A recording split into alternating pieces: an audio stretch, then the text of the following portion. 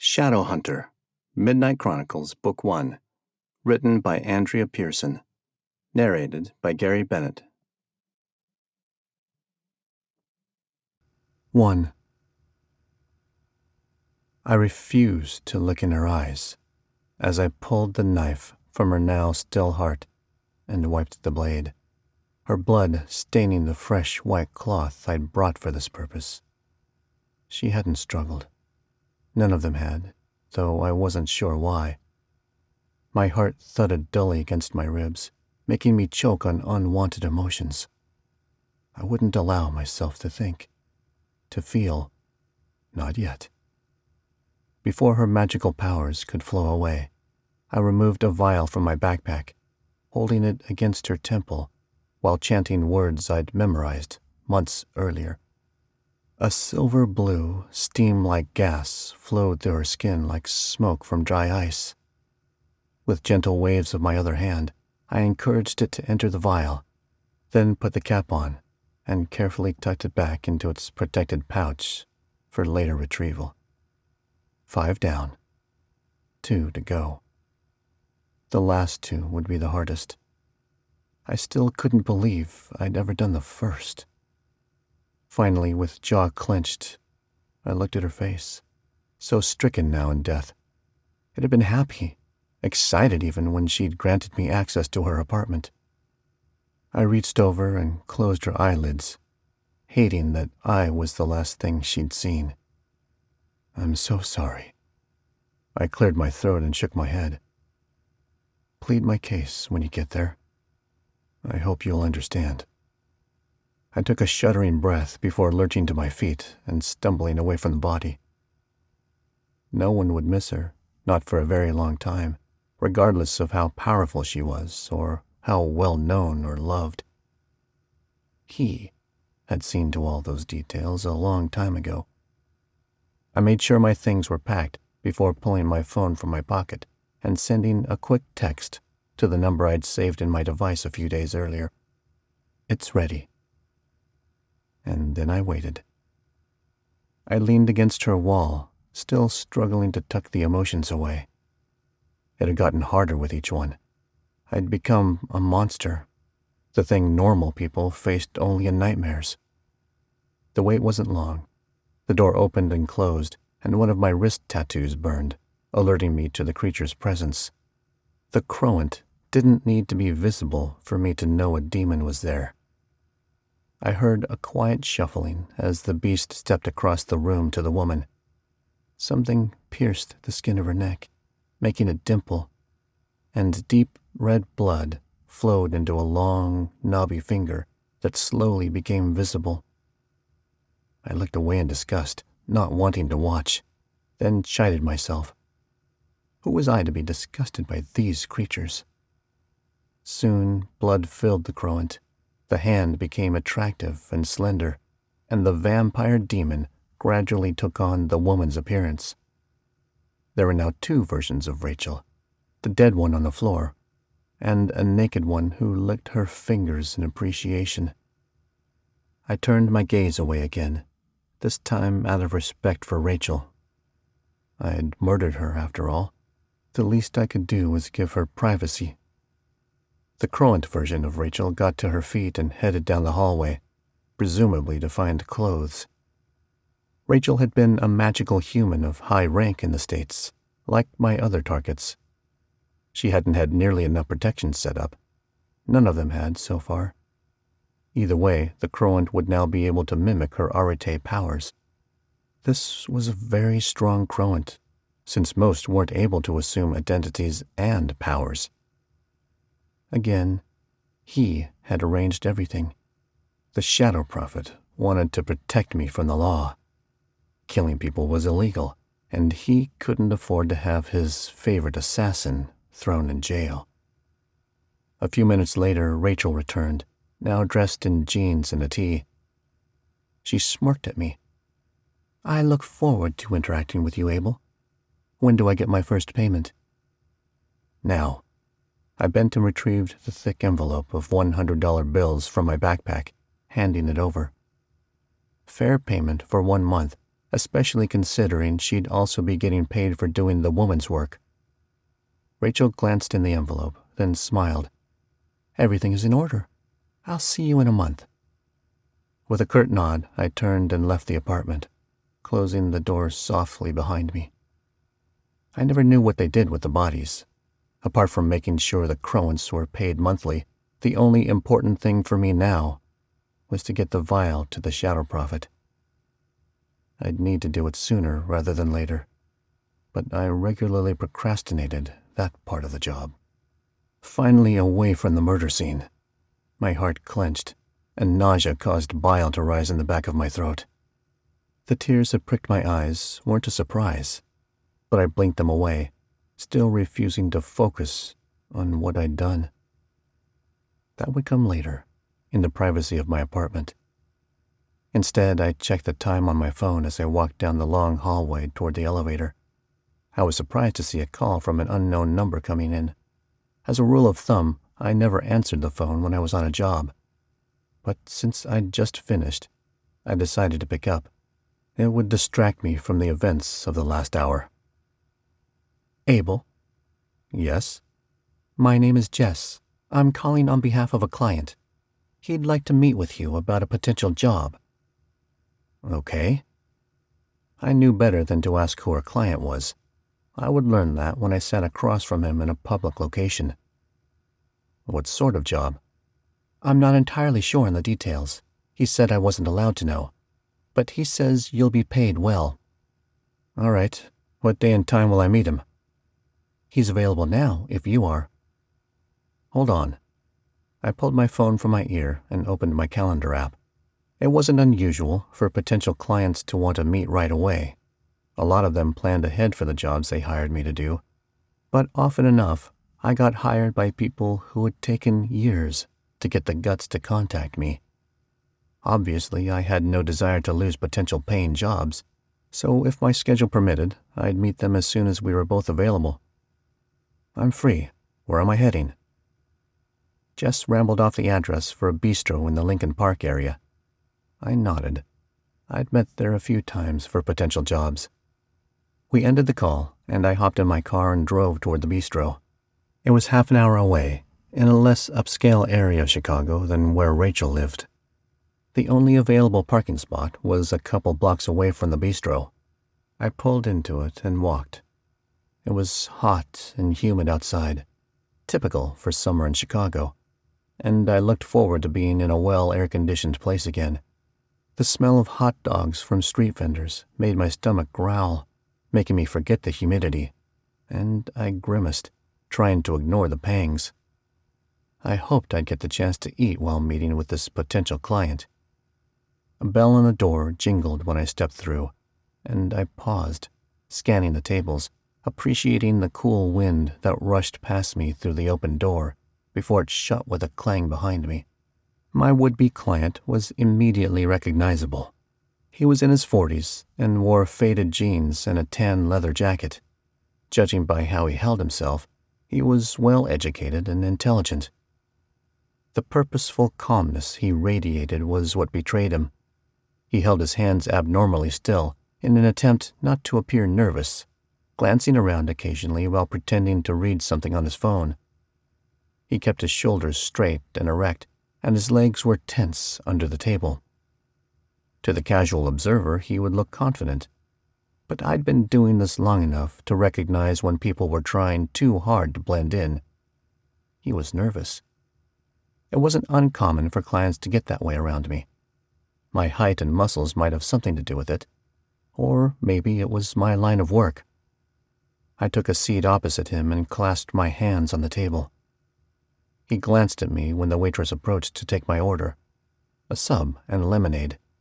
I needed to spike my blood sugars, or I'd crash soon. "What can I do for you?" I asked once she'd left. The man didn't respond at first. He gazed at me for several moments, his expression serious. Finally, he said, "I have a job for you."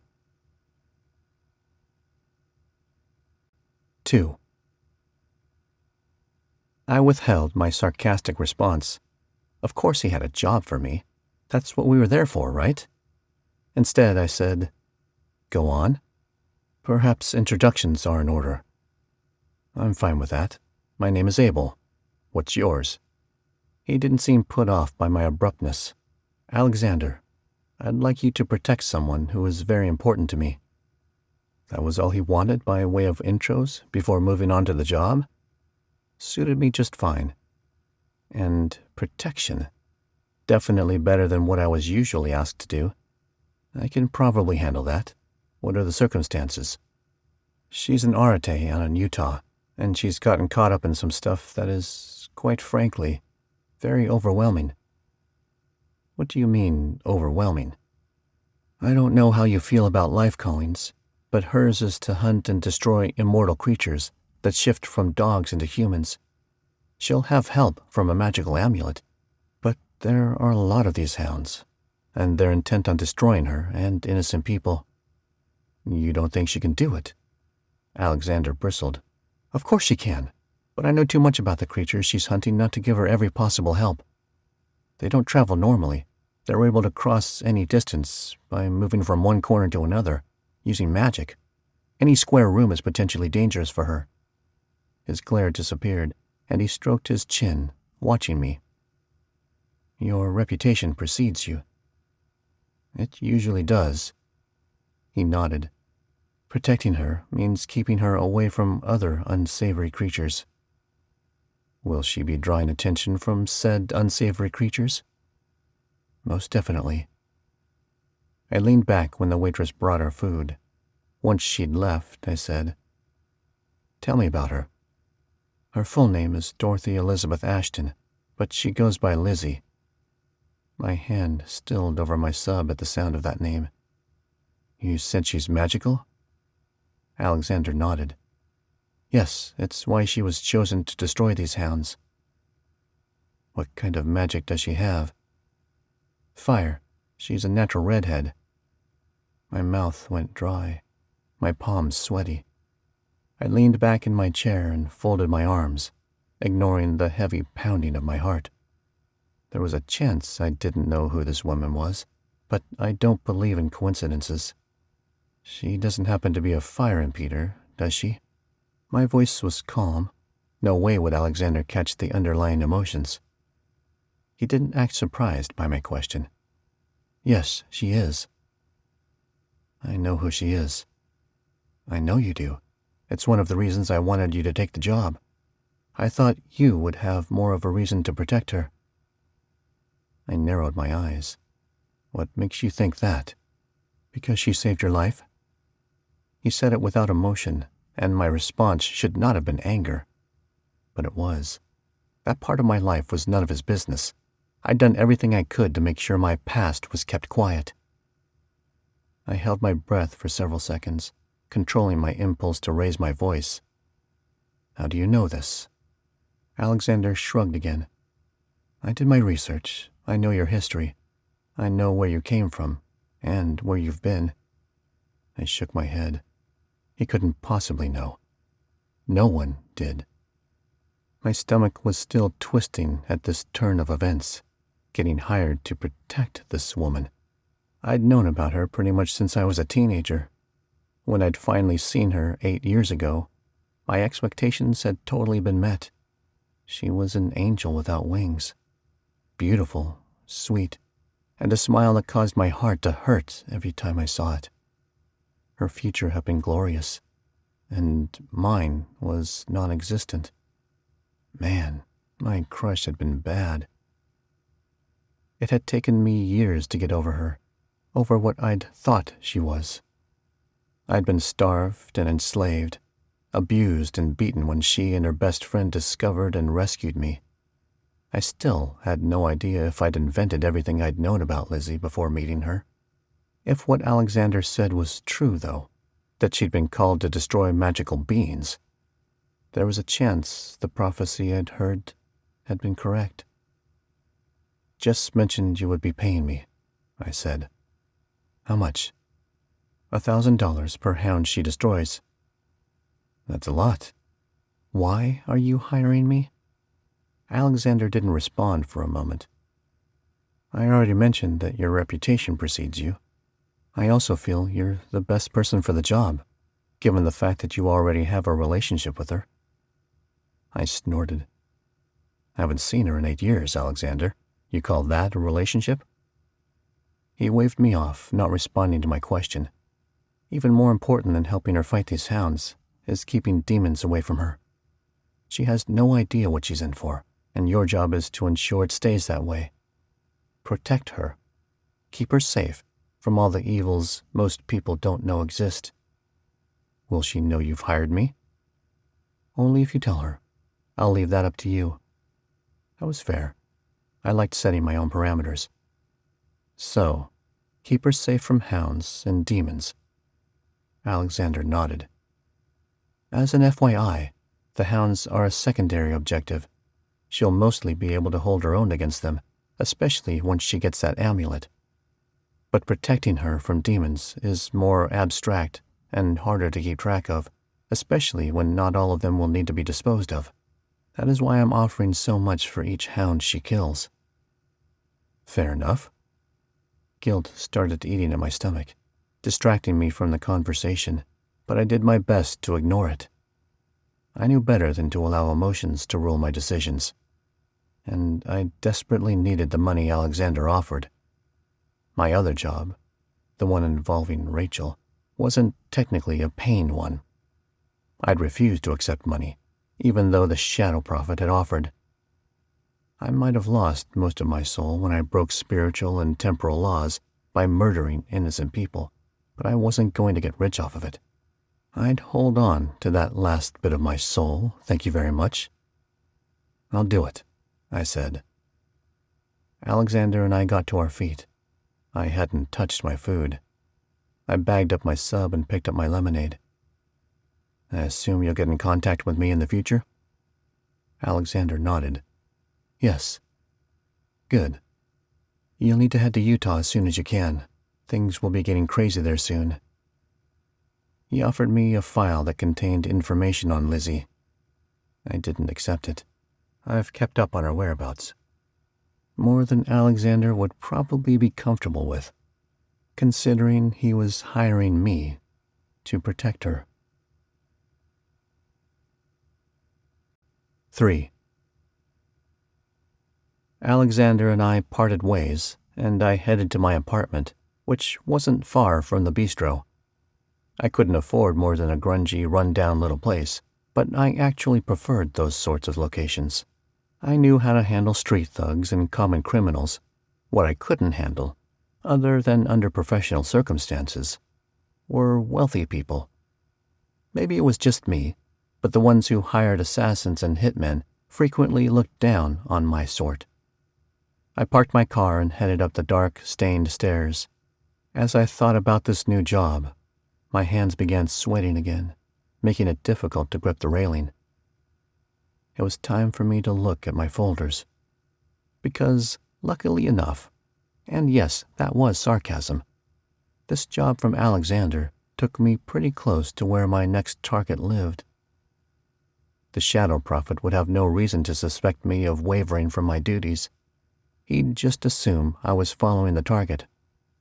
Before I put the key in my door's lock, I chanted a few words, testing the spell I'd set in place before leaving. It was still intact. No one had tried to enter while I was gone. Good. I locked the door behind me, putting the spell back in place. It wasn't so important now that I was home, but I still liked the backup. Once the door was secure, I checked out the rest of the apartment, making sure none of the windows had been touched. After I verified that everything was as it should be, I walked to the small kitchenette in the corner of the living room and knelt in front of the cabinet. It took me a moment to move the soaps and scrubbers out of the way, but once everything was cleared, I recited the words of a spell that allowed me to access the hidden panel underneath the cabinet. Most cabinets are suspended above the floor by a couple of inches in case of flooding and other issues. In that little space, I'd hidden the files for all 7 victims the shadow prophet had hired me to assassinate. I picked up the files carefully, then placed them on the floor in front of me, closing my eyes. I was ready. The first several victims had all been men. They'd all been easy, as had Rachel. Things weren't going to be so simple with a sixth target. I hadn't opened that file since I'd first received it, but it had been impossible not to memorize the details with just a glance. They'd been seared on my brain. Would my reaction now be the same? My legs started shaking, and my head felt light. I shifted my position, turning to the first 5 again to complete my ritual. I leafed through the pages in each folder, forcing myself to remember them, to picture how they'd died, their struggles, or lack thereof, the emotions I'd experienced. I'd never forget what I'd done to them. Ever. It didn't take long to get through Rachel's file, since I'd just dealt with her. Steeling myself, I set the finished files aside. I was ready for that 6th one. I lifted it gingerly from where it lay and set it on my lap. And then, before I lost my nerve, I flipped it open to the first page. My stomach twisted. My heart clenched until it practically stopped beating. My mouth went dry. Panic rose in my throat as I looked at her. Those beautiful brown eyes, the perfect red curls, her impish smile. Lizzy. 4. I was still in love with her. And how could I not be? The moment my eyes had landed on her so many years ago, I'd known. I'd known we'd be together someday, that she would make me more complete than I'd ever felt, that home would be wherever she was. I'd fallen hard. In part, I had the Shadow Prophet to thank for that, but still, it was like a teenage crush gone wild, and I knew soulmates was a cheesy concept, but it fit our situation best. Just thinking about assassinating her. Tears pricked the backs of my eyes, and I had to resist the urge to dry heave. I couldn't do it. I couldn't. And it wasn't just because of how high profile she was, or how well known now. I loved her. The consequences of not following through were awful, though. Try as I might, I still hadn't been able to get out of this job. The emotional scars in that regard were even worse than the thought of killing Lizzy. Either way, it was time to move to Lehi, Utah. Not only had I just accepted a job to protect this woman, but I was bound to destroy her. How was I going to get out of this mess? Would it be possible for me to put off the Shadow Prophet until I'd finished my contract with Alexander? Maybe. I'd have to think that over. Either way, spending time with her might be the cure I needed for this love sickness. It would allow me the opportunity to get to know her, to see if she was still flighty, immature, and a determined flirt. If she was, and I suspected she would be, being around her might put an end to my years-long crush. And heaven knew I could use some emotional peace. I glanced at the tattoos on my wrist that were visible only to my eyes. They were simple circles and brightly colored, unimaginative. The purple one was almost empty. I was due several days of rest before I could proceed with my new job. Not needing to check the email address, I sent a message to Lizzy, letting her know I had a potential fire and Peter job for her. Might as well make it official, because I didn't think she'd be okay knowing I'd been hired to protect her. Things would probably go better if I offered her a job instead. I'd need to put some thought into why we'd been hired to do the same thing. It definitely wouldn't hold up under serious scrutiny. Feeling good about my decision not to inform her of the job, I hit send, put my phone away, and returned the files to the cabinet under the sink, repeating the words of the spell. And then I walked around the apartment, turning out all the lights before heading to the bedroom. I pressed the purple tattoo and commanded it to let me sleep until Lizzy responded. It wouldn't get me close to the 7 necessary days, but hopefully I'd rest enough before heading to Utah. 5. My phone beeped when Lizzy responded, waking me up. I quickly scanned her message. She'd be out of town for a while. Good. I was still exhausted. After a quick back and forth, we decided to meet at a restaurant in Lehi. Once all of our arrangements had been made, I pressed the tattoo again, asking it to allow me to sleep for 2 full days. Extra time was a nice surprise. My circle should be nearly full when I awakened. And then I rested. The nightshade tattoo woke me up exactly 48 hours later. I rose, energized and ready to tackle the day and close up shop in Chicago. As I showered, I made a mental checklist of what needed to happen. Cancel lease on apartment, send notice to Underground about relocation, put out word for warehouse in Lehi area. The lease wasn't hard to cancel. I'd done several jobs for the owner, so she actually owed me money now, but I didn't make her pay. It was good to keep people in my debt in case I ever needed favors. We parted on good terms. She was sad to see her hitman go. I'd been better at getting her tenants to pay than she had been, but I promised if I were ever back in Chicago, I would stay in her building again. I drove to Utah, arriving 1 day before I was supposed to meet Lizzy. It gave me time to search for an apartment, and I found one in a dumpy building near the train tracks. Like my previous accommodation, it suited me well. I didn't need luxury, and I rarely spent time home except to sleep. I wouldn't even notice my surroundings. As I drove around, seeing what was available, I rolled my window down, enjoying the feel of the dry desert heat. I'd spent a great deal of time in that sort of heat throughout my life, and it was nice to be back. Chicago was a great place for a person like me. There was hardly ever a shortage of jobs to do, but I detested the humidity. By the time I found the apartment, I'd already received several texts from people in Lehi and the surrounding cities who had warehouses they were willing to sell or lease in exchange for odd jobs.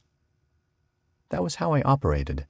I changed locations frequently, depending on where the next job took me, and I brought the Underground with me, the Underground I'd created. My current contract, that of killing these innocent people for the shadow profit, had taken me to several different states and a couple different countries. Interestingly enough, my 6th and 7th targets were both located in Lehi. I contacted the first person who texted me about a warehouse. He had the most promising situation, from what it sounded like, and he was willing to sell the place without money exchanging hands. I would do odd jobs for him to pay the mortgage. A common situation for me, but it did usually take longer than just a few texts to set up. I met the man at his warehouse on State Street in Lehi. The moment I walked through the huge double doors, I knew this was where I would set up my next Underground. The exterior was industrial, rusty and run down, but the inside was nice, very nice. Not a speck of rust was in sight. The windows were clean, the floors were dust-free, and no birds lived in the rafters. Plus, there were a couple of bathrooms, and nothing filled the spacious interior. No old shelves, no random broken wood pallets. There weren't even leftover screws in the floor. I would only have to do a couple of things to get it ready. Randy rocked back on his heels in pleasure when I complimented the place. "As soon as I heard you were coming, I hired several crews to work 24/7 to get it ready." I nodded. That didn't surprise me. The last few relocations, I'd had the same thing happen. Pride made my chest warm. I'd worked hard to get to this point. "I love the windows," I said, motioning to them. They were so clean it hurt my eyes to look at them, and unlike most warehouses, they were big. He nodded. "I upgraded them as soon as I could. I'm sure you can imagine what they were before."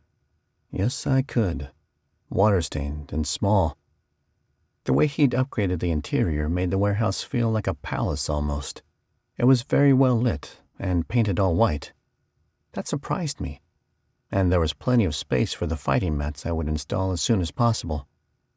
I enjoyed teaching, training, and providing places for unsavory, to the general populace, characters to hide and hang out. I fought tough and taught just as tough, and my contemporaries appreciated it. They knew what to expect when I opened a new warehouse. Doing this allowed me to keep a finger on the pulse of the darker areas in the places where I set up. And with me traveling so frequently, I now had status in many, many places. Why did it matter? Because of the abilities it gave me access to. I needed favors from others occasionally too, and powerful creatures frequented my underground warehouses. I charged $100 a month for that access. But I also did it for the gossip. My reputation as a sounding board was solid. People knew they could tell me anything, and I would never repeat their information. A lot of those who came to my warehouses worked in similar fields as mine: assassins for hire, hitmen, dangerous people. Most weren't accepted in other walks of life, and a lot were supernaturals. "Will you need any magical fortifications?" Randy asked as we headed down the stairs from a small upper apartment in the corner of the warehouse. "Because I've got connections." "No, I'll be fine. If anything comes up, I have your number and will let you know. I appreciate the offer." "I figured you'd have your own methods. But yes, if you need anything, be sure to tell me." I nodded. The protection spells I'd been using were based on borrowed magic. Yes, I had a protection tattoo, but I rarely used it. It drained me too much. Randy was watching me closely as we walked across the warehouse back to the main entrance, and I wondered if he could sense the pent-up magic that surrounded me. I was supposedly an arete. All fourth children are. But I hadn't yet gained access to my magic. Pretty frustrating, especially considering the fact that I was in my 30s, and other aretes found their powers around the age of 18. It would be a miracle if my magic found me. It would be even more of a miracle if I survived the event. "I apologize for the bathroom without walls," Randy said as we paused near the doors. "I was wondering about that," I said. "Is it functional?" He shook his head. "No, but the upstairs one is." Good. It was uncommon for warehouses to have living quarters in them. At least the ones I usually used didn't have them. I was grateful to have a place to crash if, more likely when, I needed it. From experience, I would be spending long hours in this place, hanging around and learning as much as possible from the people who lived nearby. "What sort of work would you like me to do in exchange?" I asked. Randy shrugged. "Odd jobs. I own a club, and every now and then I need a bouncer to fill in. Would that be something you could handle?" "Sure. I've been a bouncer several times." "Good. I need to get back to work, but I'll get in touch with you soon. Thank you for taking me up on my offer." We shook hands. He gave me several keys, and we parted ways. I texted the address to Carlos, an acquaintance who was shutting down my old warehouse. He'd be bringing all my equipment to the new place, including floor mats, weights, bars, benches, and training weapons. Then I headed to my apartment to eat and to set up my spells in case I received any visitors. My meal was quick and made of leftovers I'd picked up during my trip from Chicago. After I finished, I set up my protection spells, ensuring that they surrounded my windows and all the doors. They were designed to alert me if anyone crossed them. Most of the spells wouldn't do anything other than make the individual forget what they were doing, but some would hold intruders in place until I got there. I didn't particularly like the holding in place spell, but it came in handy. It also created awkward situations. I'd once had a man get stuck for 14 hours. He'd urinated all over himself by the time I reached him. I still felt bad about that. He hadn't been dangerous. He'd actually sought me out to give me a job. Either I hadn't locked the door all the way, or it hadn't latched when I'd left, because he'd been able to get into my apartment easily. The man hired me in the end, and I added an extra job for free. But once finished, he never contacted me again. Can't say I blamed him. Finished with food and spells, I decided it was time to acquaint myself with Lizzy's new surroundings. 6. I drove around her block, getting a feel for the area. It was an older part of town, and her house had been built in the late 1800s. Some would call it quaint. I called it a lot of work. She didn't have a garage, and her car wasn't there, so I knew she was still out of town. I parked and strode up her sidewalk to her porch. Protecting her meant knowing what I was working with, including the layout of her home. Upstairs, basement, attics, all of them affected my ability to do protection jobs. The bolt on her door was basic. I'd had plenty of experience picking that kind, and I only needed a little spell to undo it. To the casual observer, it looked like I paused long enough to put a key in the lock and let myself in. Breaking into her house might seem creeper-stalkerish, but I couldn't very well walk around the exterior and stare in her windows.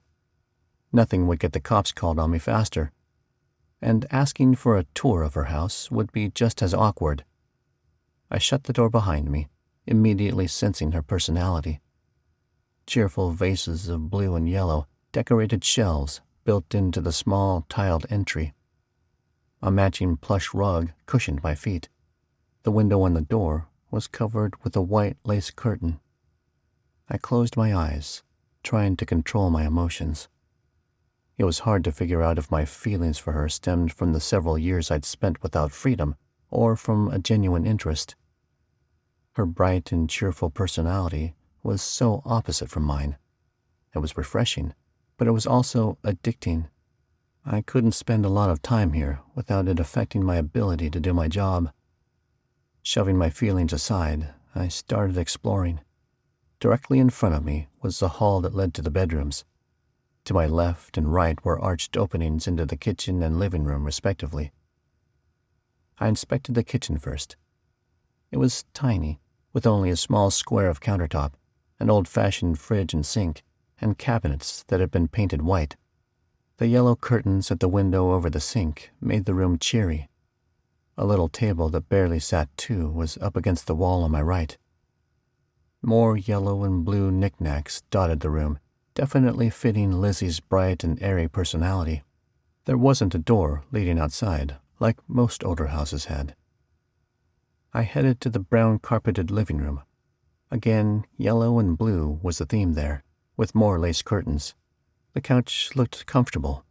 She had a decent-sized TV, probably 42 inches, which surprised me until I noticed the sheer number of movies she had in the built-in shelving. I stepped over, reading the titles. A fair number of chick flicks, but she also had a lot of action movies. Good for her. On the wall opposite the entry was a big window, and on either side of the TV were two small windows overlooking the porch. Lots of windows. Most people appreciated that. They made my job harder. One of the windows had an armchair in front of it, but the one closest to the front entry was unobstructed. I stepped over and looked outside. The neighborhood was quiet. It obviously didn't get much traffic. How close to her neighbors was she? If I went around knocking, what would they tell me about her? Would they give me any clues to her personality now, if she'd changed from what I'd known before? I closed my eyes and took a deep breath, holding it in for several counts. When I realized I was procrastinating, I needed to rip off the Band-Aid. I headed down the hall. On the left was a bathroom, and on the right was a guest bedroom with a desk under the window. Nothing complicated there. The door at the back of the hallway was only open an inch. I hesitated a moment before pushing it the rest of the way. An unmade bed covered in rumpled clothes was the first thing I noticed. The smell of Lizzy was the second. I froze in the doorway, eyes shut, breathing through my mouth to minimize the impact of the scent on me. I couldn't believe how familiar that smell was so many years later.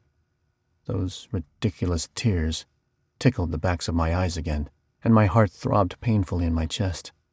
Emotions rushed over me like cold sweats, and I had to grab the doorframe to support myself. How could I possibly murder this woman? Just her smell was practically enough to knock me flat. I couldn't even begin to imagine how seeing her in person would make me react. I swallowed, eyes still closed. I needed to hurry, to finish my inspection, but my brain and heart were fighting at the moment, and I didn't know which would win. A sense of longing overcame me, and I allowed myself to wallow in it. I longed for something I was coming to realize I could never have, something I'd been promised for years, something I'd worked hard to earn. I knew she and I were supposed to be together. That was the core of the Shadow Prophet's revelations, and when my eyes landed on her that first time, I'd known he'd spoken the truth. But I didn't know if that meant we would actually end up together. He'd told me I wouldn't ever deserve her, that I'd feel worthless next to her, that seeing her would only inflict torture on me. He'd also told me she would overlook my glaring faults, that she would love me just as much as I loved her. He'd lied to me, but I still wasn't sure which parts of his prophecy were truth and which were fabrications designed to manipulate and control me.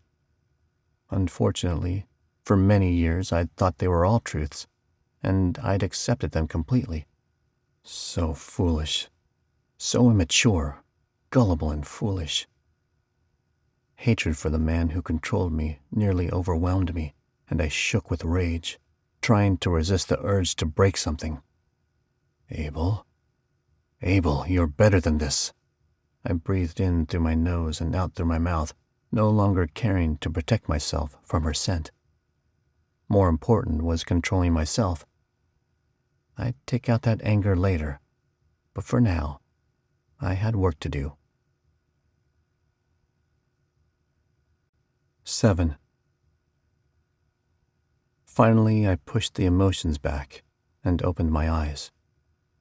Lizzy's bedroom was darker than the rest of the house, due to heavy drapes meant to shut out sunlight. I pulled aside the curtains, making note of the window.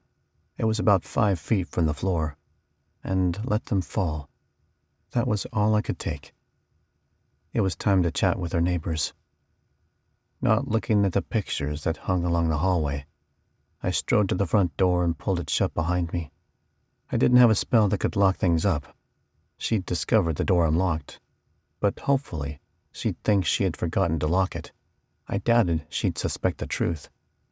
Shoving my hands in my pockets, doing my best not to look like a creeper, I started walking down her street, heading to the right. As I'd noted earlier, the neighborhood was quiet and calm. Yards were well tended, houses pretty and nicely kept. A few people were out doing yard work. They waved when I walked past, and I made sure to nod back. No sense calling attention to myself by not being friendly. I walked around her block, noting how close she was to a set of train tracks and a church made of orange brick. Everything else was small, older houses, and nothing looked suspicious in any way.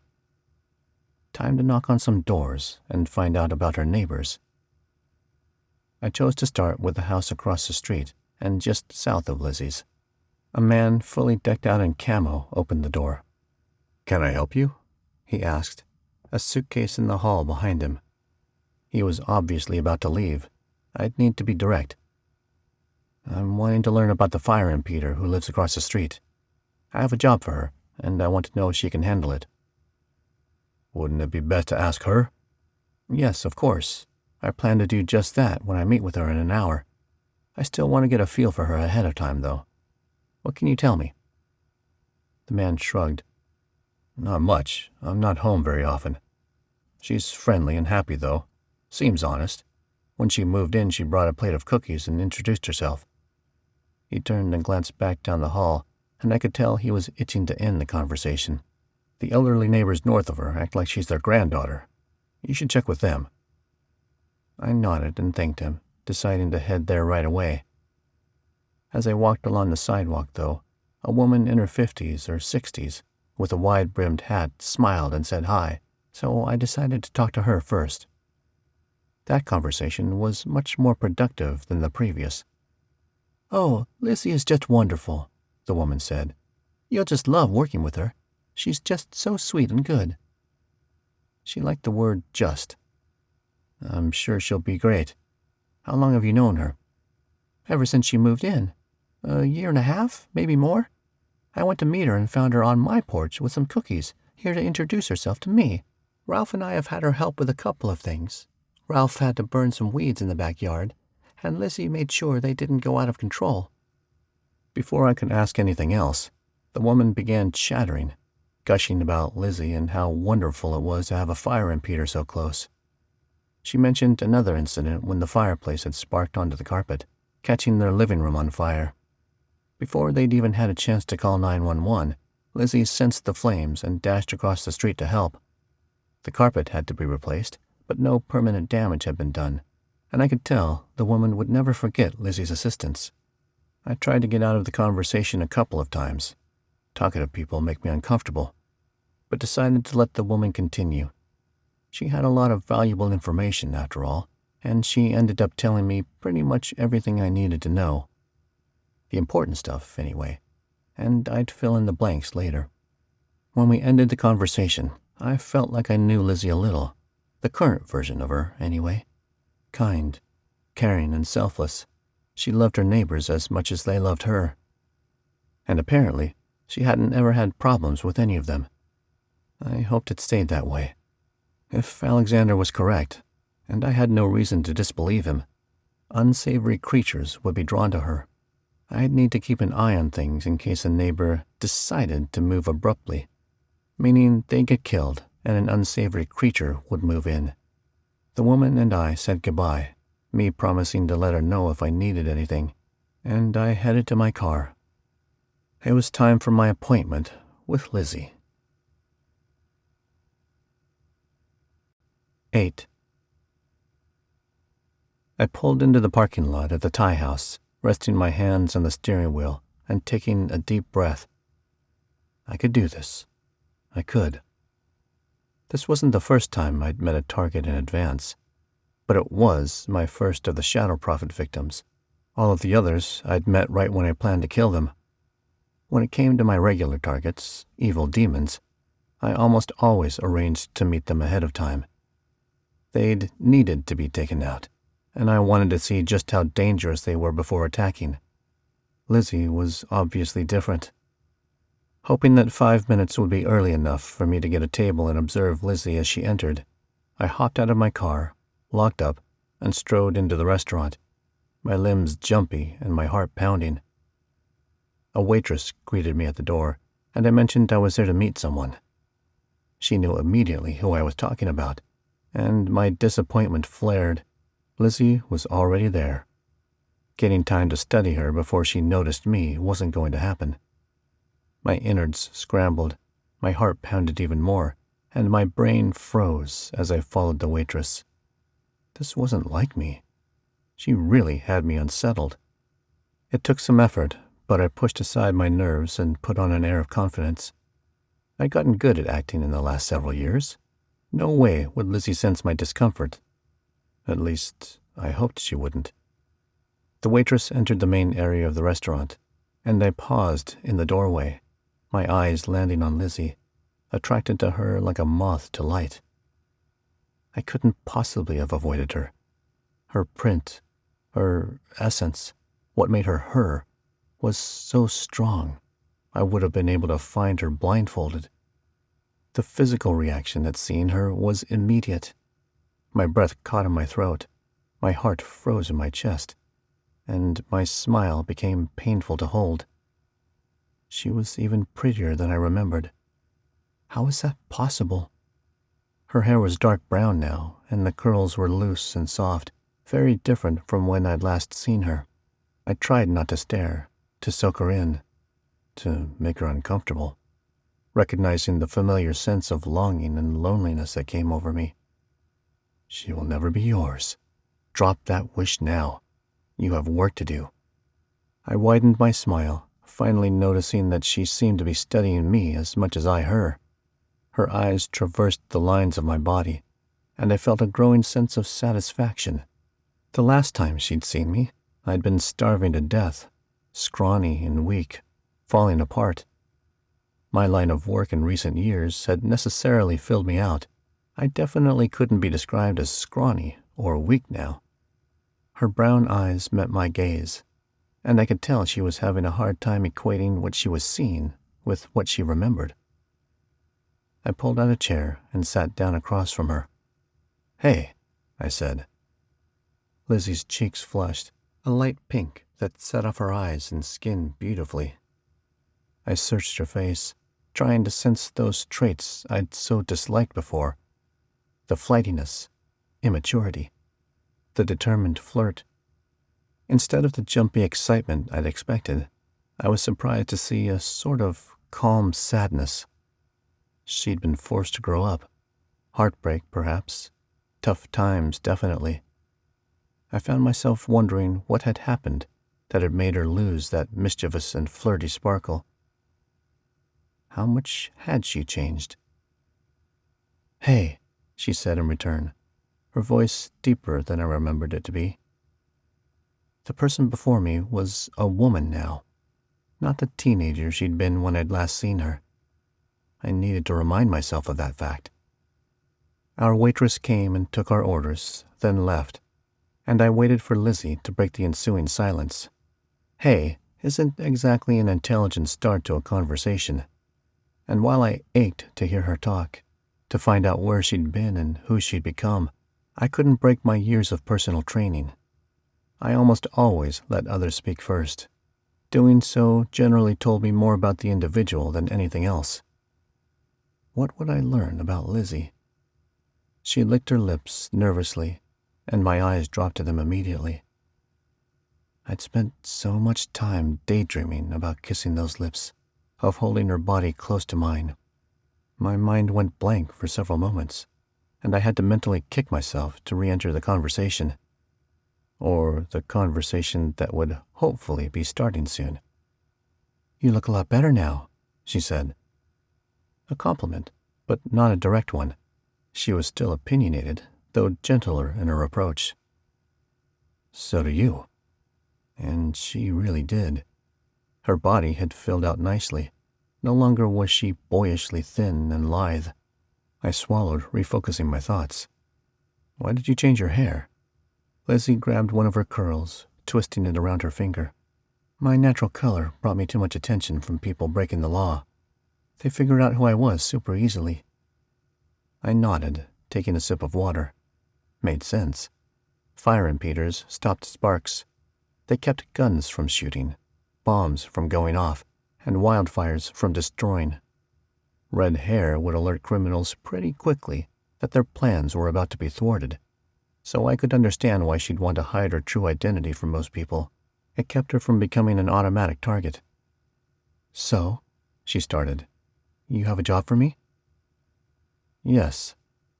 I still wasn't sure how to bring it up, at least not without knowing what information she already had, and I didn't want to weird her out by asking her to do something she'd already agreed to do. But maybe that was inevitable.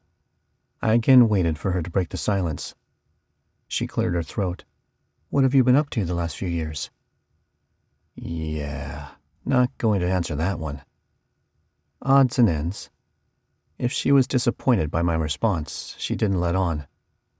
"How have you been since—" I scowled, not sure which part of her question to focus on first. Where I'd been when she found me, or what I'd started doing after.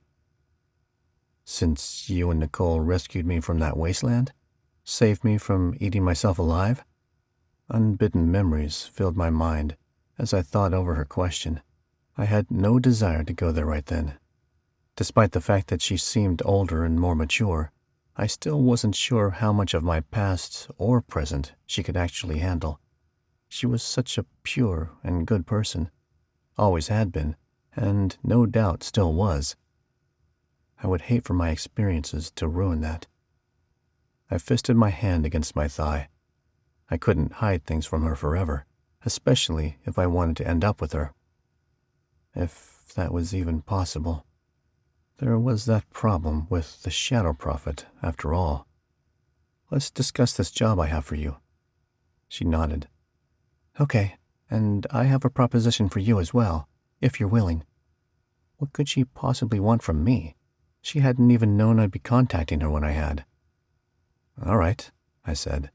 "But first we discuss what I need you for." "Lizzy." I loved how it felt to say her name. I especially loved the expression she gave me when I did. Did it make her tingle with anticipation, like it did me? I glanced deep into her eyes, hoping for something I knew wouldn't exist. It wasn't there. Of course it wasn't. She hadn't spent the last few years fantasizing about me. I'm just going to cut right to it. I need assistance with a task I've been given, and which I can't do without your help. Here goes. I want you to join me in hunting hounds. Lizzy's face went slack. Hounds? She asked. Dogs? Didn't she know what I was talking about? Alexander had said he'd already discussed it with her. Perhaps more directness was in order. No, not dogs. Hounds. Demons. Immortal creatures who take the shape of dogs and devour anything they come across. She narrowed her eyes. You're hunting them? That's a huge coincidence, because I was planning on asking you to help me with them. Yes, that made sense. She hesitated, probably waiting for me to explain the situation. I didn't. In what way am I going to be helping? She asked.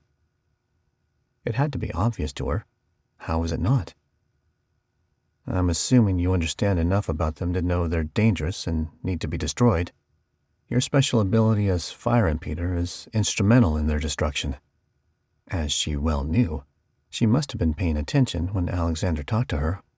It was about her, for crying out loud. She didn't get the chance to respond because the waitress brought her food. Neither of us said anything for several moments as we dug in. Lizzy had chosen a good place. I hadn't had chicken sauté this fantastic in a long time. The shock of being in her presence dimmed as I practically inhaled my food, eager to down it as quickly as possible. I almost never knew when my next meal would come, even when my schedule was well known. Unpredictable things happened regularly. I'd learned to expect them. So why are you hunting them? Lizzy asked. I set down my fork. I don't ask questions. I do the jobs I'm hired to do. And that was all she was going to get out of me. It was obviously a lie, given the circumstances. But by now, I'd fully adopted my decision not to tell her about Alexander. She seemed preoccupied for a moment, and I enjoyed the lapse in conversation.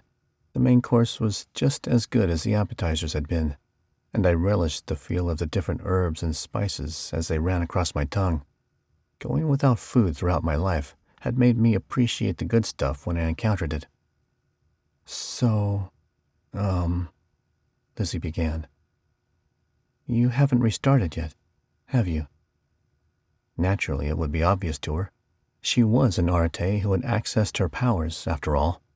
That was the thing about most magical people. They could sense when others had or hadn't restarted, and they could also usually tell how strong each other's magic was. I clenched my fork as I considered my future as an Arate. It wasn't good. No, I haven't. How old are you? I could tell Lizzy was uncomfortable asking the question. Her curiosity had to be killing her. Luckily for her, I didn't see a reason why she couldn't know, but that didn't mean I wanted to discuss the topic. 33. I glanced out the window. Maybe she'd take the hint. I knew she wouldn't, though. As soon as people found out I was an older Arate who hadn't restarted, they couldn't help themselves. Their curiosity drove them to learn more. Rather than wait for her to ask the question, I said, I don't expect to survive my restart, if it ever happens. Lizzy tilted her head, causing her curls to brush her shoulder. Why not? You know I was born with gray hair. I paused, gathering my thoughts. There's a legend of another Arate like me, Adam. He died during his restart. He's really the only one? I could tell she was skeptical. Why wouldn't she be? It was true, though. I'd spent a great deal of time researching. It was my life, after all. Yes, others who had gray hair when they turned 18 weren't Arates. Children were hard to come by back then. She nodded. She was familiar with the curse that made it so people weren't able to have kids as easily as they could now. I wasn't familiar with all the details, but I knew it had been undone nearly a decade ago. Before then, it had been very difficult for most people to have more than 1 or 2 children, and as a result, fourths, magical people like Lizzy and me, were truly rare. Red-headed Arates like Lizzy had been almost unheard of, but an Arate born with gray hair, that was legendary. Arates with gray hair were called silvers. It was something unique about our magic system. Once an Arate learned all of the elements, his or her hair turned gray. Most had to fight and practice and struggle their way until they became a silver. Theoretically, because I had gray hair before I restarted, I'd be able to control all of the elements when I did. I knew better than to look forward to that moment, especially considering the fact that I probably wouldn't survive it. Having this color of hair had caused problems for me in the past, and, like Lizzy, I occasionally had to dye it to hide who I really was. Many casual Arates wouldn't know I didn't have access to my abilities yet. Lizzy's eyes widened as something occurred to her. Your parents named you Abel? Why would they do that? Abel was killed by his brother. I shrugged, giving her a half-smile. They didn't expect me to survive. I don't expect me to survive. She shook her head. This really bites. Let me know if I can do anything to help. I raised my eyebrow. What could she possibly do? Restarts were impossible to prevent or predict. A lot of people had a brief warning they were about to go through it. Nausea, dry throat, clammy hands, things like that. But most didn't. And besides, if Lizzy were present, there was nothing she could actually do to save me, especially since no one knew exactly how Adam had died. They just knew it happened during his restart. Will you take the job? I asked, wanting to change the subject. I don't know. Who hired you to do it? And why now? I mean, it's all too much of a coincidence. I just barely learned about these hounds myself. I rested my arm on the back of the chair next to me. There are a lot of things most regular humans aren't aware of. I'm not a regular human. I can tell what I said had annoyed her, and I leaned forward, wanting to smooth things over. I know. I'm just saying things aren't ever coincidences. Your instincts are correct. There's a lot more going on than either of us know. She didn't respond for a while. Then, I'll get back with you on it, she said. And you think about my offer as well. Was she serious? I've offered you the same job you're offering me. I don't need to think about it. I'm already on board. She flushed again, drawing my eyes to her cheeks once more. If I hadn't already been pretty much obsessed with her, watching her blush would have pushed me over the edge. I couldn't help but imagine how she'd react if I kissed her. Before I could make a fool of myself, I shoved the thought away. Lizzy excused herself to go to the bathroom, and I took the opportunity to gather my thoughts and collect myself, resolving to change the direction of the conversation. I still needed to get to know her. As soon as she came out, I turned my questions on her. How did the rest of school go? Lizzy got a faraway expression as she filled me in on what she'd been up to the last several years. Apparently, she graduated from her Arte University with excellent grades and had been accepted into a very good fire impeder training school. After studying there for a few years, she'd taken a 3-year internship in Washington, D.C. I asked her several questions about interning in D.C., knowing just how dangerous it would be to work as a fire impeder there. She spoke easily, no sense of hesitation, and I knew she wasn't holding anything back. This woman had nothing to hide. We finally parted ways, and I left feeling slightly better about working for Alexander.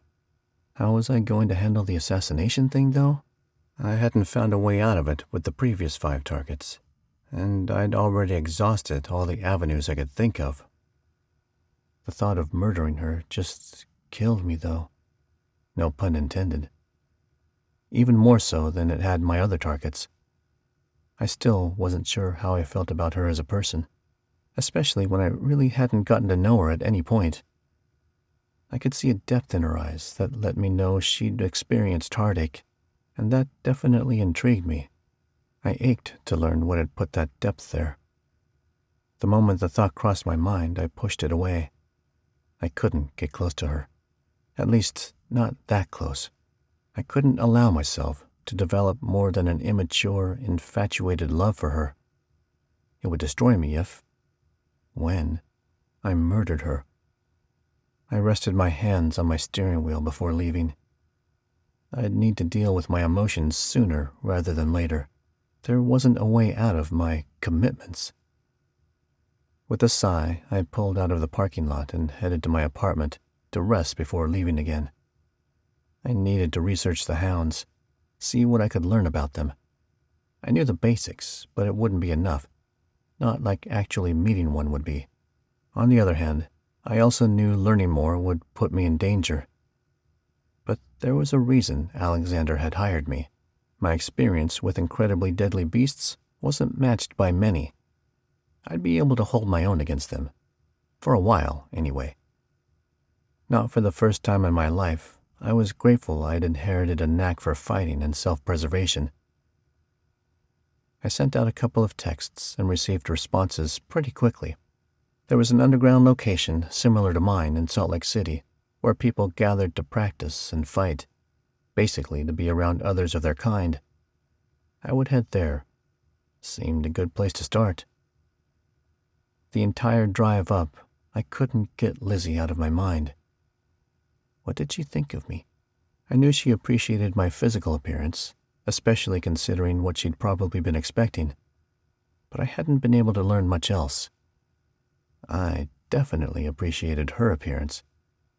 It would be a while before I got over the shock and pleasure I felt at seeing her. When I got off the freeway in Salt Lake City, I was finally able to clear my mind and turn it to the task ahead of me. I hadn't been to this warehouse in a few years, but I remembered it was generally very busy and that I'd find all sorts of creatures there. The bouncer recognized me and let me in, and I decided to start with him. Have you seen any immortal dog-human shifters here recently? Yeah, basically asking for trouble. He raised an eyebrow. Does one even exist? He couldn't help. Never mind. I entered the club and stopped people every few feet, asking the same question, but nothing happened. Come on, dogs, where are you? Getting annoyed, I started throwing their real name into the mix. Hounds of Tindalos. It only took asking that question twice before someone slammed into me, knocking me into a huge minotaur-like man who growled. I sent him an apologetic smile, then turned to face the bedraggled man who'd pounced me. I didn't even get a chance to see his face before he attacked again. Okay, I'd seriously offended him. Good.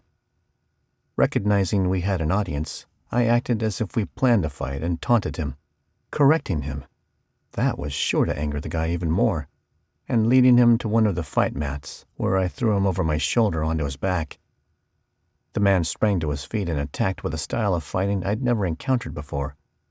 He was strong and fast, and for a moment, I worried, wondering if I'd done something incredibly stupid. I could barely hold him off. I switched back and forth between the multiple martial arts I'd learned, testing out some of the newer ones, since the technique he was using was so different. This guy was serious. If he could, he would kill me. I was surprised he hadn't pulled out a weapon yet. Did my questions provoke you? I asked. The man snarled and lunged, hands at my neck. If it weren't for the fact that he was so angry, he probably would have destroyed me then. It was obvious from how he lunged, parried, jumped, and dodged that he was very well trained. He had thousands of years of experience behind him, and I only had around 30. But he was seriously angry. The man pinned me to the mat over and over again, and I barely got out at the last minute each time. Not before the timer was up. No, before he slit my throat or did something else to end my life. The bruises and scratches from this would be glorious. Still, I managed to keep him from killing me, but barely. Finally, I switched to a style I hadn't fought with for a very long time. Something of a mix between kung fu which was my favorite, and a type of fighting from Brazil. It seemed to be just different enough to throw him, and I finally slammed him to the mat, using all of my weight to pin him. The fight left his body, and he slumped down, winded and done. The glare he gave me left me with no doubt. He would have killed me if I hadn't finally gained the upper hand. "Never turn your back," he hissed.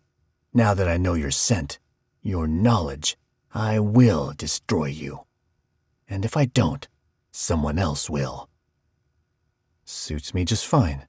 I'll be hunting your kind anyway, so having you come to me will only make my job easier." He paused. "Hunting?" I hadn't let him go yet, hoping that if I piqued his curiosity enough, he'd give me information. "I've been hired to assist the fire impeder." The hound hissed again. "It's true, then?" "Yes." He clenched his teeth, grunting against my weight. "Let me up." I scoffed. "Right. Come on, do it. I need to think." No longer sensing any danger from him, I released him. The man rolled to a sitting position and stared at me. The crowd around us seemed to hold their breath, waiting to see if he would attack again. But he didn't, and the onlookers lost interest and started mingling and chatting with each other.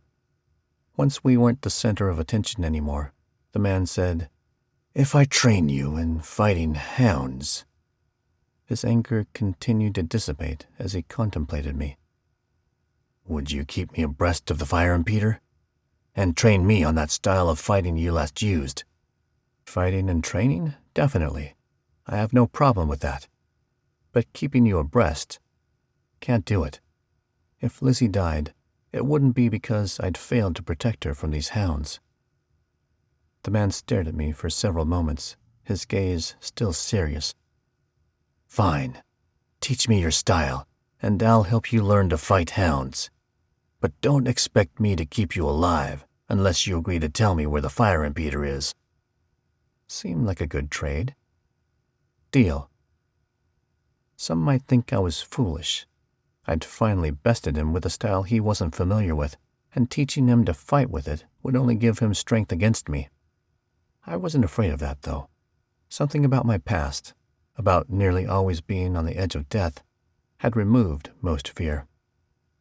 There was only one thing I was still afraid of. Lizzy's face filtered into my thoughts. Fine. There were two things I feared. I pushed both from my mind.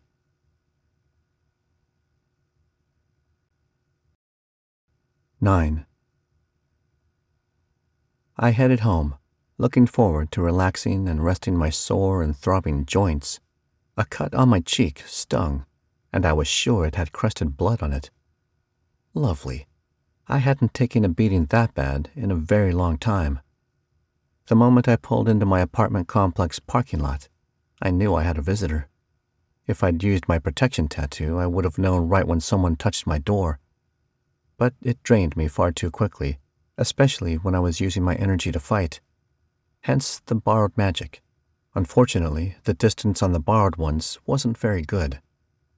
I closed my eyes, resting my hands on the steering wheel, wishing I didn't have to go inside. I knew who it was. Only she would follow me all the way out here. With a sigh, I got out of the car, knowing I couldn't put it off. She would find me regardless of where I went, and I already knew she could outweight me. Melissa was inside my apartment, as I'd known she'd be. I fought off the urge to throw her out a window, rip off her head, or slash her neck, knowing it wouldn't do me any good. I'd killed her before.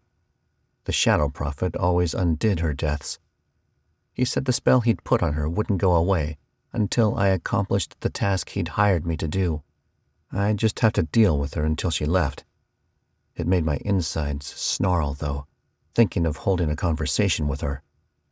I shut the door behind me, deliberately taking my time to lock it and keeping my back to the room and refusing to acknowledge her. I felt her approaching and clenched my jaw, trying to control my anger. "You tracked me down," I said. Melissa put her hands on my back, caressing the muscles as she inched her way to my shoulders, before finally trailing them down my arms and taking my hands. She rested her chin on my shoulder. "Of course I did. Don't I always?" He commanded it. Again. "Why isn't he happy with the 5 I've already done?" "You know the answer to that.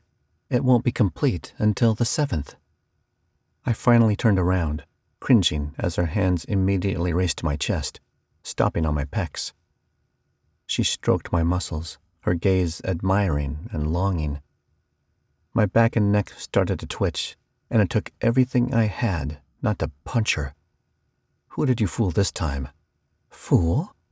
She tilted her head, her brown eyes big and wide. "Oh, Abel, you think so poorly of me." I didn't respond, and she sighed. "I'm your manager." She held up a set of keys before tucking them back in her pocket. "I get to see you any time I want." She licked her lower lip, obviously trying to look seductive.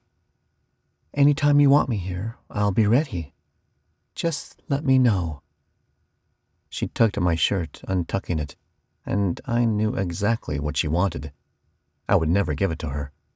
Memories of the first time I'd interacted with her, before I knew who she was, filled my mind. It had involved making out. A lot of making out. I shuddered, remembering the nasty sewage taste that had developed as we kissed. I still didn't know where that had come from. Probably a rotted corpse that hid somewhere under the beautiful surface. Since then, she'd frequently shown up in my apartments and houses, and sometimes even while I'd been on jobs, acting like a crazed and sex-addicted porn star. I'd nearly died more than once trying to get her off me while fighting a demon at the same time. Melissa wasn't exactly a law-abiding citizen. She wasn't exactly a physics-abiding citizen either. The fact that she was basically immortal until I killed 7 innocent people definitely did not turn me on to her. I gritted my teeth. "Okay, you made your point. Please leave." She gave me a pouty expression, her full lips turned downward at the corners. "Are you sure, baby? I'll help you wind down after your tough day." She raised a hand to the cut on my face. "I can take care of this, you know." I shook her off, stepping away and walking to the kitchen, where I started filling a Ziploc bag with ice. I knew better than to encourage her to do anything to help me. She always got frisky, regardless of the task. "Fine. I know when I'm not wanted anymore." I snorted. "You've never been wanted." Melissa laughed and came to put her arms around my waist, placing a kiss on my neck. "I'll be back to check on you later, honey." "I might shoot you again." "You probably will, but you don't scare me."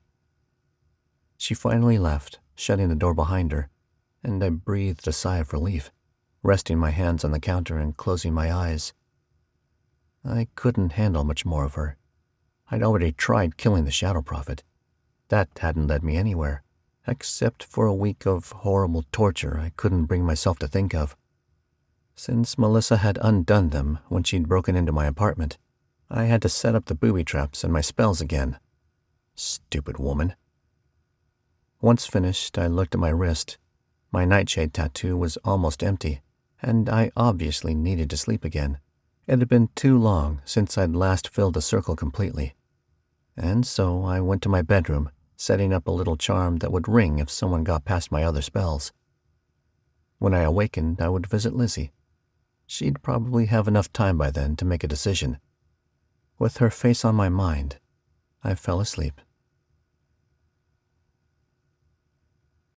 10. The nightshade tattoo circle wasn't even close to being full when my phone rang, waking me.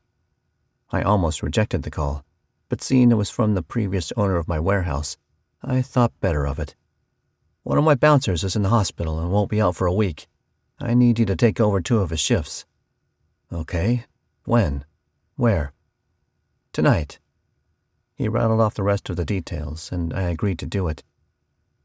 I hung up the phone and rolled out of bed. Time to head to Lizzy's. A weird lump grew in my stomach at the thought of seeing her again. Instead of giving it room, I squished it down, finding I wasn't as terrified as I'd been before. I hoped that meant I was ready to be a normal person. I snorted. Yeah, right. My palms got sweaty as I drove to her house, and that lump grew regardless of what I did. By the time I parked, my insides were knotted so tightly I could taste acid at the back of my mouth. I could see Lizzy through the lace curtain on her door after I knocked. She pushed the curtain aside and nodded at me, talking on the phone, and held up a finger. The curtain dropped back into place, and her muffled voice grew quieter as she stepped away. Moments later, she opened the door a crack, keeping the chain in place. How did you find my house? It wasn't hard. I did have a file that told me everything about her, after all, but that I couldn't tell her. You're the only fire impeder in the area, and most people know who you are, and as a result, where you live. She raised her eyebrow at me, and I pushed aside a weird urge to smooth it down. Had she bought my lie? Or half-lie? What I said was technically the truth, but it obviously wasn't the way I'd come about the information. Her skeptical expression didn't go away. I sighed, pushing aside my frustrations. I needed to talk to you, okay? See if you're ready to accept the job. She shrugged, her shoulder visible through the crack. I think so, but I still don't know enough about you. Are you kidding me? Why was she being so weird about this? She had no reason not to trust me, not based on what she knew about me. She hadn't heard of the deaths of my other targets, and she wouldn't. Not with the Croans helping out, and there was no way I'd fill her in on any of the other important stuff. Weren't you extending me a job offer? Isn't that proof you don't really need to know me well to have a business relationship with me? She narrowed her eyes. Good, I'd annoyed her. I was surprised to find that she was annoying me too. I took a deep breath, reveling in the feel of a new emotion where she was concerned. I'd hold on to that annoyance as much as possible, and for as long as I could. It seriously beat the discouragement and depression I normally felt when I thought of her. Lizzy rolled her eyes, shutting the door, and I heard the chain clicking as she slid it off the bracket. Finally. I resisted the urge to growl when she stepped onto the porch, pulling the door shut behind her. Obviously, she didn't want me in her house. Whatever. She motioned me to take a seat on the wicker furniture, where she joined me. What was she trying to gain by doing this? I wasn't about to give her what she wanted, especially not when it put both of us in danger. The less she knew about me, the better off she would be. What I'd been doing since we'd last seen each other was none of her business. So, she started, tell me about your family. I blinked, surprised at the question. My surprise quickly disappeared as my heart pounded against my ribcage, and tears burned the back of my eyes. Of course, she would start with the one topic that was the most painful to talk about. I didn't blame her. It was usually an easy conversation for most people. But the subject of my family was even more unbearable than my infatuation with her. I swallowed a couple of times, getting myself under control. There isn't much to say. She flipped her hair over her shoulder and glared at me. Well, what is there to say? This time I felt bad for irritating her. There was no way she'd be able to navigate the landmine that was my life without pushing buttons and hurting or frustrating me. I shifted my position in the rocker I'd chosen. They're good people. Where have you spent most of your life? She changed the subject faster than I thought she would. Thank goodness. Before or after I'd been kidnapped as a teenager. Here and there. Okay, anywhere in particular? How about when you were little? Oklahoma, Arkansas, and then Kansas when I was in high school. And here and there since. She frowned. You're purposefully avoiding my questions. What are you hiding from me? I froze. There was no way she knew about my contract to kill her. I shook myself inwardly. Obviously she didn't. But why did she care so much about my past? How was it going to change us needing to work together? Lizzy. Saying her name softened my heart, made it impossible to be frustrated. It melted all of my irritation away, and I saw hers leaving too. I resisted the urge to pick up her hand, to cradle it in my own. My thoughts and emotions derailed, and for several moments I couldn't concentrate on anything. Man, if just the thought of touching her left me in a puddle, I couldn't imagine what actually touching her would do to me. I'm not ready to talk about certain things. She didn't respond for a moment. Fair enough. I could see in her expression that we'd come to a sort of compromise. Judging by the depth of pain I sensed from her, she understood the need to hold things close. Either that, or me saying her name had done funny things to her stomach like it had mine. We continued making small talk, but somehow managed to avoid the more sensitive subjects. We discussed the weather, Lizzy's hair, and how she liked living in Lehi. I could tell when she stopped paying attention to our conversation. Moments later, she got to her feet, stepping off her porch and looking around. I sensed it too. Something was coming, a magical pressure I'd felt when fighting the hound in Salt Lake. Screams erupted from the neighbor's house to the north, and she and I glanced at each other for a split second before she jumped the little fence that separated her yard from theirs. I followed quickly after. She flung their front door open, and the two of us rushed inside. Another scream came from farther back in the house, and a great dog bounded into the front room, followed by an elderly woman who I assumed was Lizzy's neighbor. She had a gun pointed at the hound, her hand shaky. The beast lunged for Lizzy before I could do anything. 11. Lizzy scrambled back, bumping into me. I jumped out from behind her and sprang at the dog, catching it in midair just before it embedded its teeth in her throat. I grabbed the demon by all four legs and slammed it on its side, pinning it with one knee. Then, with a massive twist, I broke the beast's neck. The dog stopped moving, but I knew this battle wasn't over yet. I snatched the gun from the woman and shot the demon 4 times. Both women screamed. "What are you doing?" Lizzy shrieked. "He's dead!" Was she crazy? Didn't she know these things were immortal? I popped out the magazine, checking that there were still bullets in it, then rehoused it and pocketed the gun. "Do you have any rope?"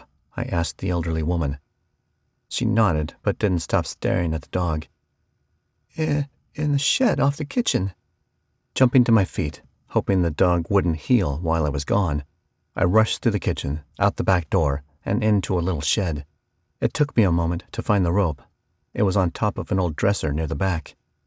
I looped it over my forearm and carried it inside before tying up the dog's mouth and feet.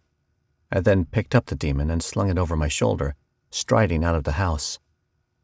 Broken neck, bullet wounds. They weren't enough. I needed something that would completely pulverize the creature. I headed in the direction of the train tracks. Lizzy practically stumbled over her feet as she chased after me. Alexander had way overestimated this woman and her ability to keep herself alive. If freezing and panicking were her style, I'd have my hands even more full than I'd expected. "Stop," she said. Why? Did she want to sit down and have a polite conversation? I had a job to do. Until she got the necklace that protected her and helped her permanently kill these hounds, someone needed to keep them away. I turned toward the railroad tracks at the next intersection, still walking quickly. The hound twitched, and I increased my speed, my breath coming rapidly. It was healing faster than I'd expected. Lizzy finally caught up to me and put her hand on my arm, jerking me back toward her. "Are you sure this is necessary?" I was so surprised I could only stare at her. Why would she even ask that question? Didn't she realize that by stopping me, she was putting not just herself, but her entire neighborhood in danger? Besides, the more these dogs hung around, the more people would start questioning and wondering, and that would lead to the beasts being even more attracted to them. She must have seen something in my eyes, because she took a step back. My heart caught in my throat, and I almost dropped the dog, wanting to take her in my arms, to comfort her, to ease the fear from her eyes. Monster. She knew what I was. The dog twitched again, and realizing I had no time to waste, I turned and rushed to the train tracks. Please have a train come soon. I threw the dog on the ties and dug in the rocks and dirt under them, tying the creature down multiple times. Finished, I glanced at Lizzy, not surprised to see she hadn't left. She didn't need to be scarred by seeing a dog, even an evil demon one, get hit by a train. She was so fragile still, so innocent, despite the years of experience she'd gained in her career. "Go home, Lizzy." Ouch, I grimaced. That was harsh. I didn't need to see it in her eyes to know I'd hurt her yet again. I bit my tongue until I tasted blood, unsure how to right things. I'd always been abrupt and blunt, only realizing later I could have softened what I'd said. My heart aching, knowing I'd probably never get the chance for her to see the real me. I stepped off the train tracks, pulled out the elderly woman's gun, and cocked it. The moment that dog tried to move, I would shoot it again. I considered shooting the dog now, but no sense freaking out the neighbors unless I absolutely had to. A train must be coming soon. They seemed to pass my apartment every 20 minutes. A large tree grew 10 feet away from the tracks, and I leaned up against it, making sure the gun was between my leg and the trunk and not in immediate view. I should apologize to Lizzy, but I wasn't sure how. "Why?" She was obviously struggling for words. "Only a hound can kill a hound, Lizzy. It's not dead." She didn't respond for a moment. "What's going on, Abel?" The dog twitched again, and I scowled, shaking my head, dismayed. How had it healed that quickly? Unbelievable.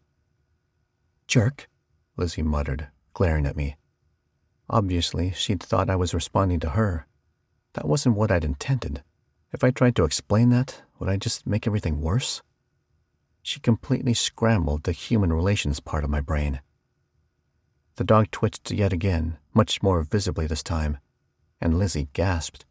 She hadn't noticed it moving earlier. The bullet holes were gone by now, and I fingered the trigger on the gun, getting ready to shoot again. Probably recognizing that I wasn't going to talk, Lizzy spun on her heel and headed home. My shoulders slumped down, and I breathed a sigh of relief. Being around her was intoxicating and aggravating and difficult. It clouded my mind. I shook my head, wondering how on earth I was supposed to protect her. I'd never been around someone who so completely and utterly stripped me of coherent thought, rendering me useless for normal conversation. What was I going to do? And not just about interacting with her, but also about finishing my jobs. Both of them. They were diametrically opposed. I should never have taken Alexander's contract. But I couldn't imagine someone else protecting Lizzy. My Lizzy. It definitely put me in a difficult position. There had to be other avenues I could follow where my contract with the Shadow Prophet was concerned. But what were they? I still yearned to learn more about her, to find out what made her tick, what got her up every morning, where the shameless flirt had gone, and who she'd been replaced with. Lizzy was so much more mature now. That still surprised me. All of those traits I'd found so annoying were gone, but getting closer to her would almost certainly cause me to fall for her even more. And then what? How would I function more in love with her than I already was? I needed to fall out of love with her. But how? How could I undo years of built-up emotion and infatuation? A train honked, waking the beast, and he started struggling to get out of the ropes. Moments later, the train barreled down the tracks. I watched the dog long enough to make sure it didn't escape, then turned my gaze at the last second. I'd seen enough death. I didn't need to see more. While waiting for the big machine to pass, I pocketed the gun, grateful the elderly woman had owned one. Once the tracks were clear, I stepped closer. Bits of the demon were everywhere. It would take at least 2 days to heal. I hoped. My heart twisted. Even though I knew the demon would have destroyed us, I still felt sorrow at killing yet again. Monster. The sooner I embraced that part of myself, the faster I could move on from it. Still, I hated what I'd become. Hated murdering. No, I shook my head. I hadn't killed that hound. These monsters were immortal. His blood wasn't truly on my hands. Wind rushed into my lungs at this revelation, making me feel dizzy. I headed toward Lizzy's house, more light-hearted than I'd been in a long while. I even smiled. I couldn't help it. It was nice not to have guilt stabbing me. I'd almost reached Lizzy's place when I realized I still had the gun and needed to return it to her neighbor. I walked up to the elderly woman's porch and knocked, gun in my hand, wondering if I should warn her in some way about potential visits from demons. She opened the door, a big smile on her face, and I froze when one of my tattoos twinged. Holy smokes, Lizzy's neighbor wasn't human. 12. How had I missed it before? My tattoo began burning, alerting me to who and what she was. Vampire. Croant, more specifically. "Thank you so much for helping with the dog," she said, taking the gun from me. Her words barely registered. Were they going to follow me everywhere? Had she been attracted to Lizzy, or was she here innocently? Did I need to kill her too in order to protect Lizzy? She waited for me to respond, the smile still on her face. I debated letting her continue the old lady charade, but decided not to beat around the bush. "What are you doing here?" Fear registered in her eyes, and she stepped away from me. Was this the old lady charade still, or true fear? I couldn't tell. "I'm not going to hurt you, even knowing what you are." Again I ask, "What are you doing here?" The elderly woman hesitated, her brown eyes studying me. Then she shrugged. "Sorry, I get so used to playing a human that I forget I'm not really one sometimes." She opened the door wider, motioning for me to enter. "You might as well come in. It seems we've a lot to talk about." I followed her, knowing I was in danger, but trusting my instincts. They told me things would be fine. Besides, I really wanted to hear what this woman had to say. She motioned for me to take a seat in the living room, then disappeared into the kitchen, returning a few moments later with a plate of cookies and a glass of milk. "I'm a vampire," she said after she'd taken a seat on the couch opposite me, "as you perhaps already suspected." I nodded, picking up a cookie and taking a bite. It was very good. "Croant." "Yes." She gave me a look, and I could tell she wondered how I'd known. "My husband and I both are." I waved for her to go on. "So, my earlier question." She sighed. "I suppose you want to know if it was coincidence that we moved next to the person the prophecies are all about." "Naturally." "We came mainly because we were curious. No bad intentions on our part. But now that we've gotten to know Lizzy, we want to protect her." She leveled a glare at me. "As much as we can." "We're on the same side," I said. "You don't need to worry about me." For now, and I hoped it would remain that way. "Please don't tell her anything." "I won't, as long as I don't have to." I watched her for a moment. I thought vampires were rare on Earth, even unheard of. "We are, definitely. As far as I know, my husband and I are the only ones here." She didn't know about the Croants employed by the Shadow Prophet. Good. I frowned. "How can you be sure?"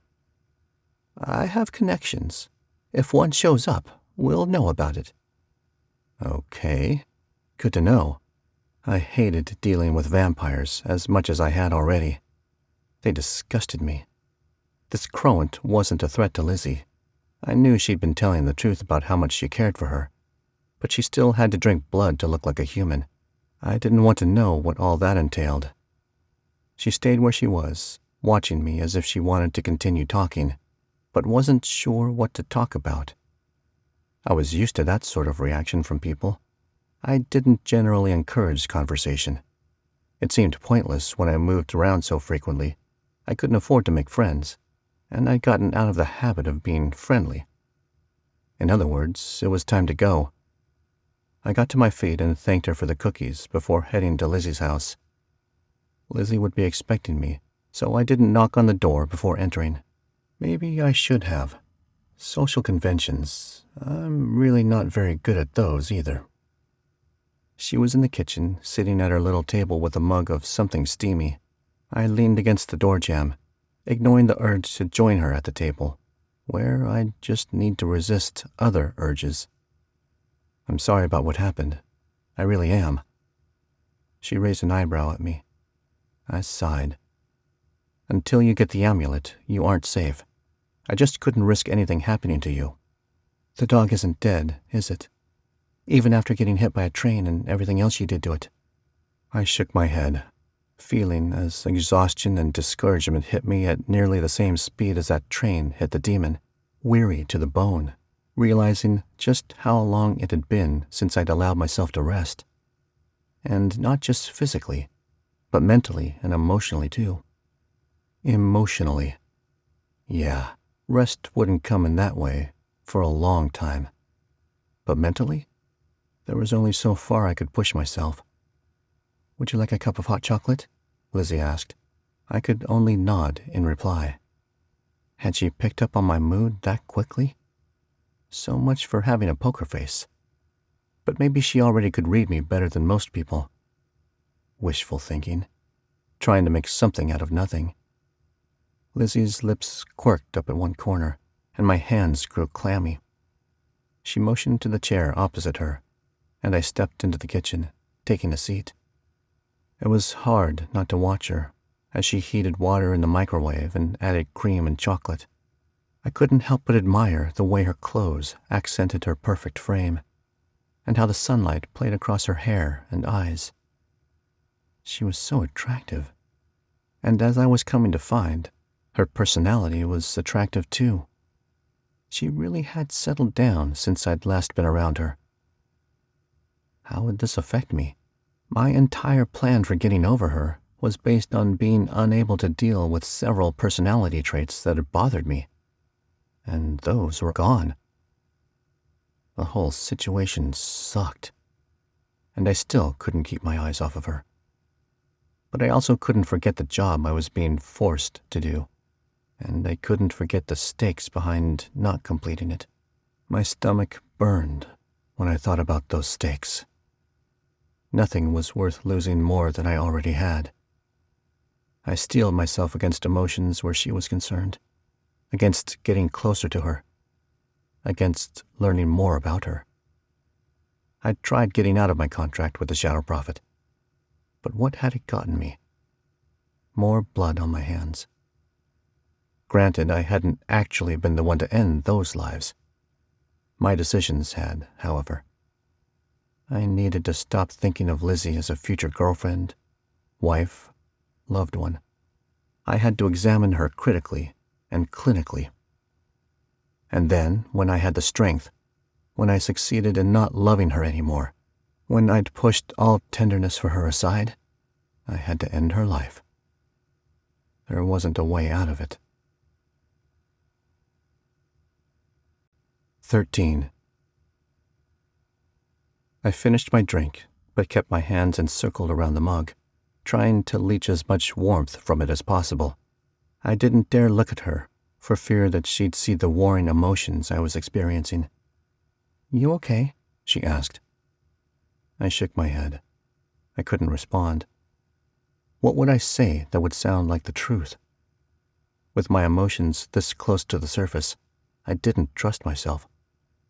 "I've changed a great deal," I finally said. "I've done things that I'm not proud of." My voice caught, betraying my emotions more than my body language had. But now that I'd started, I couldn't stop. My eyes found hers, and I nearly spilled everything. I barely held it in. I had to survive somehow. I needed money. The jobs are always plentiful. I accept them because there isn't anything else I can do. Lizzy raised an eyebrow. "McDonald's is hiring." I almost laughed out loud at that. Indeed, but my skill set doesn't include cooking burgers. I tend to burn everything. My thoughts went back to the time when I'd been without food, to when those aliens had tried to starve me into restarting. They hadn't succeeded, and the restart hadn't come. Joke was on them. Ready for a breather, I stood and pushed my chair under the table. "Call if you see another dog. I'll be here as soon as I can." I glanced at her.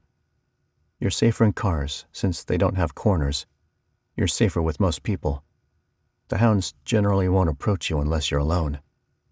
I picked up her phone and programmed my number in it, then set it back on the table.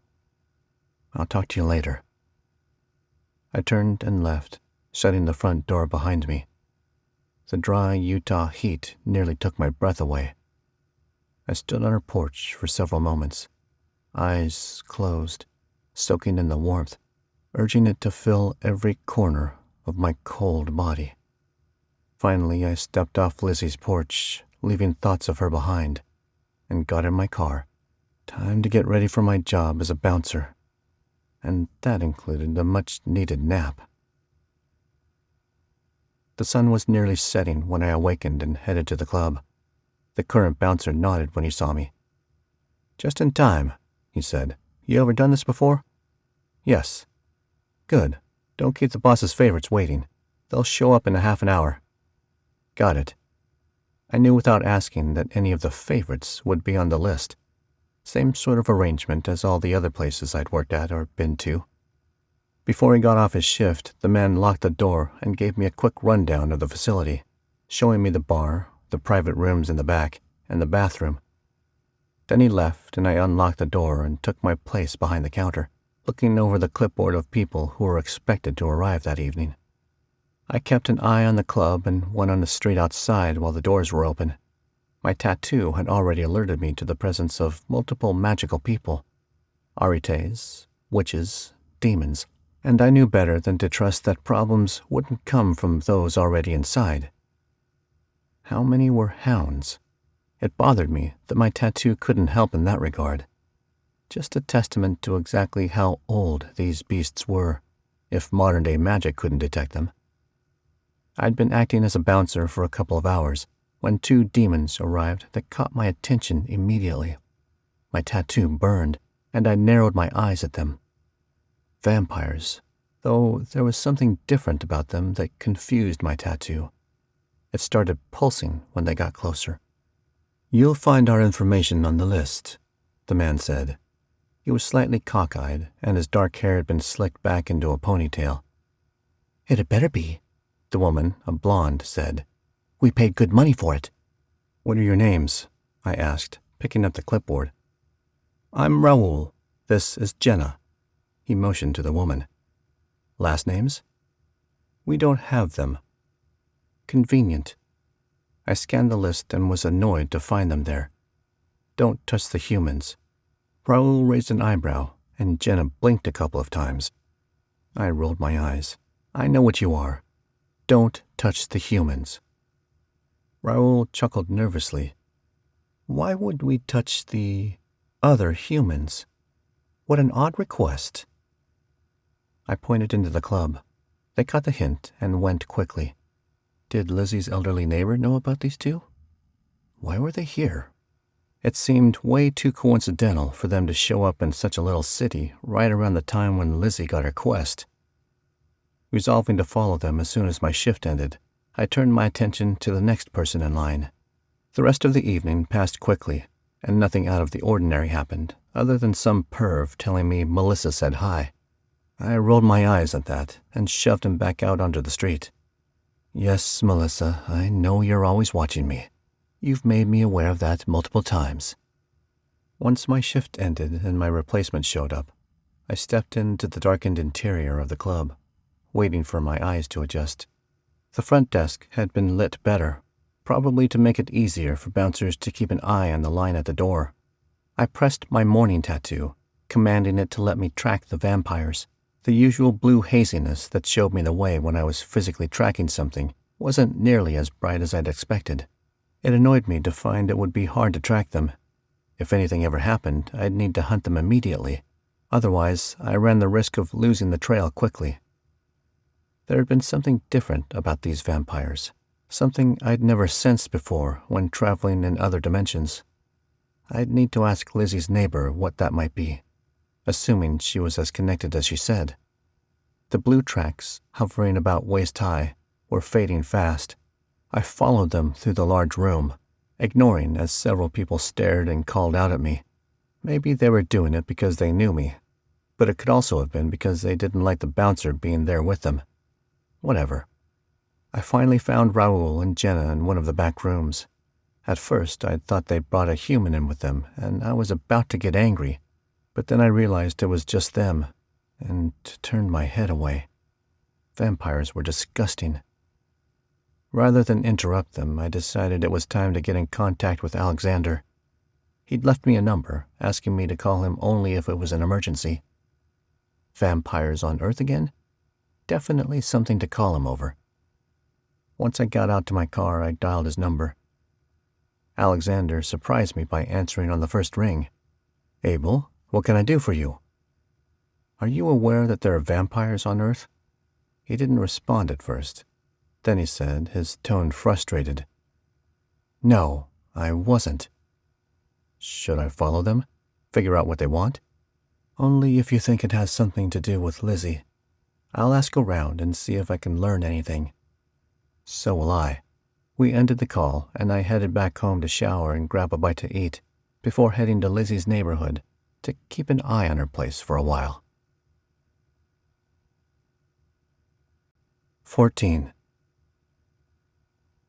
I parked several blocks from her house, then got out of the car and started walking casually in her direction. Then I did what I do best. I melted into the background where no one would notice me. I knew from experience that my looks were not out of the ordinary. Some people considered me attractive, and I'd been told on more than one occasion that I had very kissable lips. But the vast majority of people simply ignored me. And that was always my goal, not so ugly or attractive that I caught attention. Exhaustion hit me as it always did when I was staking out property. It was long, boring work.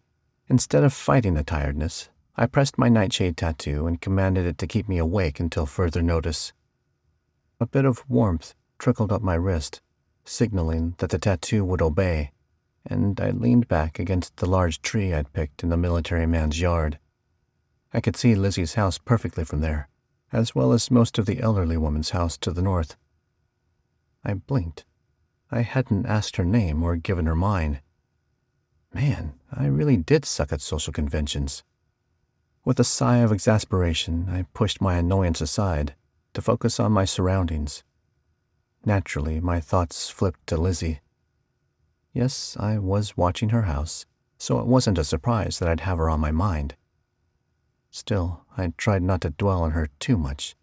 Instead of getting frustrated with my inability to control my thoughts, I started going through my usual mental exercises, the ones I hoped would help me eventually gain access to my powers, despite the fact that I knew I had no control over them. I pushed out with my senses, as an arete had once taught me, lasering in on my surroundings in a more detailed way. Occasionally, I could sense something at the edge of my consciousness, a force that was waiting to be released, but I could never quite reach it. This time was no different.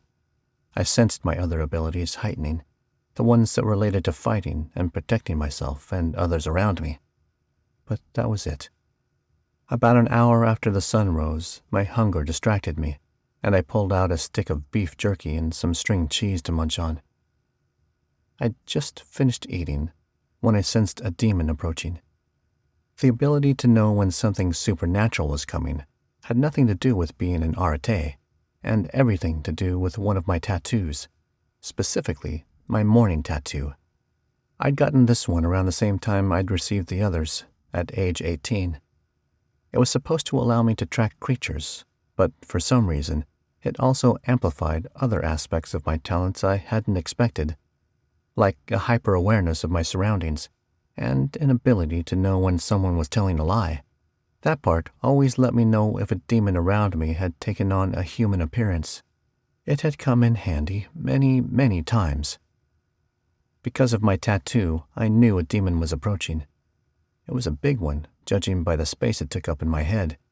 Luckily, I could also tell it wasn't coming as a threat, but merely out of curiosity. Alexander had warned me Lizzy would draw the attention of demons across the universe. She'd drawn my attention too, so I didn't blame them. But it did bother me that they were encroaching on my territory. I saw the demon before he noticed me, and I breathed a sigh of relief. Yes, he was huge. Yes, he was ugly, but I'd dealt with his kind before. He was a night gaunt, definitely not from Earth originally, and definitely dangerous. Night gaunts had tall, huge horns on both sides of a faceless head. They were greenish in color, and wings sprouted from their palms, attaching at the elbows. Yeah, weird and creepy. I glanced at the rising sun, then back at the demon. What was he doing? They weren't usually out during the day, hence their name. When they were, they tended to be just a smudge to regular humans, sort of like heat waves radiating off asphalt on hot summer days. Most people wouldn't even notice, and those who did would rub their eyes and think something had clouded their vision. It wasn't hard for me to look past that smudge to see the disgusting creature as he stepped toward Lizzy's house, his long tail swishing behind him. His casual body language told me he had no clue anyone could see him. That casualness disappeared quickly, though, and he froze. He must have caught a whiff of me because he turned his huge head toward me. I pushed off the tree and took a couple of steps toward the demon. He said something in a guttural language I didn't understand. "You're not welcome here," I responded quietly, knowing he would hear me. Again the beast spoke, and again I didn't understand. I'd never had an actual conversation with a night gaunt, so it was impossible to pick up any markers of anger or frustration. I had no idea what to expect, but still I didn't back down. The night gaunt watched me for a moment, and then wisely turned and skulked off the way he had come. His kind weren't timid or fearful creatures. I didn't think there was anything that could intimidate them, so I knew better than to think I'd frightened him or that he wouldn't be back. My job had just gotten a whole lot more interesting. He'd obviously been casing the joint. For what purpose, though? To kill her? I'd been hired for that job, but that didn't mean the hounds hadn't reached out to their own people for the same purpose. Maybe he wanted to recruit her. Who knew? After watching Lizzy's house for another few hours, all was quiet during that time. I checked my phone and saw that I had a text from Carlos, my acquaintance who was delivering the things for my warehouse. Ready to unload. Time to leave, and grab a bite to eat along the way. 15. Before I left, I needed to set up several spells around Lizzy's house. I should have done it days ago, when I'd first come to see where she lived, but I'd been so distracted and hung up over actually being in her house that it hadn't even occurred to me. I'd have to be careful now. I didn't want to make Carlos wait. He charged by the hour once he arrived, but I also didn't want to attract attention. Thinking quickly, I decided to set up a very large perimeter, big enough to cover several blocks around her house. I'd have to use my tattoo because the distance on my borrowed spells wouldn't be good enough. Something that would alert me the minute anything dangerous stepped foot in the area was necessary. Because my protection tattoo, also known as the Crimson Tattoo, would drain me far too quickly. I couldn't use it outright, so I'd used what I'd come to think of as a half-watch. The Crimson Tattoo didn't protect against or stop intruders in that case, but it would still let me know when unsavory individuals were nearing the property. I headed to the train tracks and started there, walking 3 blocks east, 3 blocks south, 3 west, and stopping where I'd started. The whole time I walked, I pressed my tattoo, telling it what I wanted it to do. Watch and alert. It agreed to do so, and I felt the usual drain as a result. The Crimson Tattoo used my blood to power itself, which could be very, very dangerous, especially if I didn't remember I'd set up protection spells. I would need to make sure to get enough food, water, and rest, and I'd need to visit Lizzy's neighborhood frequently to reduce the drain on my energy. Like I needed more reason to hang out around her. Carlos was at my warehouse when I arrived, as I'd expected. He hopped down from the huge rig that had transported my equipment across several states, and the two of us got to work immediately. Once I decided on the layout I wanted, we set everything up. It took us several hours. That stuff wasn't exactly easy to move. The place looked great when we were done. Professional, well-lit, great atmosphere. I couldn't wait to get word out that it was ready. "Same fee as usual," Carlos said, before shaking my hand and climbing back into his rig, driving off. I pulled out my phone and sent him the money while I was thinking about it, then shot off several emails and texts asking my contacts to spread the word that I'd be open for business that weekend. It didn't take long before I began receiving responses. Soon I had enough committed to cover all of my living expenses and then some. Satisfied with how things were going, night gaunt accepting, I drove home to relax for a while. As I neared my apartment, my internal alarms started to go off. I didn't even need a protection spell to know Melissa was there again. Ugh. She cornered me outside my door. Luckily, she hadn't gotten inside yet, so I didn't need to redo all of my charms and spells. Maybe she was learning. Probably not. "He's still waiting, Abel, for the 5th murder?" "Yes. We prefer to call them jobs, though." I shifted my position, folding my arms and staring at her. She merely smiled up at me coyly, that ever-flirtatious expression on her face. I wish I could say I intimidated her, but she was one of the few I'd never been able to get there with. Possibly because if I laid hands on her, she would rat me out to the Shadow Prophet. But more likely because if anything happened to her, she'd just come back to life. I leaned up against the wall outside my apartment door, refusing to go in. I didn't want her following me, and I knew she would. "Don't you have better things to do?" "No, you're all I have to focus on. He set it all up. Nice of him, right? We get to spend as much time together as we want." I rolled my eyes. "I have to work. Go away." "Are you sure, baby? Think of all the fun we could have." She stepped to me, placing a hand on my chest, before tiptoeing to kiss the stubble on my jawline. Then she inhaled deeply. "You always smell so good. What do you use?" "I don't." I stepped away from her, putting a hand on the doorknob. "Tell him I'll take care of it soon. Now go away." She rolled her eyes. Okay. See you next time." I refused to grant her the satisfaction of knowing I was watching as she sauntered away. Instead, gritting my teeth with irritation, I turned and let myself into the apartment. Had she really gotten a job as manager of the complex? And if so, was she actually doing it? I doubted it. She tried to work before, and it never went well. She was way too obsessed with the job the Shadow Prophet had given her. Me. Shutting the door behind me, I backed up against it, breathing a sigh of relief. I'd only been there for a couple of days, but already it felt like home. Safe, comforting. Thank goodness, too. I needed a quiet place to recharge and re-energize. My phone rang, and I picked it up when I saw that it was Alexander. "No one knows why they're here, but I'm guessing it's curiosity, just like everyone else. I don't think they're here for her, but it would be foolish to act like they aren't. Keep an eye on her." He chuckled. "You will, I already know that. Thanks. Regardless of what they're doing here in terms of Lizzy, I've heard they're causing a lot of problems for city officials. They're really making a mess of things, seeing as how they're vampires." I nodded. Those kinds of deaths are hard to explain to an unsuspecting public. Humans were just barely learning that demons and such existed. I knew they had no clue that vampires were real. They couldn't handle that sort of information just yet. Alexander asked how things were going where hound hunting was concerned, and I promised him I planned to get started with Lizzy later that day. "Good. They found the body of a person attacked by one near her house. You'll want to start there, most likely." Then we ended the call.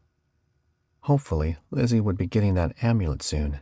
According to Alexander, it was making its way to her, carried by its previous owner. Once she had it, she'd be able to destroy hounds permanently.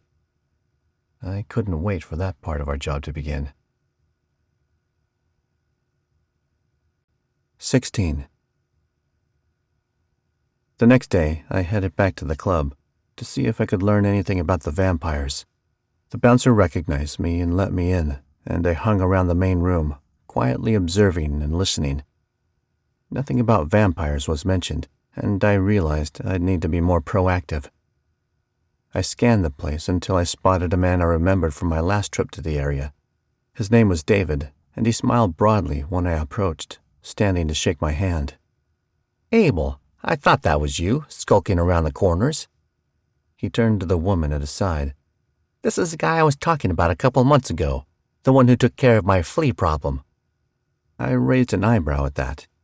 Sure, we could call it a flea problem. The woman smiled, offering a hand, which I shook. "Nice to meet you," she said. The three of us took seats, and I leaned forward, resting my elbows on my knees and clasping my hands. "David," I started, but he didn't give me a chance to continue. "Let me guess. Needing information?" he asked with a smile. "I saw you listening in on conversations." I hadn't exactly been discreet about it. Sometimes it's too much work to hide the fact that I'm seeking info, especially when what I want to know isn't particularly sensitive. Vampires in town would soon become public knowledge in the underground. David was a type of warlock. He didn't have a lot of magic, but what he did have he used well. I knew from how he introduced me to his girlfriend that he wanted to keep that aspect of his life hidden. I'd need to be careful. "I'm trying to find information on a couple of visitors who were here yesterday." It dawned on me just then that I should be talking to the owner of the club, especially when I had such easy access to him. Still, sometimes money passed hands without anyone knowing the reason. It was fine that I'd started with the patrons of the club. A glint appeared in David's eye. "I know exactly who you're talking about. I've been asking about them too. The only thing I've heard is they're searching for something. Hunting, I guess you could say." "Do you know what they're looking for?" He shook his head. "My guess is a magical object. Their kind tends to be obsessed with power." That didn't sit exactly right. The impression I'd gotten was that they were interested in learning about Earth, not some item. But I'd need to find out for myself if mine or David's hunches were correct. "There have also been murders happening. My friend at the police station mentioned it. Victims getting—" He glanced at his girlfriend, who was chatting with a woman sitting next to her, then back at me. "Practically drained of blood and burned to a crisp after." Burned to a crisp? I knew exactly what we were dealing with. Fire vampires. Croants were the most powerful type of vampire that existed, but fire vampires were just below Croants in the hierarchy of power and ability. They borrowed energy from the sun, which was technically a ball of flame, and it enabled them to walk in the sunlight. From what I'd learned years ago, they needed not just blood to survive, but smoke from their victims as well. I hadn't ever encountered one, so no wonder my tattoo had given me confusing information the day before. "Do you have any other info?" I asked. "No, sorry. Hey, are you here to stay? If so, are you getting a warehouse in the area?" "I've already got that started. It opens this weekend." "Fantastic. Add me to your list of clients. I'll be there." "Good to hear. Thank you for your patronage and the information." "No problem. In fact, if you need anything extra, give me a call. My number hasn't changed." I told him I would and left the club, feeling a bit discouraged. My hunch said the vampires were there for Lizzy, but why hadn't they approached her house? I would have sensed it if they had. And the mess they were leaving. Feeding while they were here was to be expected. They couldn't go forever without blood. But I still didn't like how this was sitting. I'd need to talk to Lizzy's neighbor. It was time to check in with Lizzy face to face for that matter. So I decided to head over there. The elderly woman wasn't home, and neither was Lizzy. Using my little spell again, I unlocked her front door, deciding to hang out there until she got back. I made sure to lock up behind me. I smiled to myself, wondering how Lizzy would react to the fact that I'd been in her house twice now. I'd definitely be keeping that bit of information to myself. I paced her living room for a few minutes, contemplating whether or not I should call her. I decided not to, instead taking a cursory glance around her house to make sure things were still the way they'd been previously. Before entering the kitchen and rummaging for food, I found a box of pretzels that had been opened who knew how long in the back of the pantry cabinet. I'd loved pretzels as a boy, but had a bad flu experience with them when I was 10 and hadn't tried them in years. Maybe they'd be more appealing now. I reached out magically. All my spells and alerts were active. I could let myself unwind for a few moments. So, grabbing a glass of water, I retreated to the living room to eat the pretzels and watch a movie. After browsing her huge selection, I chose Jurassic World, popped it in, and sat on the couch to relax until she arrived. The pretzels were stale and left a bad aftertaste. I couldn't tell if my childhood experience was affecting how they tasted now, but I was hungry, and I hadn't wanted to take her other food. This, I was sure, wasn't something she'd be saving for a special event. I was only about 20, maybe 30 minutes into the movie when the door opened and Lizzy stepped in. She shrieked when she saw me sitting on her couch. I glanced at her before turning my attention back to the TV and pretzels. My mouth went immediately dry and my hands clammy. I knew I was calm on the outside, but I could no longer remember what movie I'd put on, despite the fact that I was staring at the TV. I woodenly put a pretzel in my mouth, not tasting the bitter, stale flavor as I chewed. My heart did funny things as I waited for her to compose herself. "What are you doing here?" she asked, her hand to her throat in the clutches pearls position. "It's time to start hunting," I said, still watching TV. I was proud my voice was so steady. "Lizzy, will you ever know the effect you have on me?" Lizzy stepped into the kitchen, getting a can of soda pop before joining me on the couch, making my heart leap straight into my throat. I tried to keep my attention on the movie, the pretzels, the conversation, anything other than the overwhelming urge to pull her into my arms. "You know I can't do that without the shade amulet." "Do what? Oh, right. Hunt. Doesn't matter. We can't wait for it to arrive. We have to get a head start." "What good will it do if I can't kill anything we come across?" She made a good point. "We won't attack them. We'll learn what we can and return later, when you have the amulet. There's way too much going on for us to stall anymore." "What's going on?" One glance told me enough. She knew more than she was letting on. Was she testing me? If so, why? "You know what's out there, Lizzy." I could tell that the tone of my voice, or maybe my words, or both, irritated her, because she didn't respond for a couple of moments. I didn't appreciate people playing dumb with me, especially when we were supposed to be on the same team. Maybe she needed to feel like she could trust me better. Huh, trust me. Bad idea. Still, I decided to give her a little more to go on. The individual who hired me mentioned that someone is wreaking havoc for you and the other city officials. "What do you know?" she asked. "Well, for starters, there are 2 fire vampires involved." Lizzy sat up, turning her full attention to me, soda pop forgotten. "2? What else? Tell me everything." 17. I put the pretzels on the coffee table before leaning forward, clasping my hands. "They're hunting something.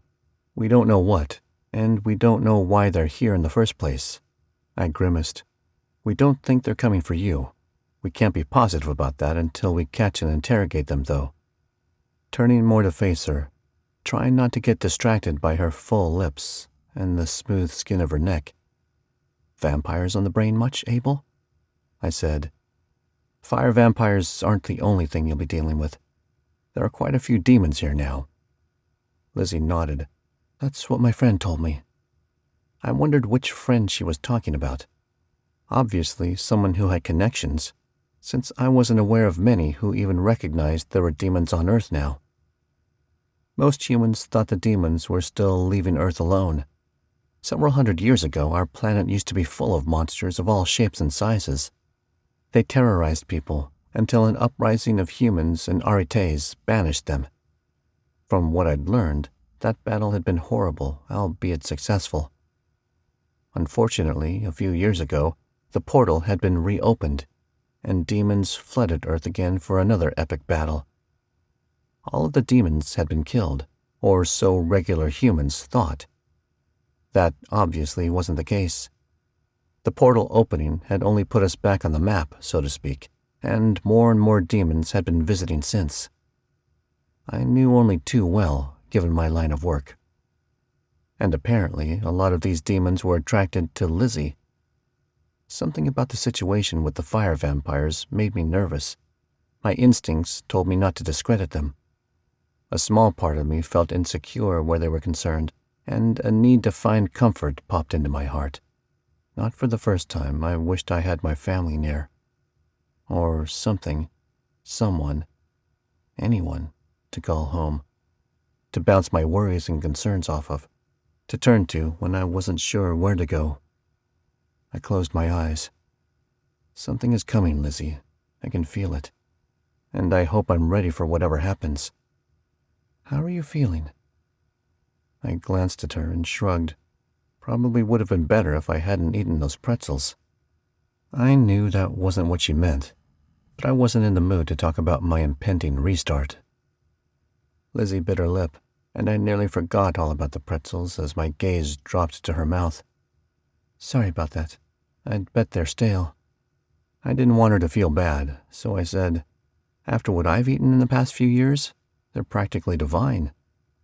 How are you feeling where your restart is concerned? She asked, obviously thinking a more direct route was needed. I sighed inwardly. Couldn't avoid answering the question now. I can't control it. It might happen and it might not. I might die when it happens, and I might not. She sent me a concerned expression, but I avoided making eye contact with her. How are you doing now, financially? Her tone of voice was hesitant, and it warmed my heart.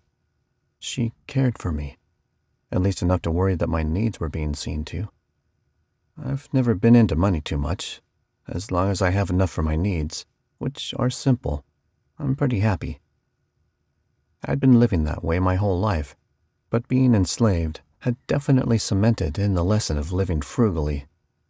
Same, Lizzy said. She remembered her can of soda and finished the rest of it. When do you want to go hunting? As soon as possible. I glanced at my watch.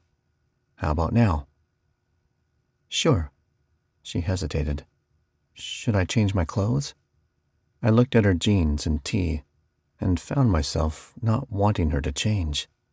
The casual look suited her. Those should be fine. Where do we start? I was planning on asking you that. It wasn't that I didn't have ideas. I had plenty. But I'd learned over the years that it's sometimes better to let other people take the lead.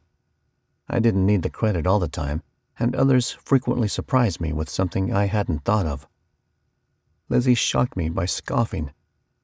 What could I possibly know that would help us? A little bit of guidance might be needed then. You've seen hounds at your house, right? She nodded, thinking, we could check out the place where I saw the first one. It's a start anyway. Are you good at tracking? Tracking? The best. The fact that I had a tattoo for that purpose definitely had something to do with it. My stomach flopped when I remembered I wouldn't be able to rely on my tattoo this time. It didn't work where the hounds were concerned, and it had been a very long time since I'd needed to use any more traditional skills. Would I remember how? Lizzy smiled to herself, and I wondered what she was thinking. I froze momentarily, stuck between the desire to touch her and the need to get to work. What would she do if I put the moves on her, so to speak? Breaths shortened, heart pounding. I decided to follow through on my desire. Slowly, attention on anything but her so she wouldn't know I'd been thinking about this all along. I got to my feet and took her by the hand, pulling her up too. I couldn't believe how good it felt to make contact with her, even in such a simple way. An urge to do more than just touch her hand sent hot sparks through my body, and I ran my fingers up her arm, stopping on her shoulder. Then I looked into her eyes. She'd completely frozen, and not from desire. I intimidated her. I could see it. Her rejection made my world fall down around me, crushing my spirit with it. I'd built that bed, the intimidation one, and now I had to sleep in it. A bitter taste flooded my mouth, and I stepped away from her, running my hand through my hair before motioning to the front door. Let's go on foot. It hurt to breathe, to move. My disappointment ran deep. I ground my teeth. I had to get over her, to find something or someone to fill the void. An urge to run, to leave, to ditch both open contracts I had right then nearly overwhelmed me. But I knew running wouldn't do me any good. No amount of separation from Lizzy would change how I felt about her, as if 8 years hadn't already taught me that. And the Shadow Prophet would find me. He always did. We left the house, locking up behind us, and started walking toward the train tracks. It took some effort, but I pushed aside my negative emotions, sensing a familiar thrill overcome me as the hunt began. I loved hunting. It was the best part of my job. Despite being rusty with traditional tracking, I knew I'd be fine. And that knowledge left me invigorated, gave me a rush of energy. Rejection mostly forgotten, I was ready to get to work. 18. Once we reached the train tracks, Lizzy showed me where she'd seen a hound attack a man. The only evidence of a struggle was flattened weeds and wild grass. No blood, no gore. Honestly, that didn't surprise me. These hounds were intelligent.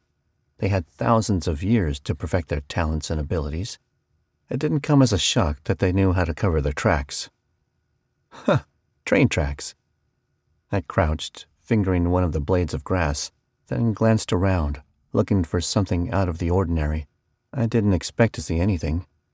I glanced up at Lizzy. Did they tell you where they found the body? Lizzy hesitated. How do you know they found it? Oops. I have my sources. Evidently. Lizzy folded her arms and glared at me. I rolled my eyes. I dug down before coming to you. There are a lot of eager people in this town who are willing to talk to a friendly person. I wouldn't consider myself friendly, nor would I consider Alexander eager.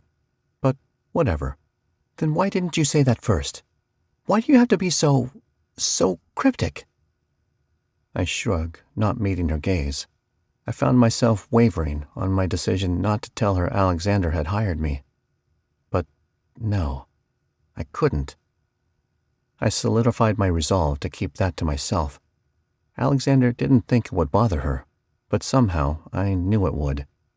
She needed confidence in this calling of hers, and if she knew my role in things, it would only cause her to hesitate, to second-guess herself. And that could be very dangerous.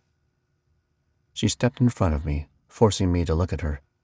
I only held her eye for a moment before saying, "Let's just get back to what we're doing." Lizzy shook her head and pulled out her phone, pushing a button. She held her phone to her ear. "Chief," she said, "I've got a friend who's helping me figure out who killed the man. He's an expert of sorts. He'd like to know more about what's going on, if that's okay with you." Lizzy nodded a couple of times, thanked him, and ended the call, tucking her phone back into her purse. Well, she definitely knew how to get people to do her bidding. You handled that gracefully. A flush crossed her cheeks. Handled what gracefully? Everyone here is wrapped around your finger. Lizzy growled in frustration. They are not. It's part of the job. They help me and I help them. We've been working together for a long time, and we trust each other. It isn't crazy for me to tell them what I'm doing, and for them to do the same. Yes, we're usually dealing with bombs and fires and explosions and stuff like that, but the city pays me, and the chief and I work together a lot." I laughed, holding up my hands. "What's that famous line from Shakespeare? I think you protest too much or something. I'm just pointing out that he didn't seem to put up any sort of resistance, especially when you called me an expert of sorts. Not exactly a glowing recommendation, and yet he didn't question you." I'd never worked with cops very closely. In fact, I tended to avoid them. Something to do with me killing people and how that's generally frowned upon. But from what I knew of them, they questioned things and people a lot. Lizzy folded her arms and glared at me, and a tingle crossed my body. She was hot when she was angry. "So, what did he say?" I asked. "He's sending over Detective Evans." "Okay, then." I pushed the conversation out of my mind and started inspecting the area. I didn't know exactly what I was looking for. Important things generally jumped out at me. But this time, nothing was coming. Yet again, I wasn't surprised. These hounds really knew how to cover their tracks. "Ha! Train tracks."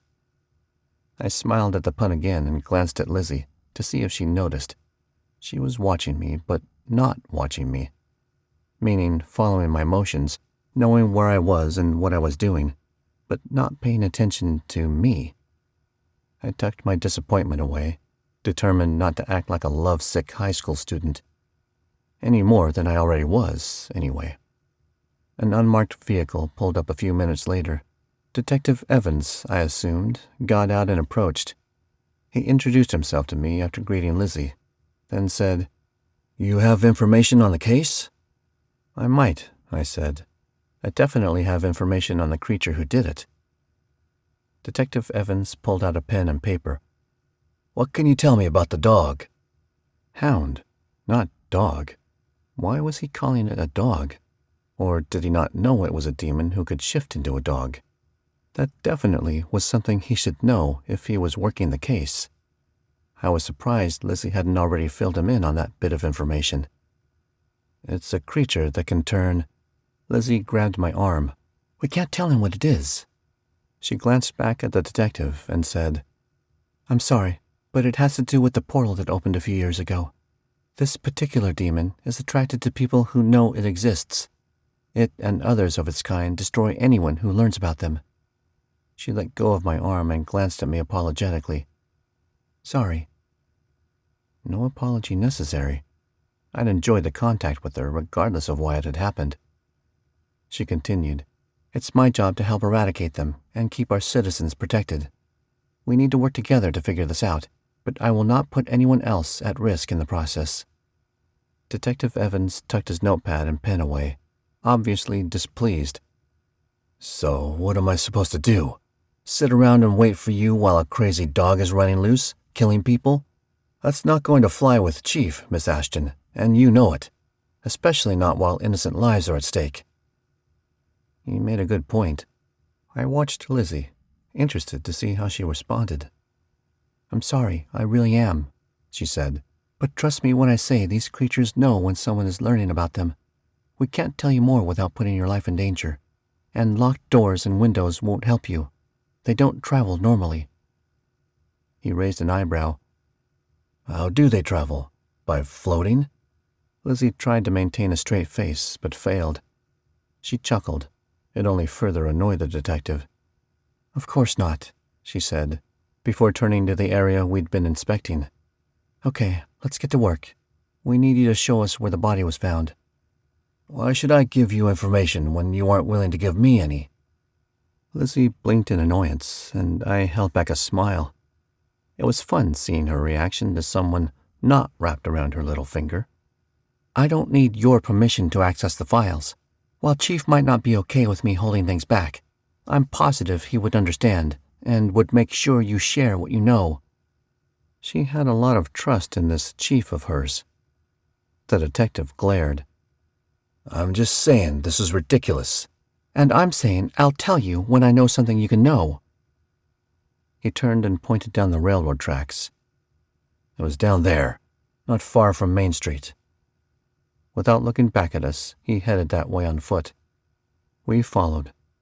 I relished the feel of movement again, of not needing to keep my eyes on Lizzy all the time. Instead, I watched the railroad ties and the dead grass that lined the tracks for any sign of a struggle. It took about 5 minutes to reach our destination, and when we did, Lizzy and I met eyes. I could tell a cleanup crew had been here, but there were still a lot of bloodstains. "I'm surprised it took the police a long time to find this," Lizzy said. "What with all the blood?" Detective Evans nodded. "Yes, but by this point there wasn't much of the body left." Lizzy visibly shuddered, and I felt a twinge of guilt. Blood didn't bother me. Lots of blood didn't bother me. I'd been around it far too much since reaching adulthood. We continued searching the area where the body had been found, but didn't see anything that would let us know where the demon had gone afterwards. "I'm sure the cops found everything of interest here," Lizzy said. I glanced at her, not sure if I should disparage the police in front of Detective Evans. I didn't get the chance to respond before she asked me, "What are you looking for anyway?" I shook my head. "I'm not sure. Something that will give us information about the man who did it." Detective Evans froze. "Man? I thought you said it was a dog." Oops. I still didn't think we should keep that sort of thing from the cop. Lizzy glared at me while responding to the detective. "It's a man who shifts into a dog." Detective Evans stared at her, his face pale. "Well, this changes a lot. We've been looking for a dog this whole time." Exactly. I didn't respond to him, instead thinking aloud. He dragged the body this far for a reason. Maybe he's set up in the area. I turned around in a circle, inspecting the houses and businesses on either side of the train tracks and Main Street. Nothing looked suspicious, though. Lizzy's phone rang, and she pulled it out and answered. "Ashton." I heard the sound of a voice over her little speaker, but couldn't understand what was being said. She pulled the phone away from her ear to look at it, then said, "I can be there at noon. I'm on a case right now, but it's not an emergency. I'll leave immediately." "Really? Right when we just started working?" She ended the call and turned, jogging along the tracks in the direction we'd just come. Detective Evans and I rushed to catch up with her, and she glanced over at me. "Sorry, this is more important." She would know best. It was her job, after all. Totally understandable. I'm going to canvass the neighborhood. I looked at Detective Evans. "If you want to come, feel free to do so." Detective Evans looked distracted, probably still trying to wrap his mind around the fact that the dog Lizzy had seen had actually been the murderer and could turn into a human. "Yes, I'll come." 19. He and I started down Main Street, making a wide circle around that section of the train tracks. "Do they know who the man was yet?" Detective Evans shook his head. "No, not yet. There wasn't a lot left to test." "Was there anything significant left?" "Yes, but it's in pieces." Detective Evans gave me a look of curiosity and disgust. "You're asking for a reason. Do you want to see it?" It would help. It would definitely help my tattoo. I'd be able to track the man where I couldn't track the hound. I didn't want to tell the detective that much, though. Let's finish what we're doing here first. I'd also like to take another look around where Lizzy saw the attack happen. "Sounds good," he said. I immersed myself in the task at hand, studying the houses, apartment complex, hotels, and other buildings in the 3 or 4 block radius surrounding where the body had been found. But nothing looked, or felt, off. "What exactly do you do?" Detective Evans asked. I shrugged, only half paying attention to him. "This and that." The man grunted in response, and I didn't grace him with more words like he was probably hoping. He didn't have any reason to distrust me, and I didn't have any reason to explain myself. What we were doing wasn't illegal, unlike some of my usual activities. Without Lizzy watching and making me feel self-conscious, I was much better able to focus. I already knew being around her tended to cloud my mind. Hopefully, it didn't cloud my judgment, too. We made our way back to the place where the body had been found, and I searched for anything the forensics team might have missed. Despite the bloodstains, there wasn't anything there. They were very good. I glanced at Detective Evans. "Okay, show me the body." "All right." His tone of voice led me to believe he thought I was being ridiculous. It was a bit patronizing. Oh well, he obviously planned to go along with my request anyway. "Your car or mine?" he asked. "Doesn't matter." "We'll take mine then." We walked to his car in silence. It was nice not to fill the void with words, and I could tell Detective Evans didn't mind the quiet either. There was so little left of the body that they kept it in a square metal tin on a shelf in the refrigerated section. As soon as I saw what was left, I knew it would be plenty. Hoping Detective Evans didn't notice, I pressed the mourning tattoo on the inside of my wrist, staring at the remains of the body. Track? Yes. And then I turned, watching as the familiar blue smoke like magic filled the air. Bright embers glowed here and there in it, making spots appear on the walls. From experience, I knew I was the only one who could see it. I walked along it, following it out of the mortuary and down several halls, Detective Evans on my heels. "Where are we going?" he asked. "To find where the victim came from." "We're not tracking the dog?" I shook my head. "We can learn a lot about the dog by knowing who the victim was. Go from that angle. Besides, you need to find out more about him anyway." Detective Evans didn't respond right away. I knew from his actions and questions that he was an intelligent guy, and he would see the reasoning behind my decision. The blue smoke and bright embers led us outside, and we got in Detective Evans' car. I showed him where to go, following the smoke. It took us back to where the body had been found. Since we couldn't drive on the tracks, we parked the car and set out on foot. Once we got to the blood-stained portion, the smoke scattered everywhere, showing where every part of the man had been when the cops had found him. I shook my head. What a horrible way to die. Detective Evans was surprised when we found more bits of flesh. I wasn't, though.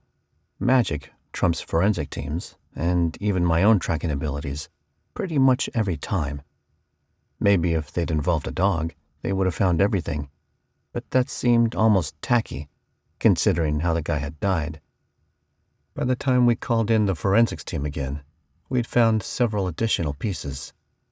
Somewhere around the third or fourth discovery, Detective Evans started watching me with respect. I ignored it. I didn't have time to allow his admiration to go to my head, especially not when it was not my ability, but the magic of the tattoo. After an hour, I started really feeling the use of the mourning tattoo. I needed to hurry. That was the drawback with this one. To power itself, it stole energy from the others, just like a bindweed from which it kind of got its name. Bindweeds are sometimes called wild morning glories, and as Olivia, the girl who'd given me the tattoos, had explained, morning is a prettier word than bindweed.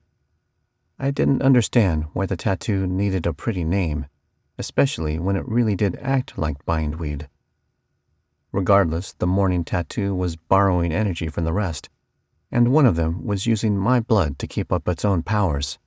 So I was basically using my own blood to track the man. After I indicated that I was ready to go, Detective Evans and I continued following the trail.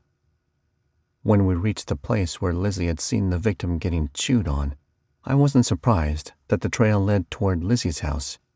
My heart thumped against my ribcage when I saw how close the hound had dragged the guy to her place. Had he known where she lived? And if so, why hadn't he attacked her? Why this man instead? The dead guy's trail started becoming erratic, indicating that he'd struggled while the dog dragged him. He'd obviously been alive there. Why hadn't anyone heard him screaming? There was no way he hadn't called out, not while getting attacked. Then the thought occurred to me. Perhaps the hound had been in human form at that point. I wouldn't be able to know, but I did start piecing things together. The dog had been staking out Lizzy's house when the man walked past. Perhaps he'd called to the dog or conversed with the man, and the hound had felt a reason to attack. Continuing, Detective Evans and I headed south from Lizzy's place and turned toward the west, passing a couple of blocks. The trail led to a run-down house with a yard full of all sorts of scrap metal, old appliances, car parts, rusted power tools, shovels, etc.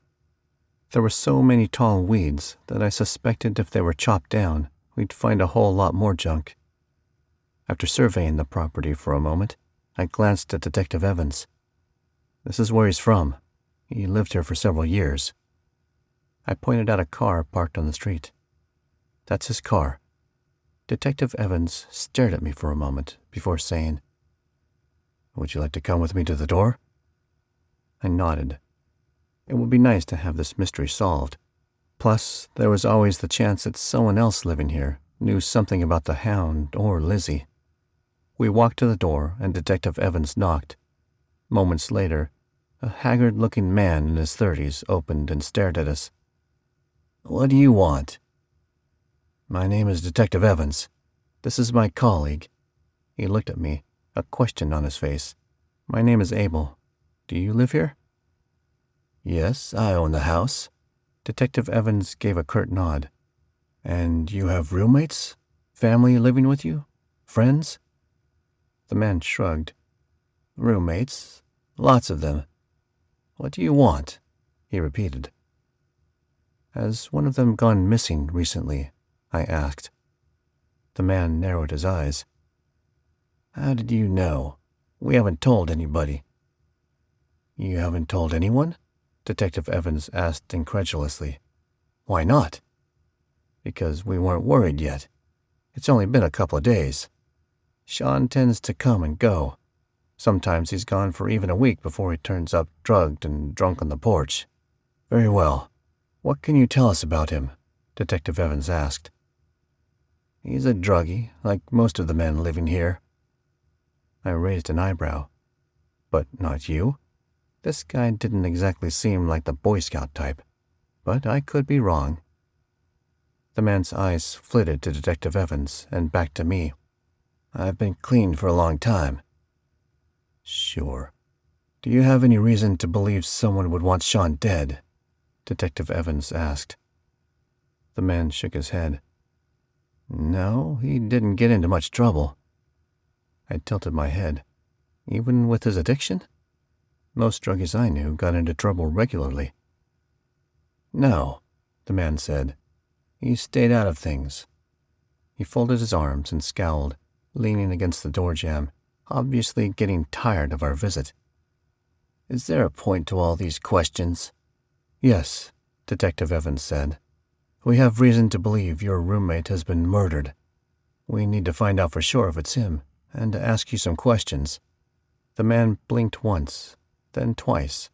"Murdered?" His voice showed skepticism. "Who would murder Sean?" Detective Evans shook his head. "We don't know. That's why we're here."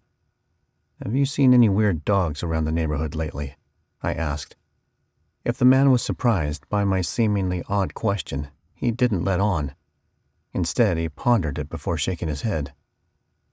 "No, I haven't, but one of my neighbors has.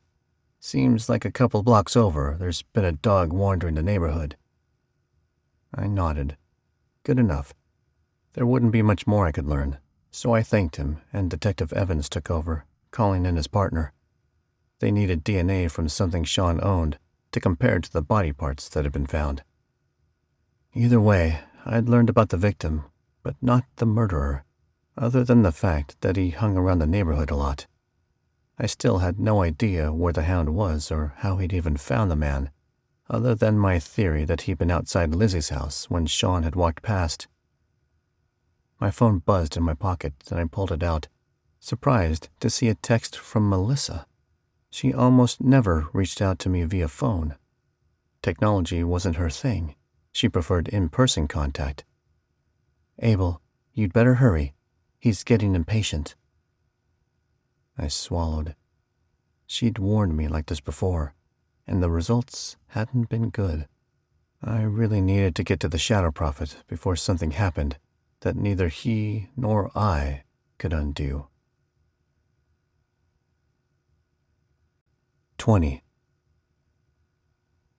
A trip to see him soon was a good idea anyway, since I wanted to ask for an extension.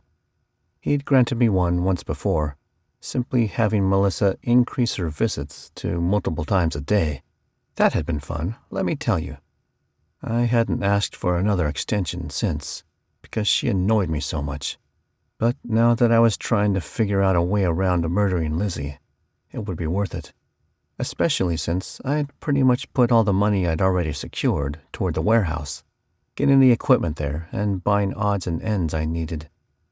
$1,000 right then would go a long, long way.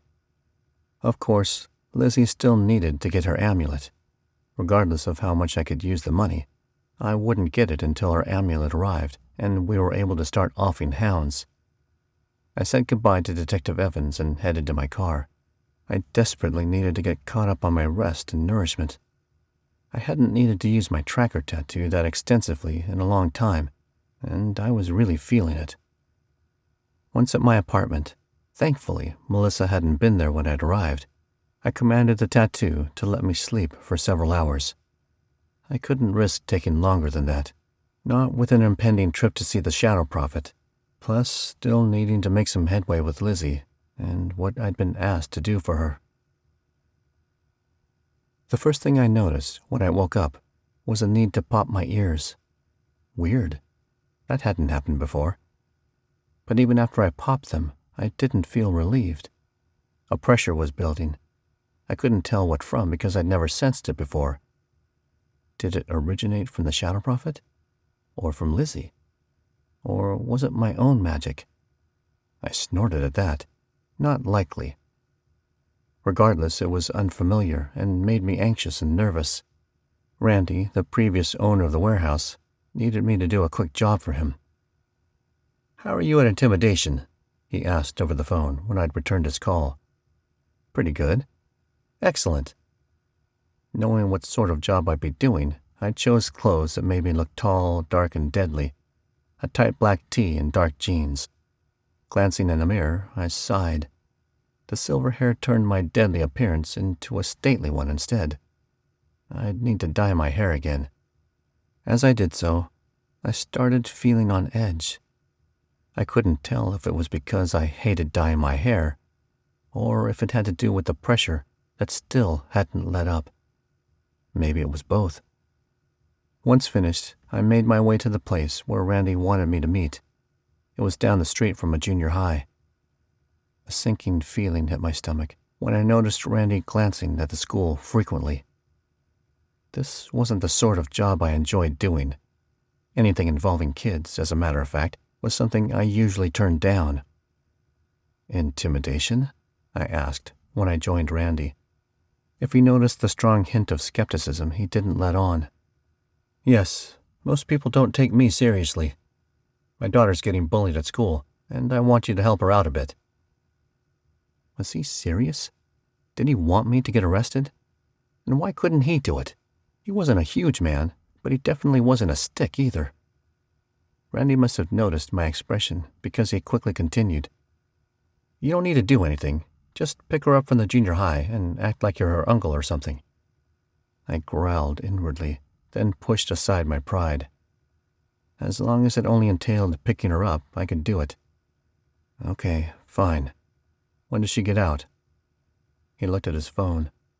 "In about 15 minutes. Randy handed me a picture of his daughter, and I studied it. Being able to pick her out of a crowd would be necessary, for obvious reasons. I recognized Jacqueline the minute she exited the school. She was a cute girl with a light spray of teenage acne across her face. Puberty wasn't kind to most people. Realizing I couldn't very well do a good job if I were sitting in the car, I got out and leaned against the door with my arms folded. As a teenager, I'd gotten pretty good at making my muscles look huge that way. Now that my muscles really were big, that pose was extra effective. Jacqueline, who had been prepped by her dad, heard me when I called and came running. She grabbed my hand and pulled me toward a group of kids. Wow, she was totally acting the part. I tried to stay casual so as to not show how surprised her actions made me. "This is Abel, my uncle," Jacqueline said to the kids, all of whom were obviously from the popular group. Props to her for bravery. She showed absolutely no hesitation in approaching and talking to them. "He's staying with us for the next few months." I nodded. Where was she going with this? The girls looked at me with admiration, definitely something I'd experienced before, and the guys perked up when Jacqueline mentioned I was experienced in fighting and killing terrorists and bad guys. I hadn't expected her to actually tell the truth about me, and it took me off guard even more. "What sort of bad guys?" one of the guys asked immediately. "All sorts, and not just humans." I could tell I had their interest, and wanting to help Jacqueline out, I told a few crowd pleasers. Stories that had a lot of flash and show, and that made me look good. I'd told them so many times I could do it in my sleep. One involved a vampire on the planet where I'd been taken after getting kidnapped. Another involved an assassin the Shadow Prophet had hired me to intimidate and motivate me to kill my first victim. I left out the part about the victim and the Shadow Prophet. After 20 minutes of telling stories, I insisted that Jacqueline and I needed to leave. The group of kids was genuinely sad, and I felt bad that I wasn't really Jacqueline's uncle. It felt good to interact with children again, to feel like I was part of a family once more. Heart heavy, I drove Jacqueline to her dad, where she sang my praises for several minutes. Randy and Jacqueline were both happy, and I escaped only after getting hugged by her twice. The drive to Lizzy's place went quickly as I dealt with my emotions. They'd seriously been out of whack since I'd picked up that file of Lizzy's over a week ago. I wasn't used to feeling so much. It made me melancholic and discouraged. I pulled up on the other side of the street from Lizzy's house and watched for a few minutes. I was definitely procrastinating approaching. My emotions were already on edge and sensitive, and I didn't want to add Lizzy into the mix. Remembering that I still hadn't talked to the elderly woman to the north, and glad for an excuse to put off approaching Lizzy, I hopped out of the car and knocked on the woman's door. 21. This time she was home, and so was her husband. Thank goodness, I needed to know him too. The woman invited me in, smiling. "Dear, that nice young man who took care of the dog the other day is here." Her husband glanced up from where he was sitting on a rocking chair, reading on a tablet. "Wonderful." He set the tablet aside and stood, approaching me with his hand extended. "I'm Mr. Russell. It's nice to meet you, especially after everything Mrs. Russell has said." Russell. Good to have a name. "I'm Abel. Thanks for taking care of Lizzy." He nodded. "From what Mrs. Russell has said, you're helping out where she's concerned, too." "Yes, I've been hired to protect her, but I've known her for years and would have done it anyway." Mrs. Russell invited me to take a seat on the couch by the big bay window. "What can we do for you?" she asked. "You mentioned you keep tabs on vampires." She nodded. "I know where you're going with this." Mr. Russell leaned forward. "We learned about them right after you killed the dog." He shook his head. "We have no idea why so many of them are here, nor what they plan to do." "So many of them? There were more than just two?" "A whole group arrived 2 days ago," Mrs. Russell said. "How many do you think are here now?" "Around 100, Mr. Russell said. He chuckled when he saw the expression on my face. "Yes, that's a lot. And they're all in this area. Most of them, anyway." I swallowed. Vampires were hard to fight. Fire vampires even more so. How was I supposed to protect Lizzy against 100 of them? "And you don't know what they're doing here?" "No, we're still trying to find out," Mrs. Russell said.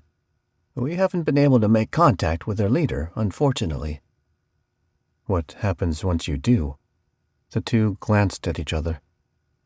Let's just say it's best if they figure out what they want before we meet them." I nodded. They were Croats. I didn't doubt that they could do serious damage if put up against fire vampires, even 100 of them, and even in their elderly human state. For their sake, then, I hope they do. The Russells thanked me for coming again, and I thanked them for the information they gave me, then mentioned I'd be watching Lizzy's house for a few hours. "Let us know if you need anything," Mrs. Russell said. "Food, water, a place to catch a nap. Just knock and we'll do what we can." Mr. Russell put a hand on my arm, and for the first time, contact with a Croat didn't creep me out or bother me. Maybe these two really were good ones. "She's serious about that." "As a matter of fact, why don't you take some food with you now?" Mrs. Russell asked. Without waiting for me to respond, she turned and headed into the kitchen.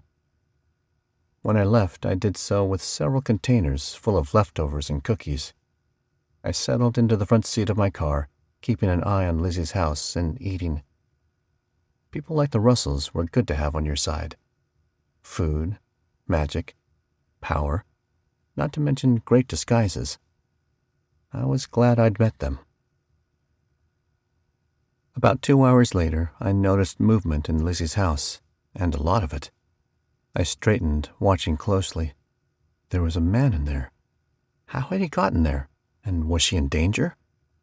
When I noticed her jumping around, I decided it was time to drop in before anything bad happened. I hopped out of the car, strode across the street, and knocked. Lizzy pulled the door open, inviting me in without saying anything. My mouth popped open when I saw Alexander standing in her living room. He was a hound? Why hadn't he told me? I clenched my fists when I realized why. He wanted to kill her himself, and he'd hired me to take care of the other hounds so he wouldn't have competition. I growled, pushing Lizzy behind me and holding her there, preparing to attack. Alexander crouched, also growling, his eyes on my arm that kept Lizzy in place. "Let her go." Lizzy made an impatient noise and elbowed me in the side, trying to get out from behind me. "I'm not in the mood for a territory fight." Is that what she thought this was? I pointed at Alexander. "He's one of them." "Yes, but Alexander is helping me." Lizzy raised an eyebrow. "How do you know what he is?" "Because I've been watching your house, and he—" Lizzy's jaw dropped. "You've been watching my house? Why?" "Come on, Lizzy," I said. "There are fire vampires out there, insane demons, not to mention the hounds, and you're surprised I'm making sure they don't come and kill you?" She closed her eyes for a moment, obviously trying to control her temper. "Fine. How did you know he was a hound?" "Because he didn't come through the front door, and I already know you don't have a back one. He just appeared inside." That seemed to satisfy her on that count, but she scowled, folding her arms and glaring at me. "How long have you been watching my house? Because he's not the first visitor I received today." I decided not to tell her I'd been watching more than just today. "About 2 hours. You obviously missed the most important visit." "Which was?" "The previous owner of the Shade Amulet. He brought it to me." 22. Finally. Thank goodness. We can actually get to work now. "That's great. Have you used it?" "No, I haven't really had a chance." She pointed at Alexander and me.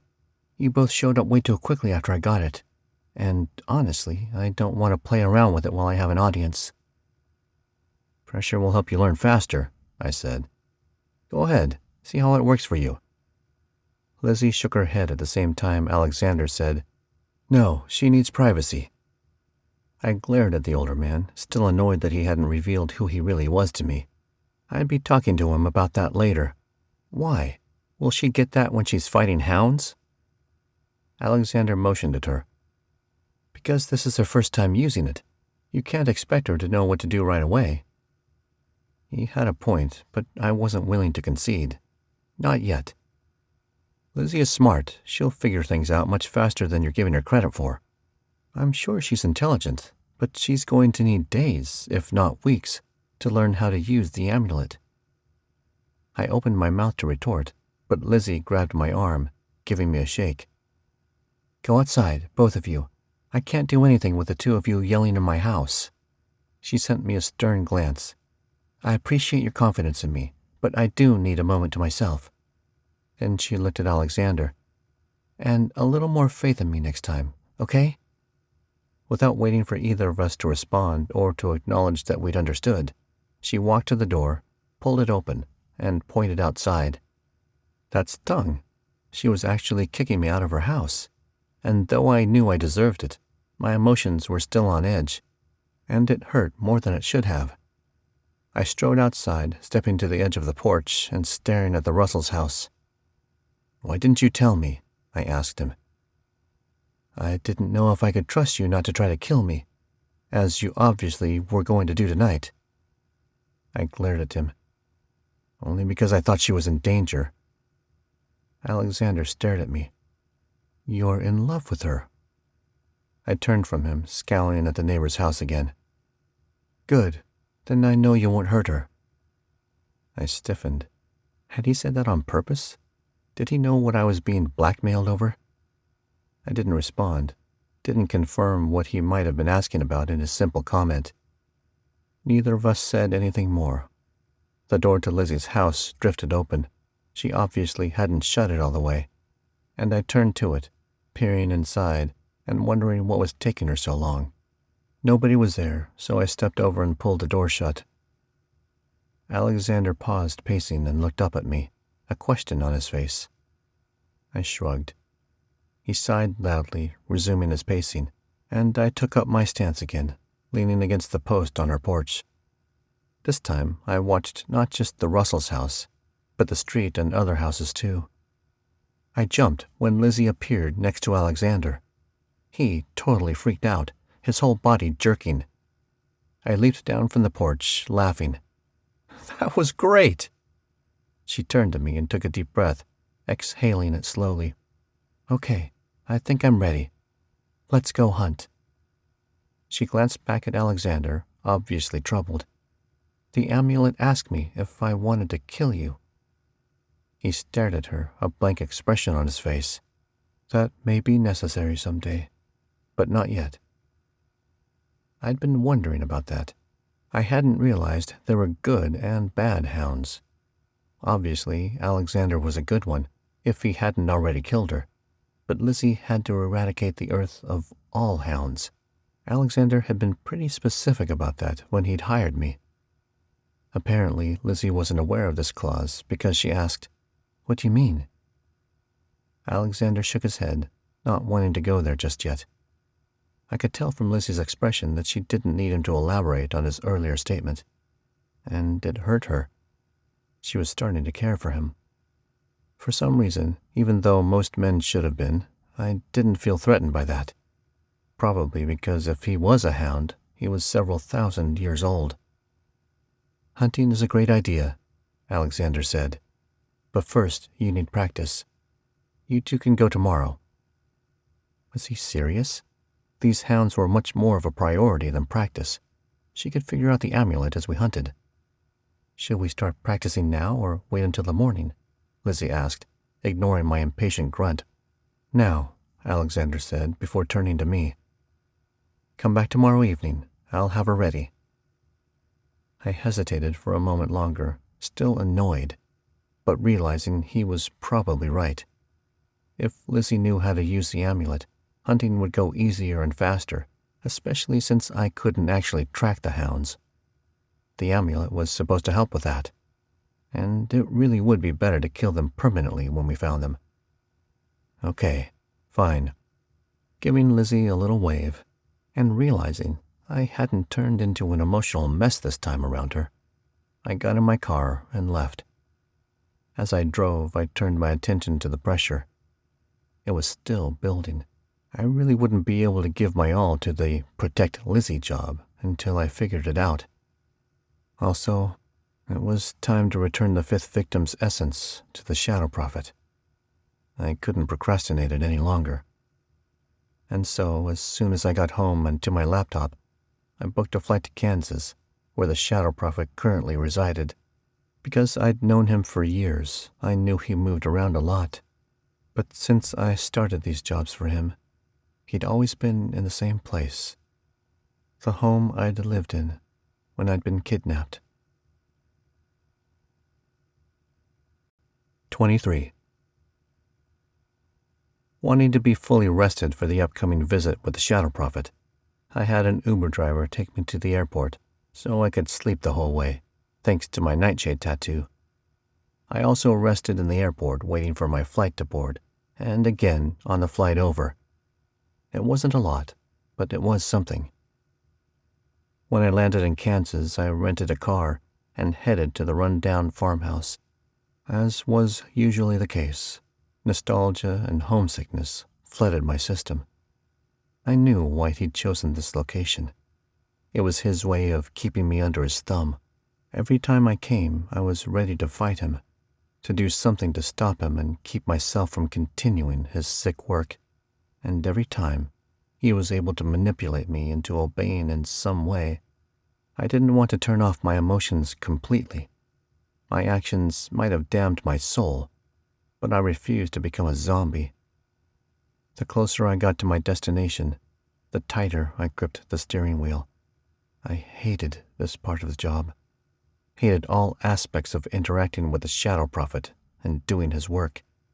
But these visits, were the absolute worst. The Shadow Prophet had approached me soon after I'd been kidnapped when I was 18. He'd told me all about Lizzy, my future relationship with her, how powerful we'd both become, how I'd fall in love with her and she with me. And my 18-year-old self had eaten it up. Who wouldn't have, given the circumstances? He'd proved to me that he really was a prophet by prophesying a few things, and I'd fallen for his lies, hook, line, and sinker. Of course, not everything he saw was a lie. A lot of things actually came true. Regardless, I knew almost nothing about him.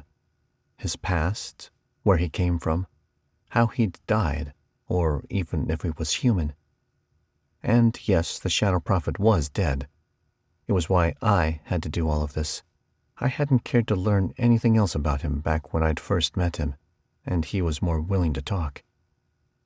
I'd really regretted that since, especially when I'd tried to kill him several times and found out he couldn't be destroyed. Sweat trickled down my back, between my shoulder blades, despite the air conditioner on high. I knew if anyone looked at me right then, they would see a pale, freaked out, nearly panicked adult. I pulled into the driveway of the home from my teenage years. By that point, I was shaking so badly, I could barely put the car in park and engage the e-brake. I took several moments to compose myself, closing my eyes and breathing in through my nose and out through my mouth. Abel, you've done this before. You can do it again. You can. Finally, knowing I was being watched, I exited the car, got my backpack from the back seat, and approached the front door. I stepped through the magical thresholds and barriers that stopped everyone else, feeling as they slid over my body like slugs on skin. I paused in the doorway to catch my breath. The slimy feeling slowly dissipated, and my eyesight gradually returned. Oh, yeah. The magic rendered you blind for several moments. That way, if someone uninvited managed to break through, the Shadow Prophet's guards could kill them quickly. The living room was empty, as always. I knew now not to buy it. You'd think that after all the times I'd tried to destroy the Shadow Prophet, they wouldn't allow me back. It was a testament to how powerful and protected he really was. I stepped into the living room and to the fridge against the far wall. Sliding my backpack from my shoulders, I carefully pulled the vial I hadn't touched in well over a week from its protective pouch. Then, opening the fridge, I set the vial next to the other 4. I procrastinated shutting the door for several moments. I knew what to expect. He would be there, And he was. The shadow prophet waited patiently. His spirit couldn't possibly represent the man he'd been when he'd lived, if he really was human, as he claimed. The beast that stood before me was severely deformed. He had bright red eyes that protruded too far, and a nose that caved back into his face, like a skeleton's, but with skin covering the holes. His mouth was extremely large and toothless. His ears were ragged and stretched out, and almost his entire skull was showing where hair should have been. I didn't jump. My heart rate didn't even increase. I was that used to him. "Only 2 more to go," the shadow prophet said. "That is why I chose you. Excellent. I hope things are progressing."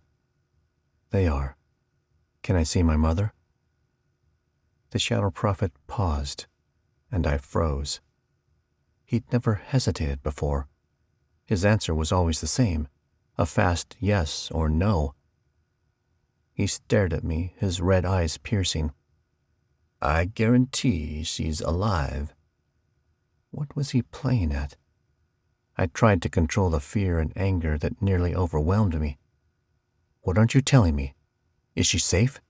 Are you caring for her as you promised?" The ghost man thing stepped away from me, giving me space to pass. "But of course, as long as you finish your end of the bargain, she'll be fine. Go. Now. Finish the ritual."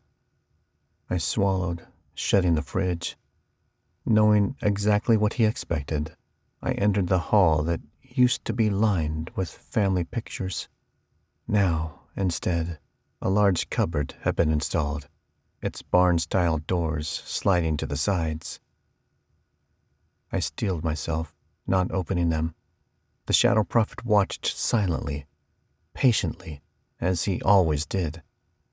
Eyes closed, I rested my face against the cool wood.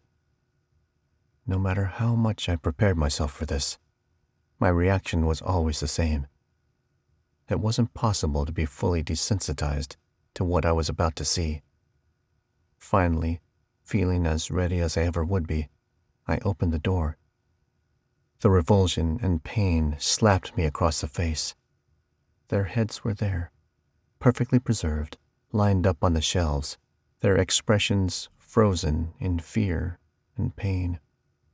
The same expressions I'd seen on their faces as they'd died. Swallowing thickly, I reached forward, placing my hand on the nameplates below each head. The shadow prophet had forced me to engrave them myself when I'd refused to kill my first victim. It was a warning, a threat. I hadn't thought he'd carry it out. He'd swiftly proven me wrong. "Dad," I swallowed, trying to keep my voice even. "David, Russ, Lori, Kent, Brandon, Leah, Kate, Shannon." Shannon had been my niece, Lori's daughter. When I'd gotten kidnapped, she'd only been a year old. She'd been 16 when the Shadow Prophet's minions had murdered her. I hadn't even been able to hug her again, to talk to her, to see if she remembered me. Tears flowing, my gaze returned to the empty spot next to my dad's head, where my mother's would go if I failed. I placed my hand there. I couldn't help the sob that escaped. The Shadow Prophet had only let me see her twice in the last 6 months. That might not seem like a long time, but to me, it had been an eternity. "Mom." Knowing she was watching, listening, I whispered, "I love you." This ritual was supposed to remind me of what would happen if I failed. It wasn't necessary. I'd been there for each of their deaths. I couldn't possibly forget. I wouldn't forget. I closed my eyes, my tears slowing, but still flowing down my cheeks. Not for the first time, I vowed to make the shadow prophet regret ever forcing me to do this job, but I didn't have the energy or ability to add angry emotion to that vow right then. Again, all part of the ritual. I'd fought him before. I'd fought him hard, had tried to kill him. In fact, at one point I thought I'd succeeded when I'd found a spell that was supposed to kill ghosts. I was free of him for 5 whole days. But he caught up to me, announcing that the deaths of Kent and Brandon, my 2 younger brothers, were required for that stunt. I hadn't believed him until he had one of his minions pull them from the covered bed of the truck they'd driven to find me. Their deaths had been fairly quick compared to the rest of my family. When he killed Shannon, my niece, that was when I'd finally snapped, when I'd finally agreed to finish the job. That had been 2 victims ago. The only leverage the Shadow Prophet had against me anymore was my mother. He'd kept her locked up in her own house for over a year now. I gripped the handle of the closet tightly, feeling as the rollers creaked. Then I shut the doors. The Shadow Prophet watched. He was pleased, as always, with my actions, with my tears and emotions. If only my parents hadn't been blessed with such a large family. They considered themselves so lucky to have 8 kids, when a curse on mankind prevented most anyone from having more than 1 or 2. Unfortunately, it had given the Shadow Prophet a lot of ammunition against me. I have another job for you. I closed my eyes, rocking back on my heels at the thought of more killing. No, this one doesn't involve murder, and I will pay you, he scoffed. I offered to pay you for the job you're currently doing, but we both know what happened there. Of course, I'd refused payment.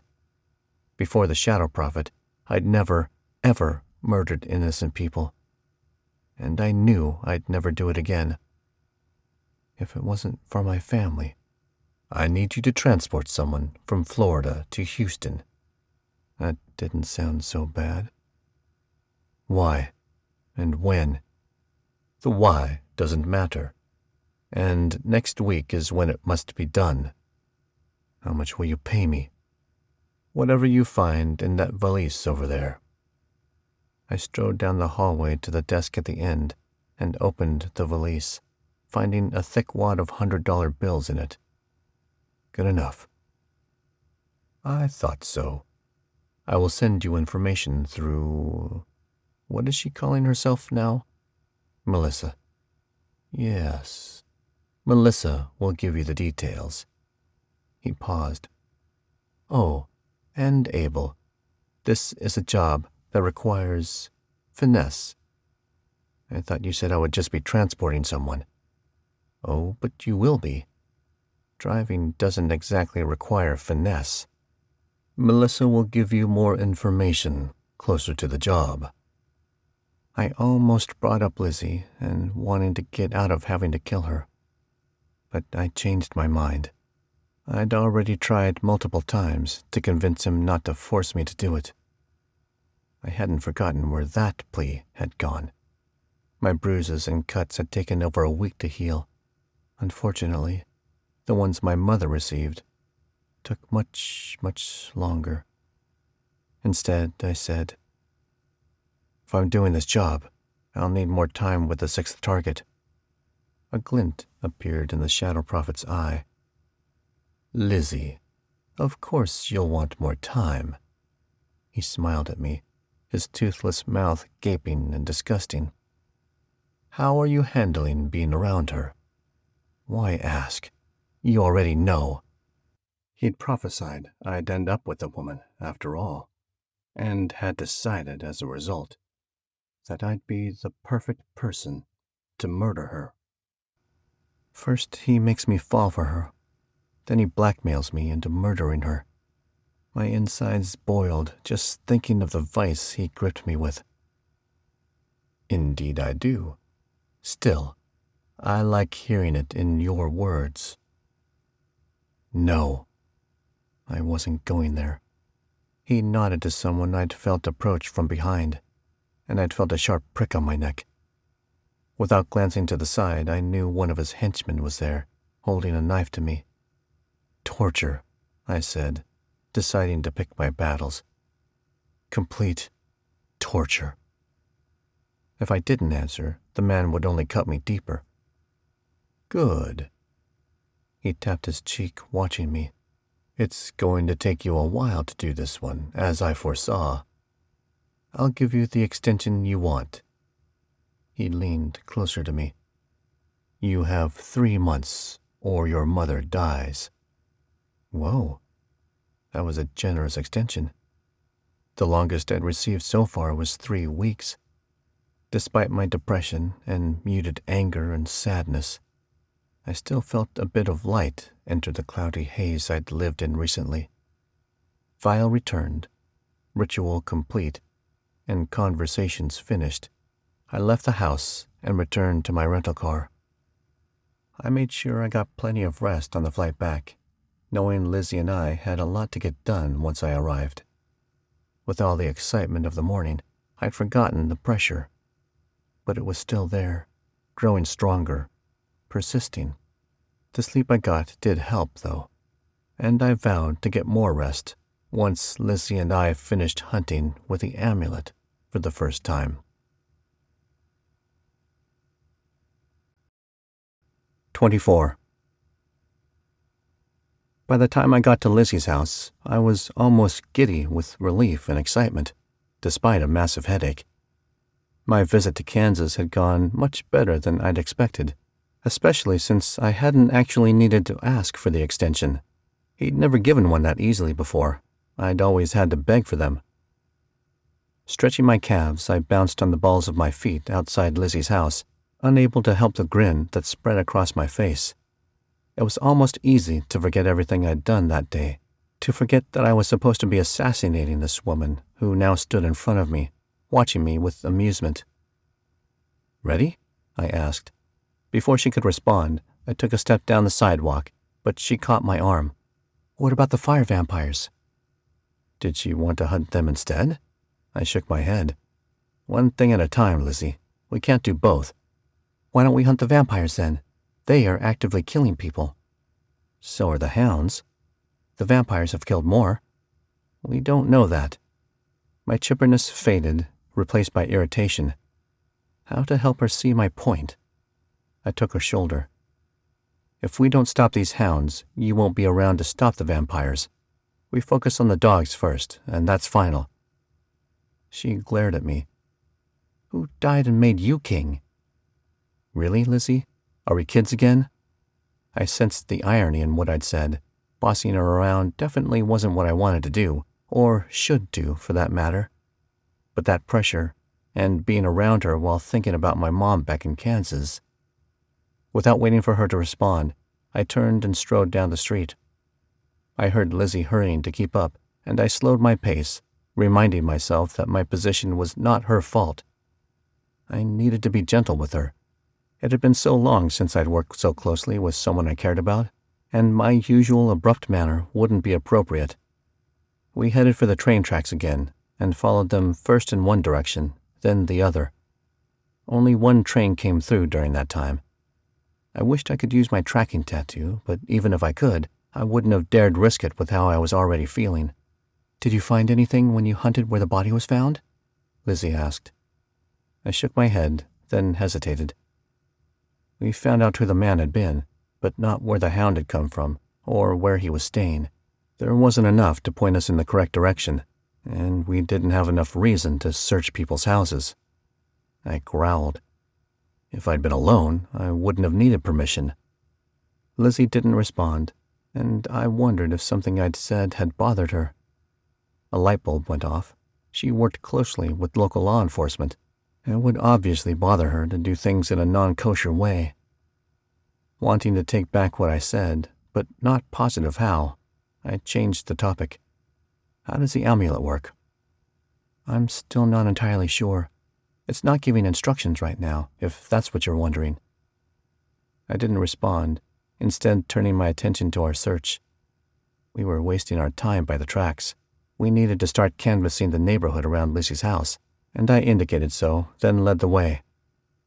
It quickly felt pointless, though, and I clenched my teeth, running my hand through my hair and avoiding her gaze. What were we doing? Why was I struggling so much? This was ridiculous. Lizzy put her hand on my arm. Hey, we haven't been searching for long.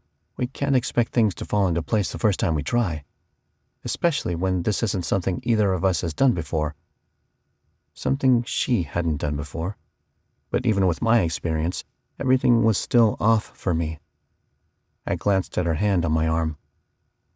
I hesitated, then put my own over hers before meeting her gaze. She didn't shy away this time. Happy bubbles bounced around in my chest, making it hard to breathe. Such a simple thing. I know, I said. I'm sorry. I just want the job to be done already. The pressure was only getting worse. Is spending time with me so miserable? Lizzy said with a slight smile. I searched her face. She'd wanted to come off as teasing, but I could see I'd wounded her again. Of course not, Lizzy. Then what is it? I've never had such a hard time completing a job.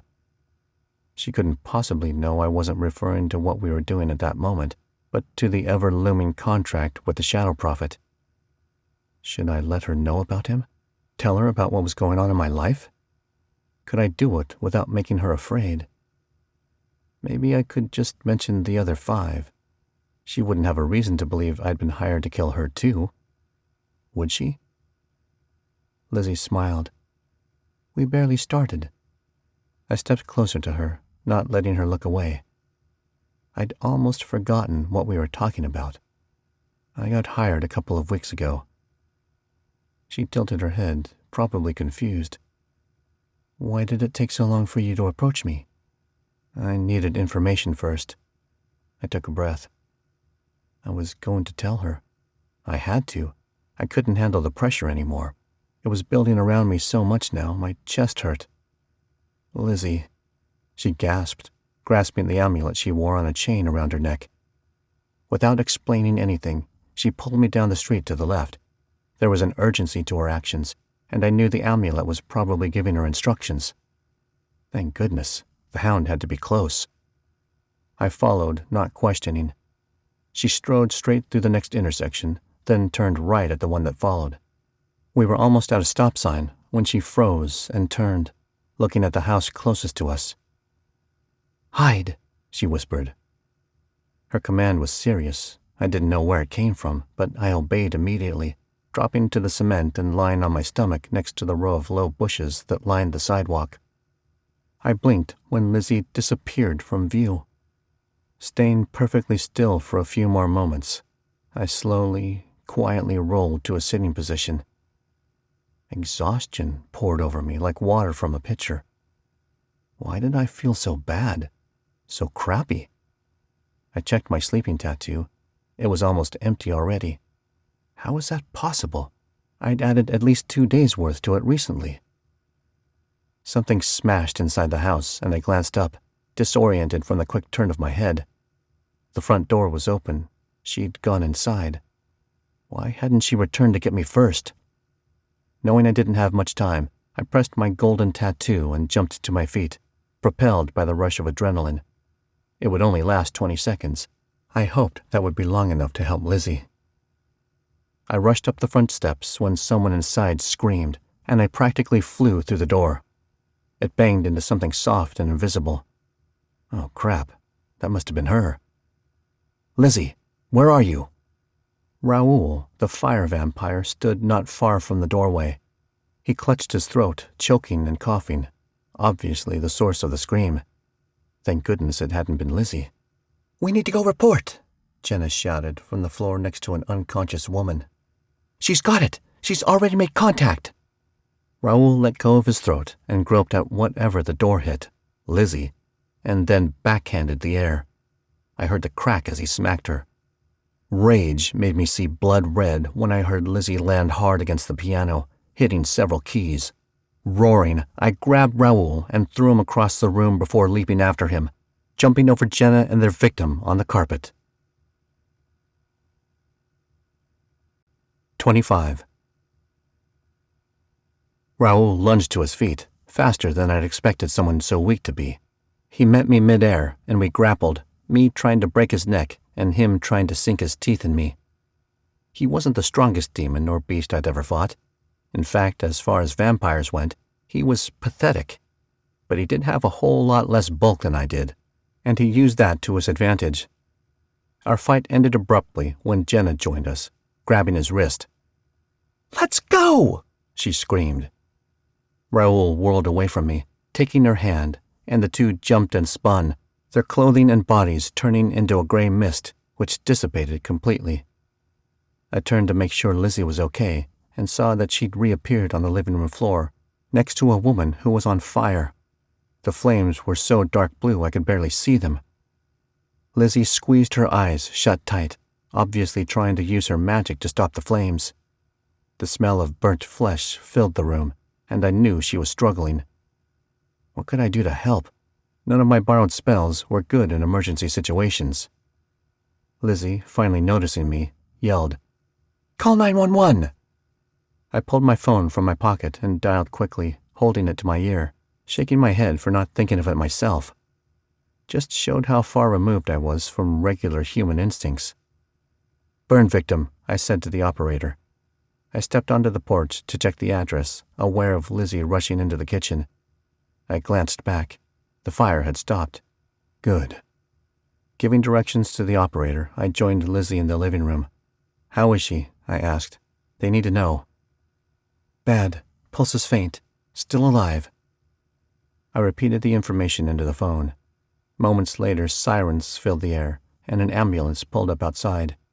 Paramedics rushed into the room and got an IV into the woman. "Does Detective Evans need to know about this?" I asked Lizzy. She nodded. "So does Cole." I wasn't sure who Cole was, but didn't care at that point. The adrenaline had long since worn off, and a new headache screamed against my skull.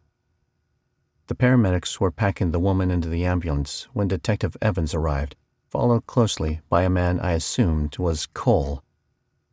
They looked around, checked on her, then started peppering us with questions. Before Lizzy answered, she introduced me to Cole as her partner. Then the two of us took turns explaining what happened. "What did the vampire say?" Cole asked. "Something about needing to report someone?" Lizzy nodded, and I said, "They were here checking things out, and following Lizzy." My instincts had been right about that. I should have listened to them. "And then the vampires left?" Detective Evans said, looking like he was struggling with the idea that vampires existed. "Are they gone for good?" "I doubt it," I said.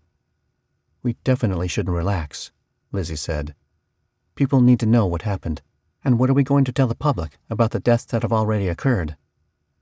Both detectives fell quiet for a moment, then looked at each other. Detective Evans said, "We need to talk with our captains before we make any decisions." They continued asking us questions and getting more information for a moment longer. Then we all decided it was time for the night to be over. Detective Evans left, but Cole lingered, and I saw him sizing me up, probably wanting to be alone with Lizzy. I snorted inwardly, like I was going to let that happen. Who was this guy anyway? For all we knew, he was a hound acting as a detective. It was definitely plausible. They were immortal and could take up any job they wanted. Cole's eyes drifted to me again, and I noticed his protective body language toward Lizzy. Then I realized something. They were familiar with each other. Were they dating? My mouth went dry. I hadn't once considered that Lizzy might actually be taken. When Cole kissed her forehead, promising to give her a call in the morning, I knew she was. She had a boyfriend. I felt like I'd been sucker punched. I barely noticed when he got in his unmarked vehicle and drove away. My emotions couldn't handle this. Any of this. Lizzy dating someone? Why hadn't I prepared myself for that possibility? She turned to me, a question on her face. probably wondering if we should continue hunting the hound. I couldn't do it. I needed time to process, to understand, to finally move on, now that I really knew I had to. I'd seen Cole's expression. He was in love with Lizzy, and even though her face had been obscured, her body language showed she felt the same. My heart shredded, and a lump in my throat made me choke. "I feel rotten," I said, coughing to clear my throat. "Let's go home." She nodded but didn't say anything, and we started toward her house. Many men would fight, would work hard to win their woman back. But I respected commitment. I couldn't ask her to do anything to him that I wouldn't want done to me. If she loved him, he'd earned it, and there was nothing I could, or would, do about that. We'd only gone maybe 10 steps when Lizzy stopped, grabbing her amulet. She looked over her shoulder, apprehension on her face, and I glanced back too, half expecting to see a hound there. The streets were empty. She touched my arm. "The amulet is telling us to turn around." I frowned. Neither my body nor my emotions could handle being upright anymore. Exhaustion pounded into me, stronger even than the pressure. I suspected the pressure made it worse, though, especially considering the fact that my tattoos were on the fritz. A quick glance down told me that 2 of them were almost empty. The golden tattoo, the one I'd used earlier for adrenaline, and the nightshade tattoo. I felt like I was about to collapse, but we'd waited so long for her to get the amulet that I knew I couldn't stop just yet.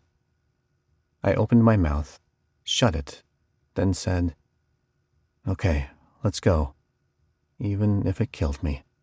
At least if that happened, I'd officially be released from my duties to the Shadow Prophet. We retraced our steps, and following the amulet's directions, we ended up on Center Street, where we continued walking south. After another block or 2, I could tell Lizzy wasn't sure where to take us. She kept stopping, turning, then turning around again and walking a few feet. Finally, she threw her hands in the air and shouted, "I know you're out there, hound. Are you really willing to miss this chance? I'm only going to get stronger. You're here now. Come face me like a man." I hid a smile. She was cute when she was exasperated. Then I remembered her boyfriend and sobered up immediately. We'd stopped near the train tracks on Center. Lizzy looked around, still confused, and something occurred to me. I could ask her about Detective Cole. But how to bring it up without making her think I was jealous, even though I definitely was. I didn't want her to think I was emotionally invested in her relationship with him. I wasn't sure I could say anything without her catching on. Finally, I blurted, "Are you and the detective a thing?" Did that come out casually enough? I couldn't tell. "I don't know. We've only been on one date." Hope made my heart skip a beat. I got antsy from standing and began walking south. Only one date. That was definitely promising. They weren't a solid thing yet. "How do you feel about him?" I asked. I had to find out. Again, I don't know. We've only been on one date. I didn't miss her irritation with me for asking. "Well, I know how I feel about him." Blinding pain shot across my skull, and I grimaced. This headache is killing me. It definitely was getting worse. None of the painkillers I'd taken had helped. "Okay, well, let's go home." She paused, hesitating, a concerned expression on her face as she looked at me. "The amulet's telling us to keep going." Another pause. "But we need to get you home. And should we trust what it's saying? Is it purposely leading us into a trap?" I shook my head, immediately regretting it.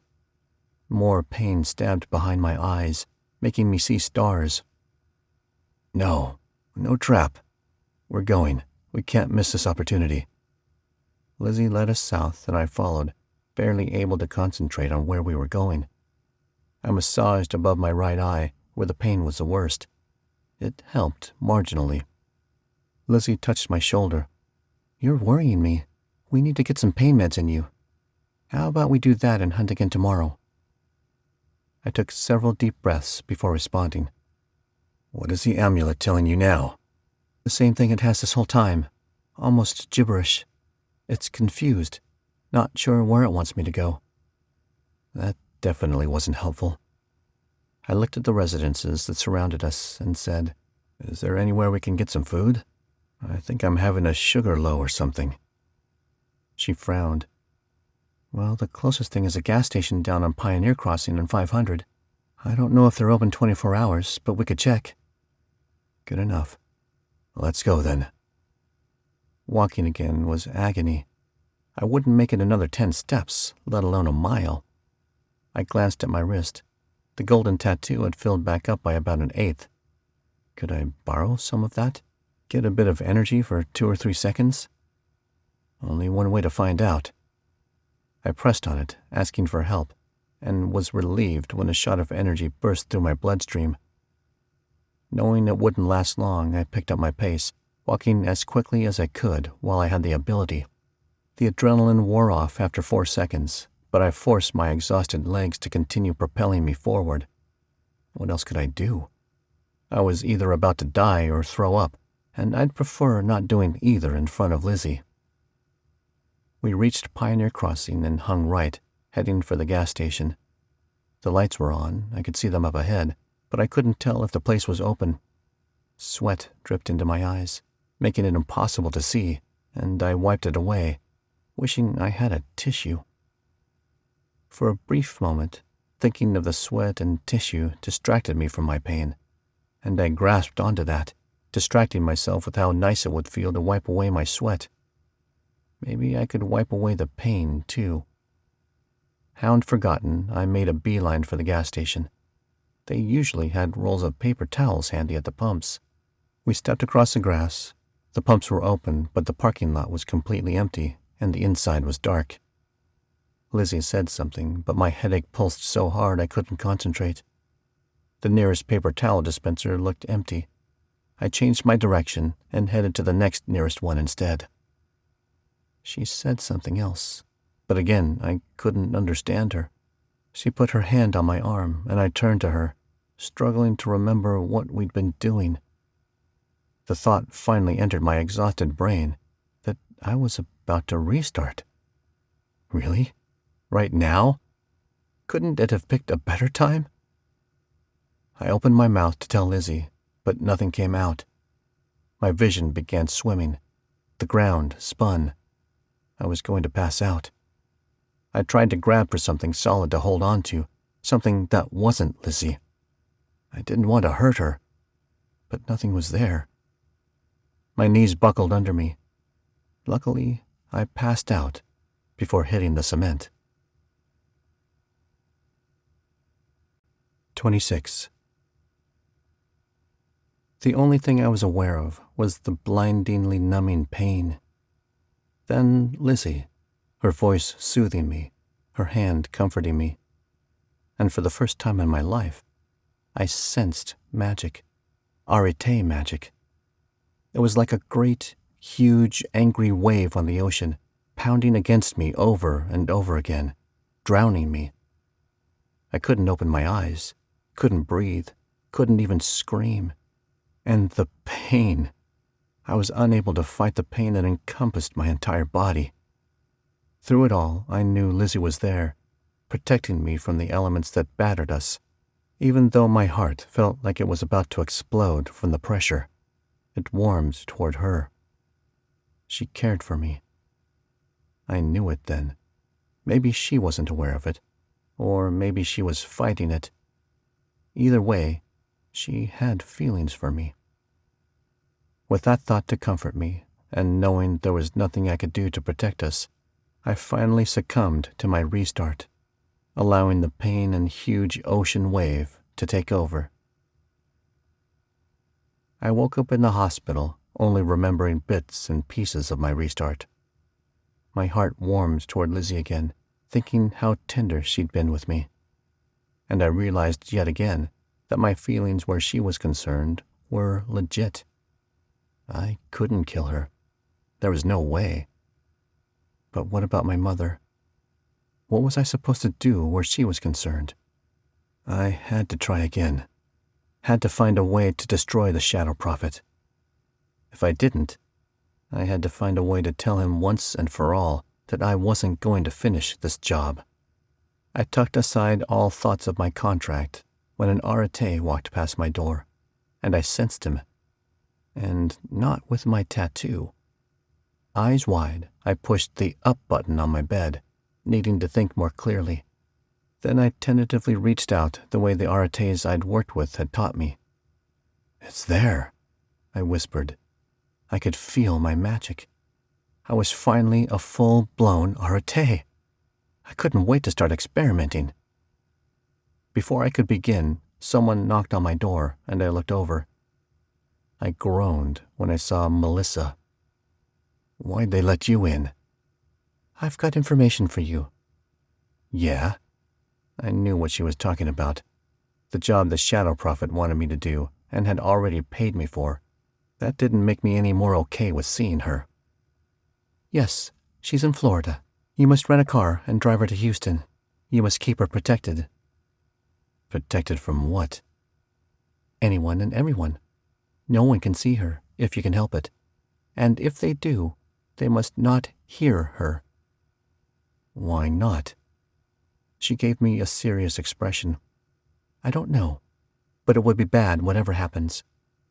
For the first time in as long as I'd known her, Melissa didn't try to flirt or seduce me. Instead, she wished me luck and left.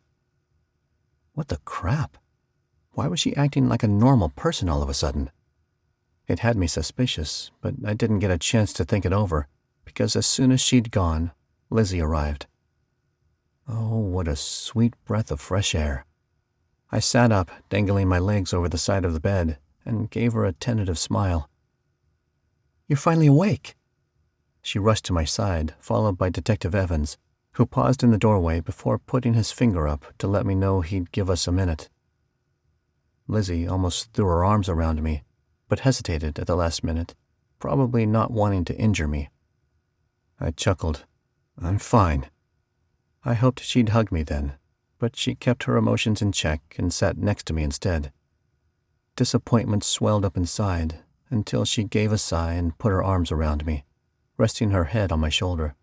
It seemed she'd decided to give in to whatever urge she'd had anyway. I approved. "I was so worried about you. How are you feeling?" I put my arms around her, pulling her close and burying my face in her neck. "Not terribly great, but better than I would have been otherwise. If it hadn't been for you." I pulled back, meeting her gaze before gently brushing her cheek. "If what the doctors said is true, I owe you my life." Apparently, my restart had been completely epic, and only Lizzy's ability to control fire had saved us. While I was unconscious, my body had somehow called down all 4 elements, destroying the whole block the gas station was on and putting huge cracks in the surrounding streets. A massive tornado had hit, along with explosions and floods and earthquakes. No wonder Adam hadn't survived his restart. She trailed her fingers through my hair, not meeting my gaze. "No, you don't. I owe you mine." She was touching me, willingly. The surge of happy emotions nearly overwhelmed me, and it was all I could do not to kiss her. I didn't know how she'd respond to that, though. I chuckled. "How? I did nothing. In fact, I caused it all." "No, earlier, when I was in the room with the fire vampires." "We really need to do something about them." "Like what?" I shrugged, tucking her against my chest, rubbing her shoulder. Oh, how I wished we could stay this way. How I wished she could be mine, really and truly. I knew, though, that we'd been through something very difficult, and it had caused an artificial bond between us. Once this moment left, we probably wouldn't be able to bring it back. Maybe that was my pessimistic side speaking, but I needed to prepare myself for the disappointment that would surely come. "I don't know. We need to figure out where their hive is." "Vampires have hives?" "Of course they do. strength in numbers and all that. When do you want to go? You need time to heal, so I don't think we should leave for a few days. That is, if they don't come back before then. And we still need to actually hunt hounds." I shook my head, and she looked up at me. "No," I said. "I have to take care of another job first. I don't know when, or if, I'll be back." Not only did I have the Florida protection job, but I was bound and determined to find a way to destroy the Shadow Prophet, or to put an end to my contract with him, even if it killed me to do so. Disappointment made her glance away, and my heart clenched at the expression on her face. I was constantly saying the wrong things to her. "Okay, well, you let me know when you're ready, all right?" I grabbed her, pulling her back again. "That doesn't mean I don't want to see you, Lizzy. I need to see you." I paused and cleared my throat, worried that had come across as too clingy. "I need to help you stop all these creatures." I hesitated, tempted to kiss her while I had the chance. Before I could lose my nerve, I placed my hand on her cheek. My gaze dropped to her lips, then back to her eyes, and I froze. Uncertainty played across her face, completely killing the mood. She still didn't trust me. Chewing on the inside of my cheek, I closed my eyes, then met her gaze and said, "I promise I'll do everything I can to return. I won't leave you to fight these demons alone." She nodded. "Please come back," she whispered. Detective Evans cleared his throat from the doorway, and Lizzy and I pulled away from each other. She scooted over, giving me a couple inches of space, and my side grew cold immediately. I ached to pull her back, but instead focused on Detective Evans' questions about the fire vampires and hound. After I'd answered everything and had been checked by a doctor, I was given the go-ahead to leave. I discharged myself and gave Lizzy a kiss on the forehead. Patronizing? Possibly, but it was the most I could get up the courage to do without more encouragement from her. With an aching heart, I promised I'd return if I could. And then I walked out of the hospital, feeling Lizzy's eyes on my back the whole way. I hated leaving her, hated feeling like I was ruining everything. I couldn't fulfill either job without failing at the other. Hopefully, I wouldn't need to. It was time to confront the Shadow Prophet, but first I had to finish the Florida job, and open my warehouse, and make sure Lizzy had protections in place. I couldn't wait until I no longer had a to-do list. 27. Melissa texted me the address in Florida, and I saved it into my phone. My opening night at the warehouse was that evening, so I couldn't leave right away. David met me there a couple of hours early to spar and basically test out the place. I'd found it helped to do that. It enabled me to make sure I'd remembered everything. "This is much better than your previous warehouse here was," he said after I opened the doors. I nodded. The guy I bought it from worked pretty hard to get it ready when he heard I was coming. "I'll show you around. You'll see what I mean." We walked in and I shut the doors behind us, watching David's reaction. He commented on the windows, the paint job. He liked the white too, the placement of the workout equipment, the fighting mats, and the weapons that lined one wall. When he saw the bathroom out in the open toward the back of the building, he grinned. "In case someone gets beat so bad they can't manage to shut any doors?" I grunted. "Funny. It doesn't even work. I'm tempted to rip it out, but having it would definitely be convenient." "Is it the only bathroom? If so, you might want to fix it." I shook my head. "There's another one upstairs in the apartment." "You don't want your clients using that one, though, do you?" "Not really." David rubbed his chin. "Why didn't he tear it out or fix it? If he put so much work into the place, this seems like an obvious oversight on his part." I shrugged. He said he didn't want to make that decision. He wasn't sure if I'd want it or not. Fair enough. I showed David the apartment. I'd put a TV and couch in there, but the rest of it was empty. Then we went downstairs to spar on each of the mats. It felt good to be fighting when I wasn't required to kill my opponent, David was good, and he'd definitely improved since I'd last been there, but it was still easy to best him. My dad, a retired CIA agent, had once told me I'd inherited all of his abilities, leaving none for the siblings who followed. Since getting kidnapped, I'd honed in on those natural abilities a great deal. I was fast and strong, experienced too. The experience was sometimes the most important component when sparring. We tested each of the mats, making sure none of them slipped, slid, or moved, and then we ordered pizza and ate it in the apartment upstairs. Neither of us said anything as we ate, watching a game. I'd remembered this about David. He didn't feel the need to eliminate silences from conversations. I appreciated that about him. Soon enough, it was time to open for the night. I'd spent an hour earlier memorizing the faces and names of my new clients. It hadn't been difficult. Most were people I knew already. There were several I hadn't met before, and I looked forward to finding out who exactly they were. At 9 p.m., David and I pulled the doors open. A line had formed outside, and cheers went up when I officially opened for business. In the future, the warehouse would be available for anyone to use at any hour. Each client would receive a separate code, making tracking easier, and I wouldn't need to be there all the time.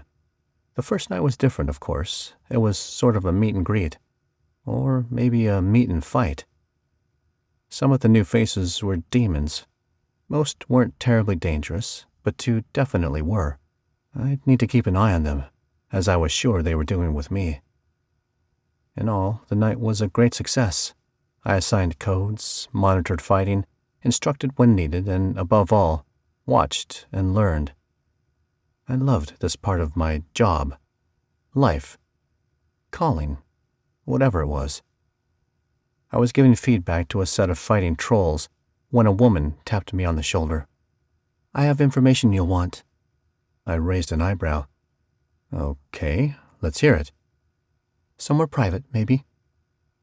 Wary that it might be Melissa, she'd changed her appearance a couple of times to trick me before.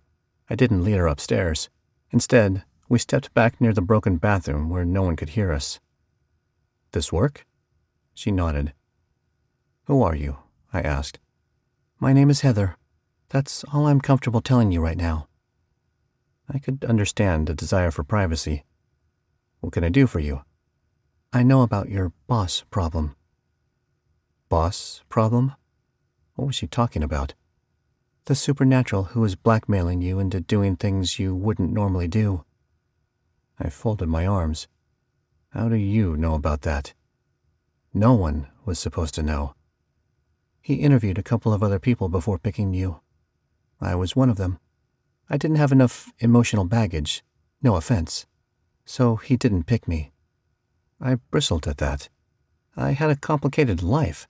That wasn't emotional baggage. Deciding to ignore her comment, I asked, "And he told you what the job was while interviewing you?" She shook her head. "I have some abilities that most don't. I was able to learn what he intended before he dismissed me." "Convenient." "Very. Anyway, I think I know someone who can help you." "Really? Who?" "His name is Porter. He's been dead for over 100 years, but he's good. Very good. When he shoots someone, they die. And if they don't die, it's because he didn't want them dead." "I've tried shooting this guy before." "I'm sure you have. Still, give Porter a chance. He might have something that could help." I agreed to do so, and Heather promised to get me in contact with him before meandering back into the crowd. Why couldn't she have found me months and months ago, when my whole family was still alive? Maybe because things hadn't come to a boiling point just yet. I hadn't already tried everything I could think of, and everything my closest colleagues had suggested. Around 2 a.m, I kicked everyone out. David had left early, and I was alone in cleaning up. I didn't mind that. 28. When I did jobs like this new one from the Shadow Prophet, the ones where secrecy was important, I tended to use temporary dyes on my hair, usually black or brown, since they were so different from my regular silver. and so the first thing I did the next morning was put a dark rinse in my hair. I'd always liked how the darker colors made my blue eyes pop. That was sometimes a problem. People often remembered me because of my eyes. Too bad I wasn't willing to wear contacts. Finished prepping and hoping the job wouldn't take too long, since the dye always came out quickly, I made arrangements for an Uber driver to pick me up. During my ride to the airport for my flight to Miami, I made a couple of phone calls and arranged for someone to watch over Lizzy while I was gone. I needed to make sure she would be safe. As was customary, I slept on the plane, and when I landed, as instructed, I rented an SUV with dark windows and headed to the address Melissa had given me. The building was low and squat and a few 100 yards long. It had originally been a motel, but had been converted into apartments at some point in the 90s. I parked the car and hopped out, hiding my disgust at the stench that surrounded the place. It smelled like something had died in the bushes. I did my best not to focus on that while I strode up the sidewalk to a unit in the middle of the building and knocked on the door. A child, around 6 years old, I guessed, opened. "Here already?" she asked, tucking a strand of short black hair behind an ear. She stared at me with black eyes, a serious expression on her face. Was she expecting me? "I'm picking up a delivery for Houston." The child nodded. "I'm ready." I frowned at her, wondering if it was a joke. Then I noticed my tattoo vibrating slightly. She was more than what she appeared, but I had no more information than that.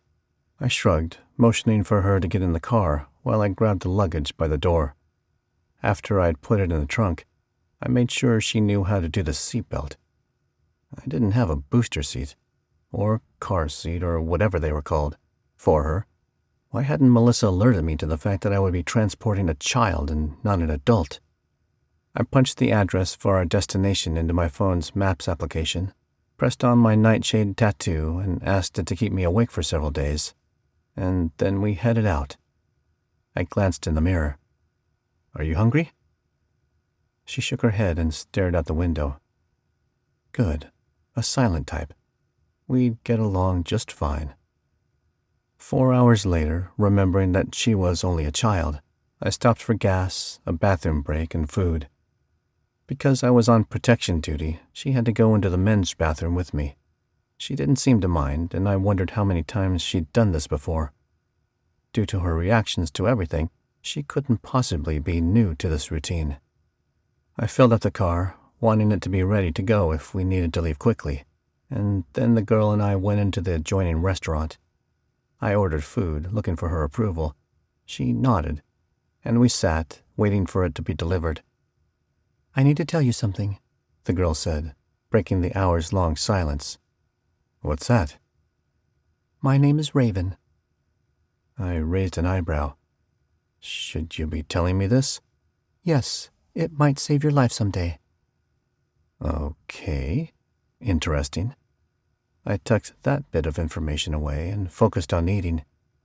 She seemed content to maintain the silence, and I spent the time wondering what I was going to do with the Shadow Prophet. I really hoped Heather would find Porter and he could actually help. Several hours later, we stopped for food, gas, and bathroom breaks again. This time, neither of us said anything. We were just heading out to the car when an arate and a demon approached. The demon was a legit one, from the underworld, not a vampire or werewolf, but a real demon. I put my hand on Raven's shoulder, stopping her. She looked up at me with a serious expression. "Everything is going to be okay," she said. I tilted my head. Why would she say that? "Good to know." The arate smiled at us. "Hey, Raven." The moment her name came out of the guy's mouth, the girl at my side turned into a large black bird. She squawked and cawed, flapping her ebony wings, trying to get off the ground. Raven was an actual raven, and the men were there to kill her. The demon charged, and I pulled out my gun, but my bullets did nothing to them. They were protected somehow. The Arate attacked with elemental powers, distracting me, while the demon did his best to get the bird. I had a dickens of a time keeping him away from her while also trying to protect myself from the bricks, glass, and sleet that showered around us. Thank goodness the parking lot was empty. Otherwise, there'd be a whole lot of casualties. I sensed that huge ocean of magic, and I figured now was as good a time as any to learn how to use it. I reached for it, pulling a massive amount toward myself, then, with a roar, slammed it toward the Arate and the demon. I didn't have anything in mind for it to do other than destroy. That was the last thing I remembered. 29. When I came to, I was on the ground, and Raven, a girl again, was there, my head in her lap. What happened? I tried to sit up, but she shushed me and held me down. You used too much magic. She absent-mindedly pushed her fingers through my hair, a frown on her face. I didn't mind that she was playing with my hair. It was a lot like what my sister used to do when she was the same age. It knocked you out, she said. You killed the Arate. His body is over there. She jerked a thumb over her shoulder. The demon got away, though. He thought you and I were dead. I growled. I've been trying to kill them both. It's not over, she said. I frowned. Why not? You have to track him. He can't stay alive. Why? Because horrible things happen when people speak my name, even know it, and live. You must protect me, and that includes protecting my name.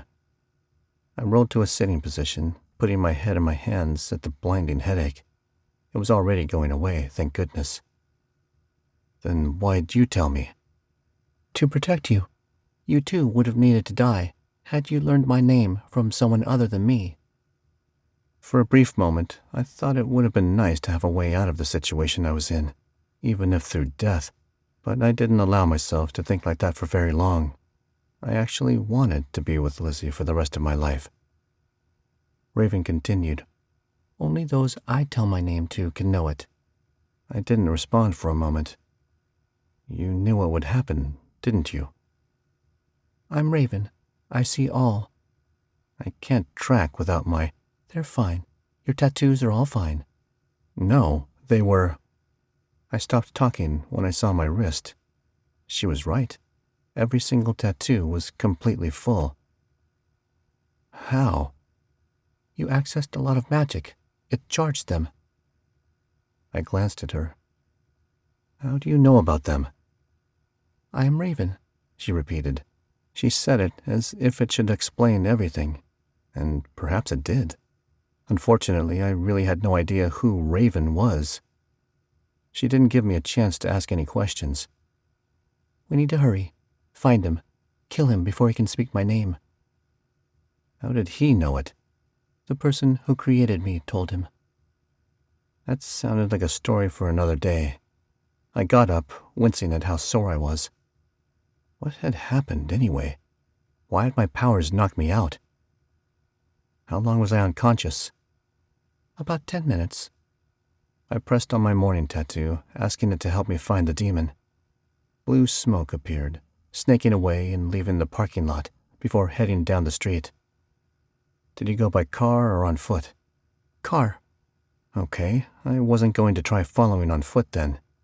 I turned to the rental car and was surprised to see that it hadn't been damaged in the brief battle that had taken place. There were 3 or 4 huge sections of cement near the Arate's dead body, tons of bricks scattered around us, and broken glass everywhere. Apart from the store missing a lot of brick and a couple of windows broken, nothing else had been touched. Why hasn't anyone called the police? Raven pointed, and I looked. A body was near the front doors. He must have been coming to see what the ruckus was about and gotten knocked out or killed. He's alive. I nodded, not so surprised that she knew where my thoughts had gone. We hopped in the rental car and headed down the highway, following the blue smoke. I drove as quickly as I dared. Maybe the demon didn't know the power he held in knowing Raven's name. I didn't even know what power that was. and I knew better than to ask. If she didn't volunteer it, it was none of my business.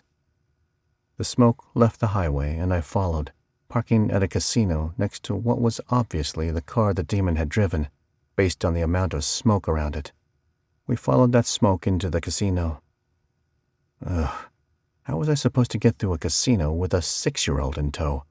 By law, I couldn't let Raven step off the special carpet that wound through the place. And, naturally, the demon hadn't followed that carpet. Skirting the slot machines and blackjack tables, Raven and I stuck to the carpet for kids, with me keeping an eye on the smoke as best I could. It was difficult. Despite it being only 2 in the afternoon, the place was packed. But eventually, the blue smoke led us out of the casino and down a hallway, past a gift shop and into a bar. I paused near the bouncer, eyeing the joint, finally spotting the demon, having a drink at the bar, his back to us. He probably thought he was safe there. He probably had no idea who I was. I couldn't get any closer, not with Raven. I needed a plan. Tugging on Raven's hand, which I held, hoping it would look like we were related or something, I stepped into the gift shop. I pretended to browse the items on the nearest shelf while trying to come up with an idea. I discarded most of them, but then something pretty stupid occurred to me. Raven smiled up at me, her eyes big. "I love it." I glanced at her. Had she read my mind? Interesting. I put that thought away to concentrate on what I was about to do. Making sure to look like I was grabbing for my wallet, I pulled out 3 slim throwing knives I kept in a protected pouch there. Good thing I'd dyed my hair. I closed my eyes, mentally preparing myself. I was about to add yet another murder to my increasingly long list of crimes I'd need to confess when the time came. And the time would come.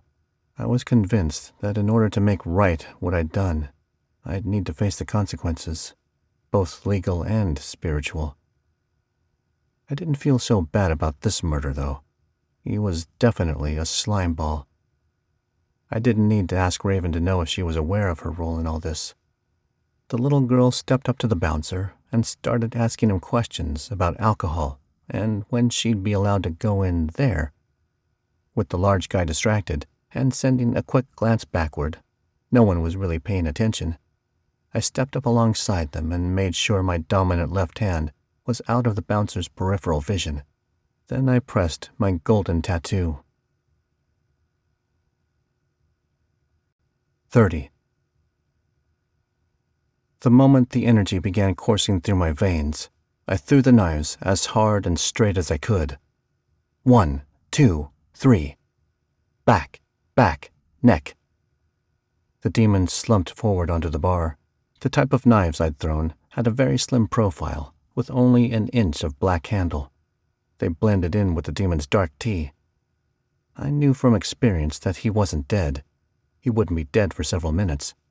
I'd severed his spinal column with that third knife, though, and he'd be very distracted with his inability to breathe, while oxygen filled the pleural space outside both punctured lungs. Job done, I turned to Raven. "Okay, sweetie, we've got to get going." I picked her up and stepped back into the gift shop. The bouncer resumed his duties, unaware of what had just happened. I felt several eyes on me, though. People had obviously seen what I'd done, but either they were too shocked or they didn't know exactly what had happened. Most of them wouldn't have seen the knives, and almost none of them would have seen my target, thanks to the dark and crowded bar. Still, they'd put 2 and 2 together pretty quickly once the screams started. We stepped through an employee door in the back of the gift shop. Gratitude that we weren't in Vegas flooded over me. There was no way a door like that would have been left unlocked. The moment the door shut, Raven started crying, surprising me. I stared at her, concerned, wondering if I'd somehow injured her. She gave me a quick wink, though, and I realized she was pretending. Trusting she knew what she was doing, I hurried down the hall, calming and comforting her. An employee saw us and held up her hands. "You're not allowed to be back here." "I know. Do you have a Band-Aid? My daughter has cut herself pretty badly." "Yes, I think," she frowned. Let me go check my manager's office. I'll be back." She hurried off, and Raven and I rushed out the back door and into the blinding sunlight. I charged around the corner of the casino and dashed to the car. We were pulling out of the parking lot when I heard sirens in the distance. When the cop cars rushed past, I moved to the side of the street with everyone else, then continued west, heading toward Houston. We'd been going down the highway for only a minute when Raven relaxed. "He's dead." Good. Knowing we weren't completely in the clear, though, I turned on the police radio app I kept installed on my phone and listened.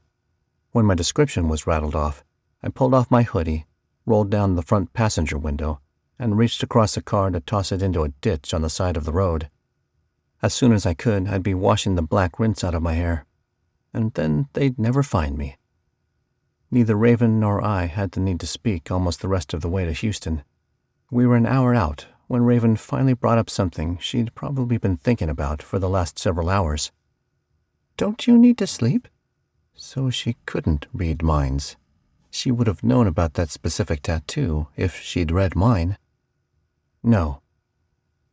"The tattoos." I glanced in the rearview mirror, not answering.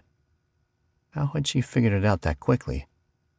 When it became apparent I wasn't going to answer, she asked, "What has he done to get you to work for him?"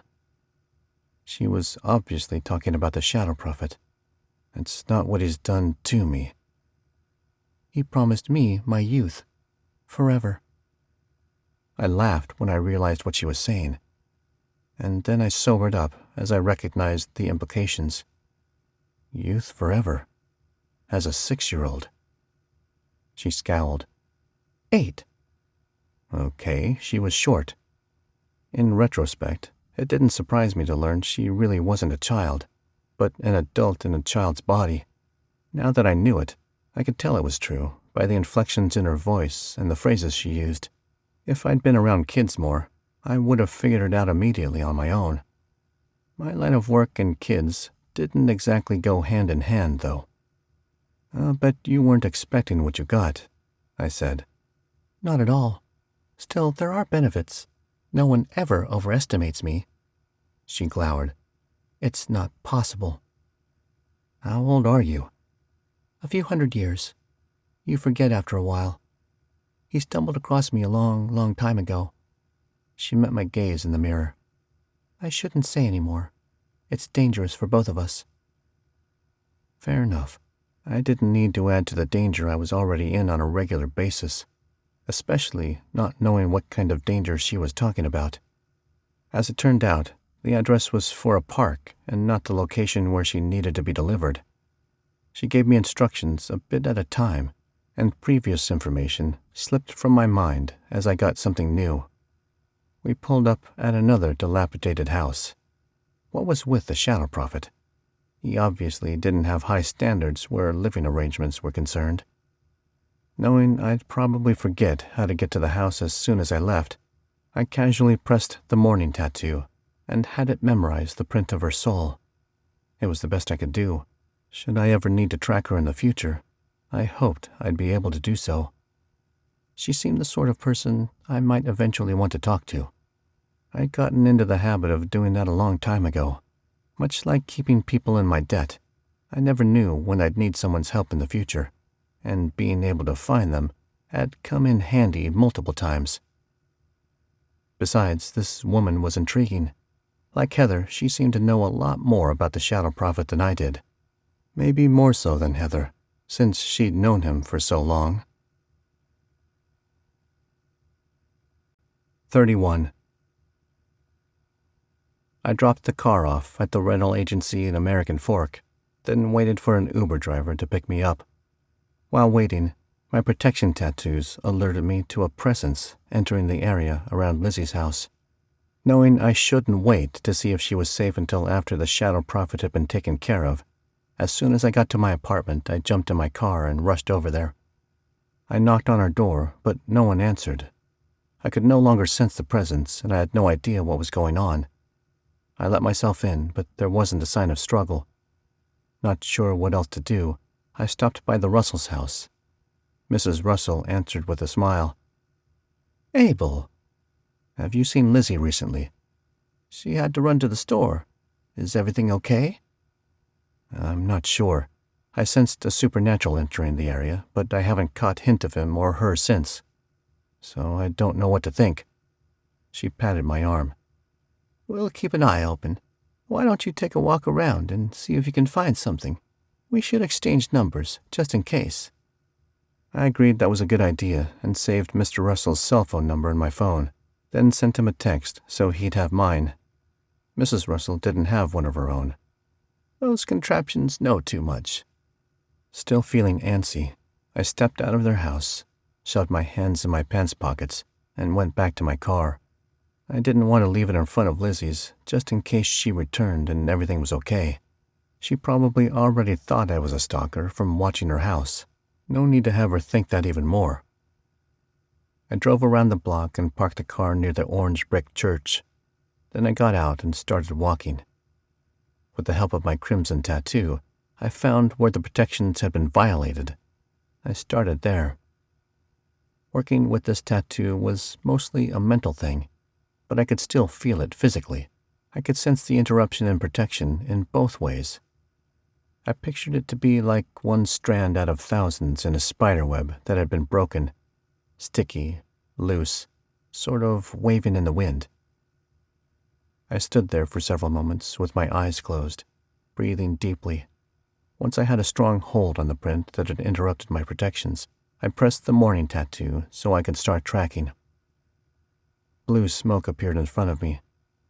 I chewed the side of my tongue when the smoke parted, going both right and left on the street.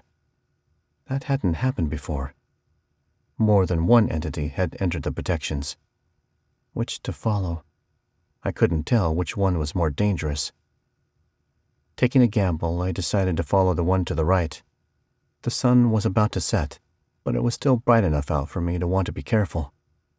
I tucked my hands back into my pockets and kept my head down, only letting my eyes rove. I hoped I looked casual enough.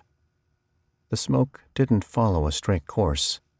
It veered left and right in a jagged line, crisscrossing the sidewalk. My stomach clenched when I realized the implications, but I tucked my thoughts aside, hoping I wasn't right. The last time I'd seen a single print do that had been on the other planet, not long after I'd been kidnapped, and Olivia had given me the morning tattoo. The print belonged to what Lizzy and Nicole had referred to as an agark, but which I'd called an elder thing. It was tubular, tall, had antennae sprouting from its head, and root-like appendages it used to walk on. The older the elder things got, the more their gait stopped following a straight line. If an elder thing was here, it hadn't come for Lizzy. Nausea roiled up in my stomach, burning the back of my throat. But still I continued. I couldn't forever ignore my past. I'd have to face it eventually. The blue smoke thickened the closer I got to my target, until the elder thing came into view. It had stepped into the middle of a bunch of trees in someone's very overgrown yard. A regular person wouldn't even bat an eye. He looked sort of like a palm tree, but I knew exactly what he was. This particular elder thing wasn't one I'd met before. I'd come to recognize the differences between them over the years I'd been enslaved there. I stopped in the middle of the sidewalk, staring. I knew he was aware of my presence. It occurred to me then that I hadn't set up protections around my apartment building. Yes, I'd put them around my unit, but not the complex. I should have done that. He'd probably gone there first. And now I'd put Lizzy in danger by leading him here. The elder thing stepped forward and began speaking. Abel, you've grown considerably. I stiffened when I recognized the voice. It belonged to my previous owner. No thanks to you. How had I not known it was him as soon as I started tracking him? As soon as I saw him, for crying out loud. Now that I knew who it was obvious. Yes, well, we only did our best to bring about something you and I both wanted desperately. My restart. The reason he'd treated me so poorly.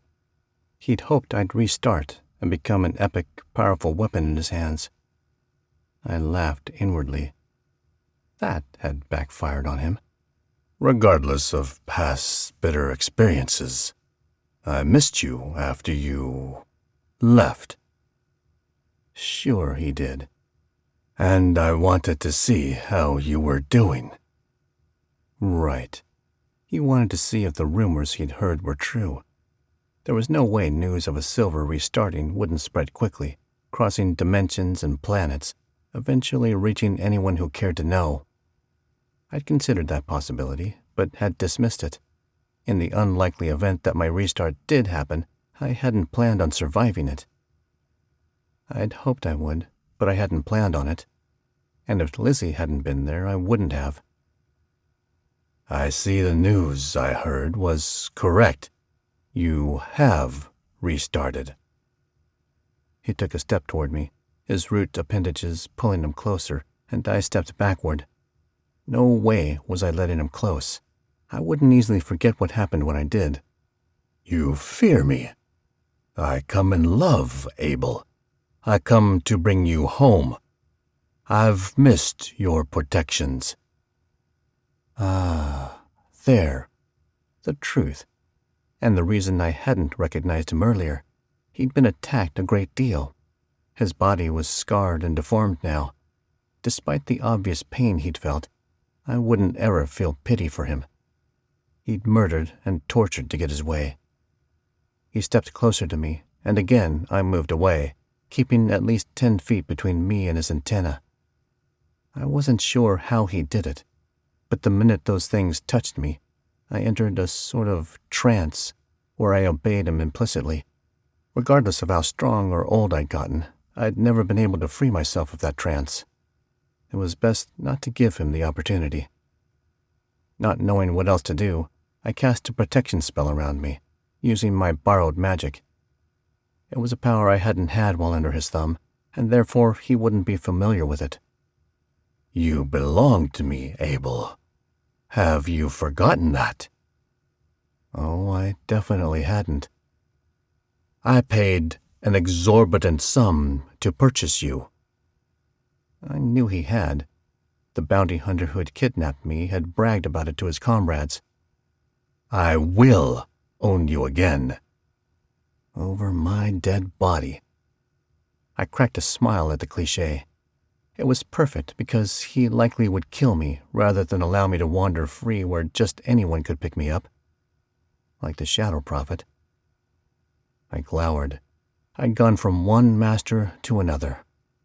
How had I not thought of it in that way before? Slavery was my lot in life, apparently. I tried not to get distracted by the discouragement that flowed over me. You're too late, Chottle, I said. I'm already owned by someone. Chottle raised himself up. Who? I don't know his name. He calls himself the Shadow Prophet. If you want me in your possession again, you'll have to take it up with him. I would pay good money to see a battle between Chottle and the Shadow Prophet. One of them had to eliminate the other. I couldn't see a way that wouldn't happen. My plans withered, though, when Chottle said, The Shadow Prophet? This is bad news indeed. I hadn't realized the man was so famous. A lot of people, it seemed, knew of him. This changes a lot. Chottle turned, and an antenna touched the air next to him. With a brief swirl of colors, a tunnel appeared. Without saying anything, he entered the tunnel and disappeared. Soon I was alone. Alone and bewildered. Had Chottle given up? Or was he returning to regroup? Would he and the Shadow Prophet battle it out? I didn't think so. Chottle wouldn't go up against someone like him. Not with the reaction he'd just given. I knew the alien too well. He refused to fight his own battles if he thought there was any chance of losing. But I knew better than to think he would give up on me so easily. He'd created my Silver Assassin persona, after all, and technically he did own me. He'd purchased me, and when Nicole and Lizzy had rescued me, They hadn't paid him. The acid in my stomach grew, again burning the back of my mouth. There wasn't anything I could do about the situation. I wasn't about to return to Choddle's world to fight him. I'd never go back there, ever if I could help it. The only thing I could do was prepare myself, set up protections around my apartment, and tuck this encounter away for the time being. Remembering there'd been another trail of blue smoke, I returned to where my protections had been broken and followed it. That trail abruptly ended in the middle of a street. It had probably been another elder thing, and when Choddle left, he or she did too. Walking slowly, I headed back to my car. Lizzy was safe for the time being, and I needed to rest and prepare for the coming confrontation with the Shadow Prophet. 32. While setting up the protections around my apartment, hating needing to have yet another physical drain on me, I received a text from Heather. "He's ready. Meet me at your warehouse for the deets." Deets. Ha! I tucked my phone into my pocket and jumped when I looked up. Melissa stood there, a pouty expression on her face. "I saw that. Someone made you smile. You never smile for me." That's not true, Melissa. I smile every time you die." "You would miss me so much if I died for reals, Abel." Her serious expression took me by surprise. I didn't need to do any soul-searching, though, to know what she said wasn't true. No, I wouldn't. "Melissa, I know you don't fully understand it. Or maybe you do. Whatever. Either way, the Shadow Prophet is the worst thing to ever happen to me. Literally the worst. And I've had some pretty bad things occur in my life. Kidnapping, slavery, watching close friends get killed. Me killing. I didn't need to hash that all out with her." Continuing, I said, "You dying permanently would be a sign that the Shadow Prophet isn't looming over me, trying to force me to murder the woman I love." I took a deep breath, letting myself feel the joy and happiness that would crash over me when I was free from him. "So no, I wouldn't miss you. I wouldn't even think about you again. I'd live a long, happy life with Lizzy. I'd forget you completely." A coy smile crossed her face, and I rolled my eyes. Here we go. She stepped up to me, pushing me against the fence I'd stopped next to. "If you won't even remember me, why can't we play around a bit? Why can't we have some fun? You've never even let me undress you." She ran her hands over my chest before raising her arms and linking them behind my neck, pressing her body against mine. Before I could stop her, she bit my shoulder. "What the crap?" "Ouch!" I grabbed her, throwing her away from me. "That hurt." I pulled up my sleeve and inspected the spot. A row of teeth marks was just showing up. She hadn't punctured the skin, thank goodness. But still, what had she done that for? "Let me heal it, please." The expression on her face alternated between desire and hope. I shook my head. "Not on your life." Everything she did revolved around sex. I'd made the mistake of letting her try to heal me in the past. Regardless of the fact that she did have that ability, she'd tried to negotiate her price for doing it. I'd insisted we figure out the negotiations first. Otherwise, I might have been trapped into paying her what she wanted. "Is there a point to you being here?" I asked, folding my arms and glaring at her. "Oh, right. He says I should tell you. Good job transporting for me, Abel. Then he promised me I could kiss you on the lips." "Not a chance. He doesn't get to negotiate those sorts of rewards." "I figured you'd say that." I started walking away from her, heading to my apartment. She caught my hand as I passed and pulled me in for a hug. "I know how much you hate me, Abel, but you should know it only fuels my passion for you." "That's your deal, not mine." I extricated myself from her grip and quickly walked home. With a sigh of relief, I let myself into my apartment. She hadn't followed. 33. Heather was inside my warehouse, fighting. As soon as I walked through the door, the resulting cheer of, "Hello, Abel," that went up clued her into my presence. I waved to everyone before turning my attention to her. I couldn't wait to get through this phase of opening a new warehouse. Luckily, it didn't usually last long. "Did you find him?" I asked. Yes, I did. And like I said before, he's a ghost, which means he's on the same level as the Shadow Prophet.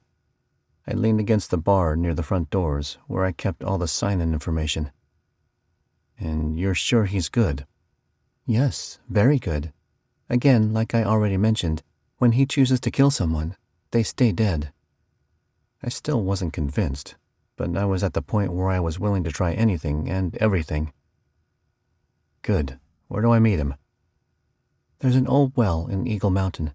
Take Pony Express until you reach Hidden Hollow Elementary, and you'll see it on the right-hand side. It's fenced off. Go into the well and you'll find Porter. It's where he spends his time." "In a well? Random.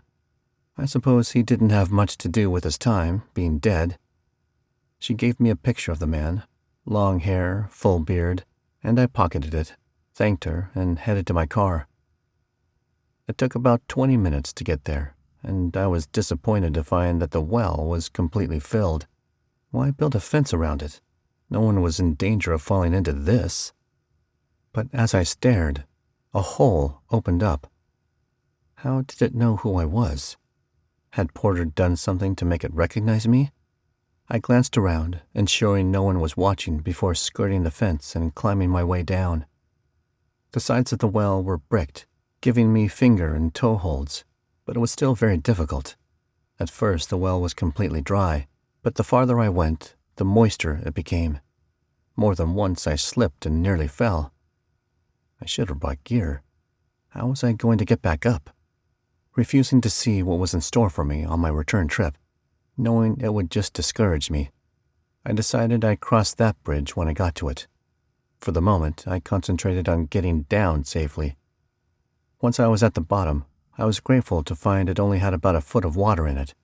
I hadn't even considered what I'd do if it were full. "Porter," I whispered. No answer. The well was dark and smelly, with an earthy stench that wasn't altogether unpleasant, despite being foreign. I turned on the flashlight app in my phone and pointed it around. The well was about 10 feet across, plenty big, and the side of it to my left had been cut away, revealing a crudely dug tunnel. It was obvious I needed to go over there. Taking care where I stepped, I couldn't see the bottom of the tunnel for the water. I made my way slowly.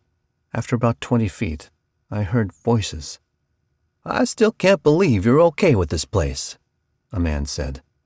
"Everyone tells me that Porter, the famed Porter, was afraid of this well and all the surrounding acres." Didn't you ever hear the stories? No? I didn't need to hear 'em. I witnessed 'em. This place is haunted. "Yeah, it is," the first voice responded. "By us."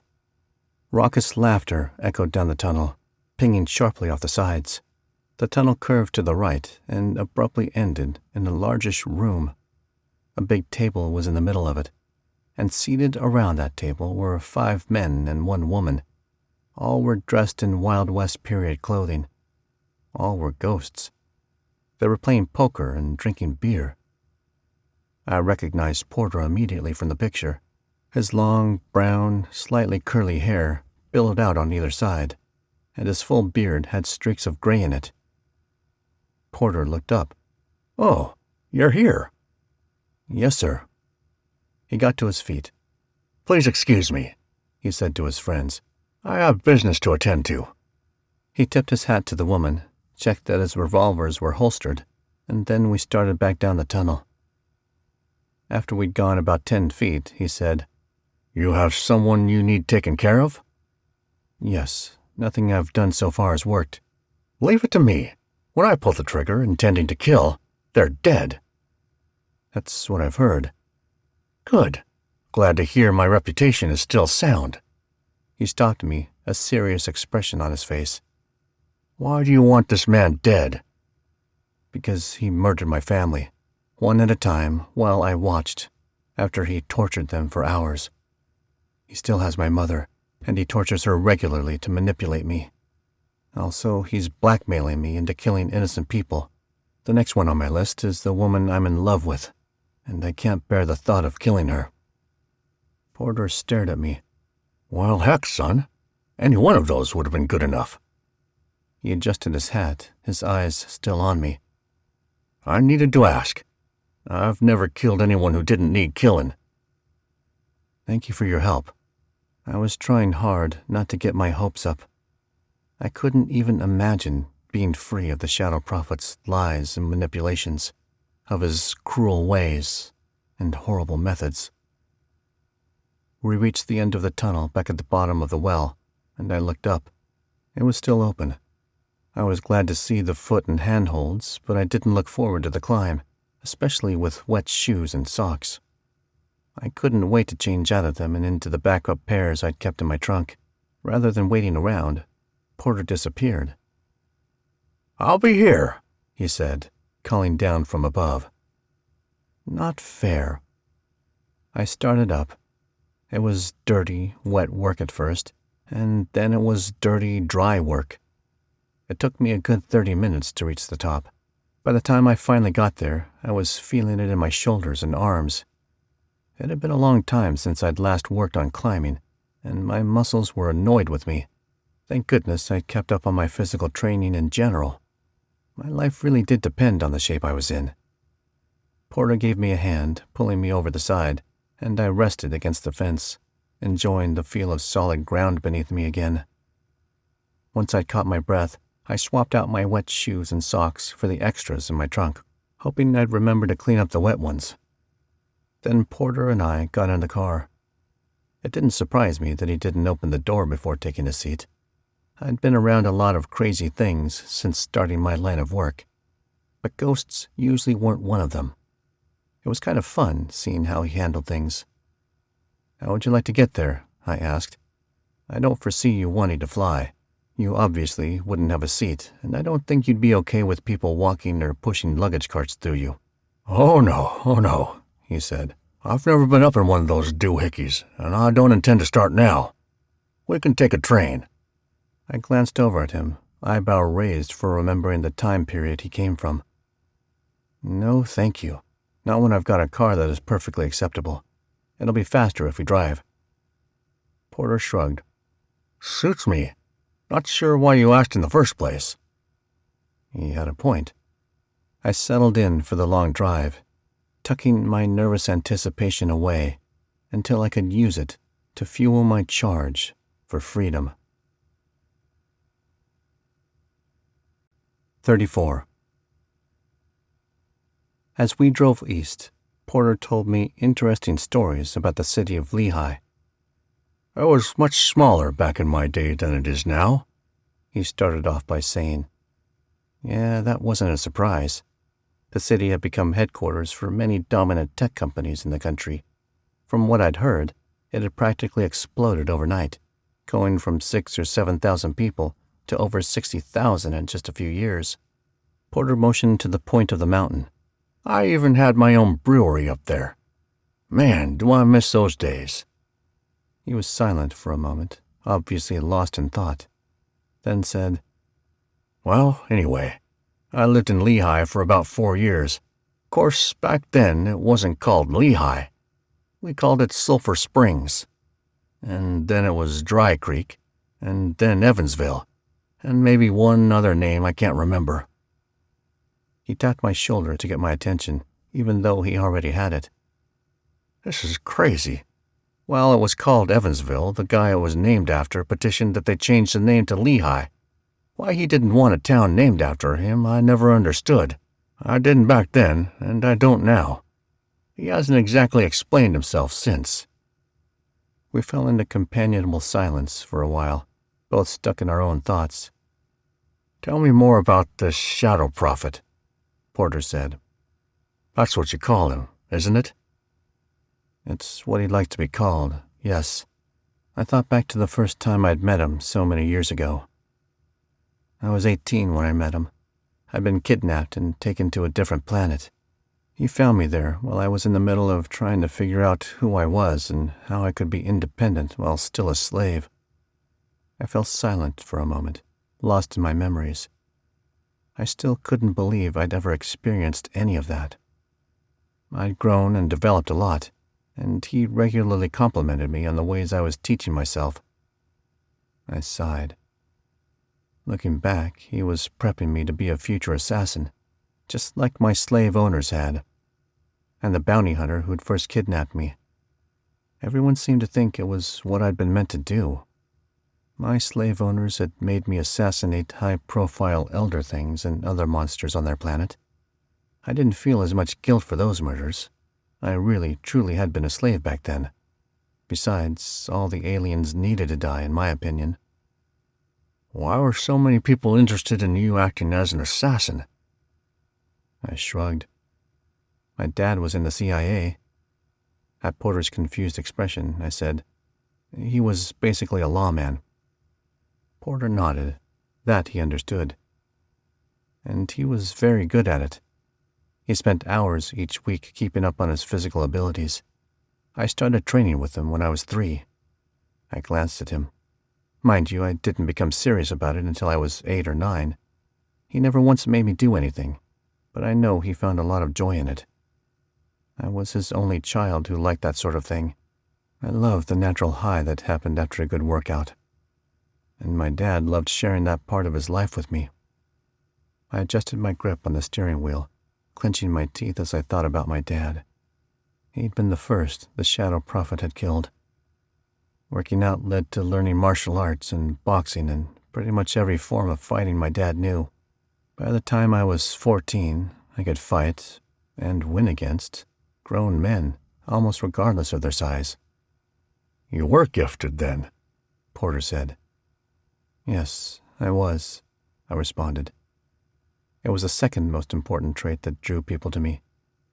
What was the first? I pointed at my hair, now gray again. An arete with silver hair before restarting. They wanted to control my powers, and in order to do that, they had to control me. Growing up, I always wanted to be an arete, Porter said. Seemed all the best people were fourths. I haven't known many good ones. Is that a product of your current employment, or representational of how things really are? It's probably related to what I do. He nodded but didn't say anything for several moments. Then, So, you've restarted, he said. How is it, having access to magic? I shook my head. Not great.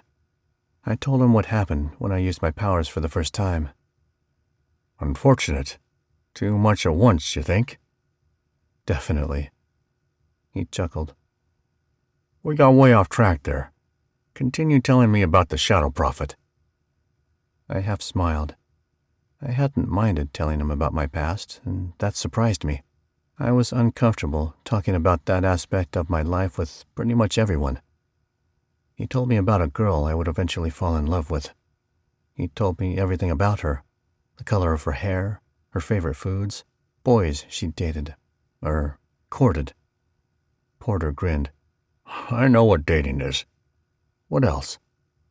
He told me all about the different places where she'd live, and that we'd cross paths while I was a slave on the other planet.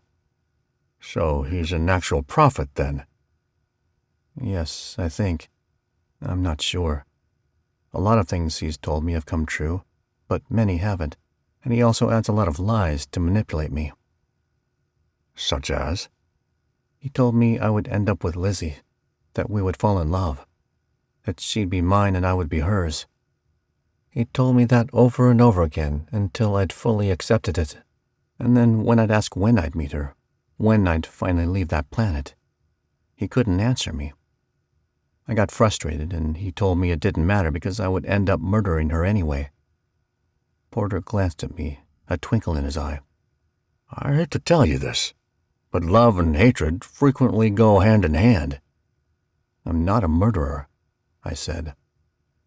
The moment those words were out of my mouth, an emotional war started inside me. Guilt and relief battling each other. guilt because I really was a murderer. I'd murdered so many people. Not just the 5 innocent victims, but many, many evil ones too. I'd done it in such a way that it wasn't legal, and so it was technically murder. The relief surprised me, because when I'd said the words, "I'm not a murderer," I felt deep in my heart that they were true. I shook my head. It didn't matter. In the eyes of the land, I was a criminal. And I would fix that. 35. Realizing Porter was waiting for me to continue, I said, "He manipulated me nearly from the start, telling me my family was fine and would be protected, all while planning on murdering them himself. I believed so much of what he said. I held on to it. He was my light, my candle in a horrible, horrible night." Porter stared out at the windshield, a serious expression on his face. "I'm sorry for the heartache you've experienced." I didn't respond for a moment.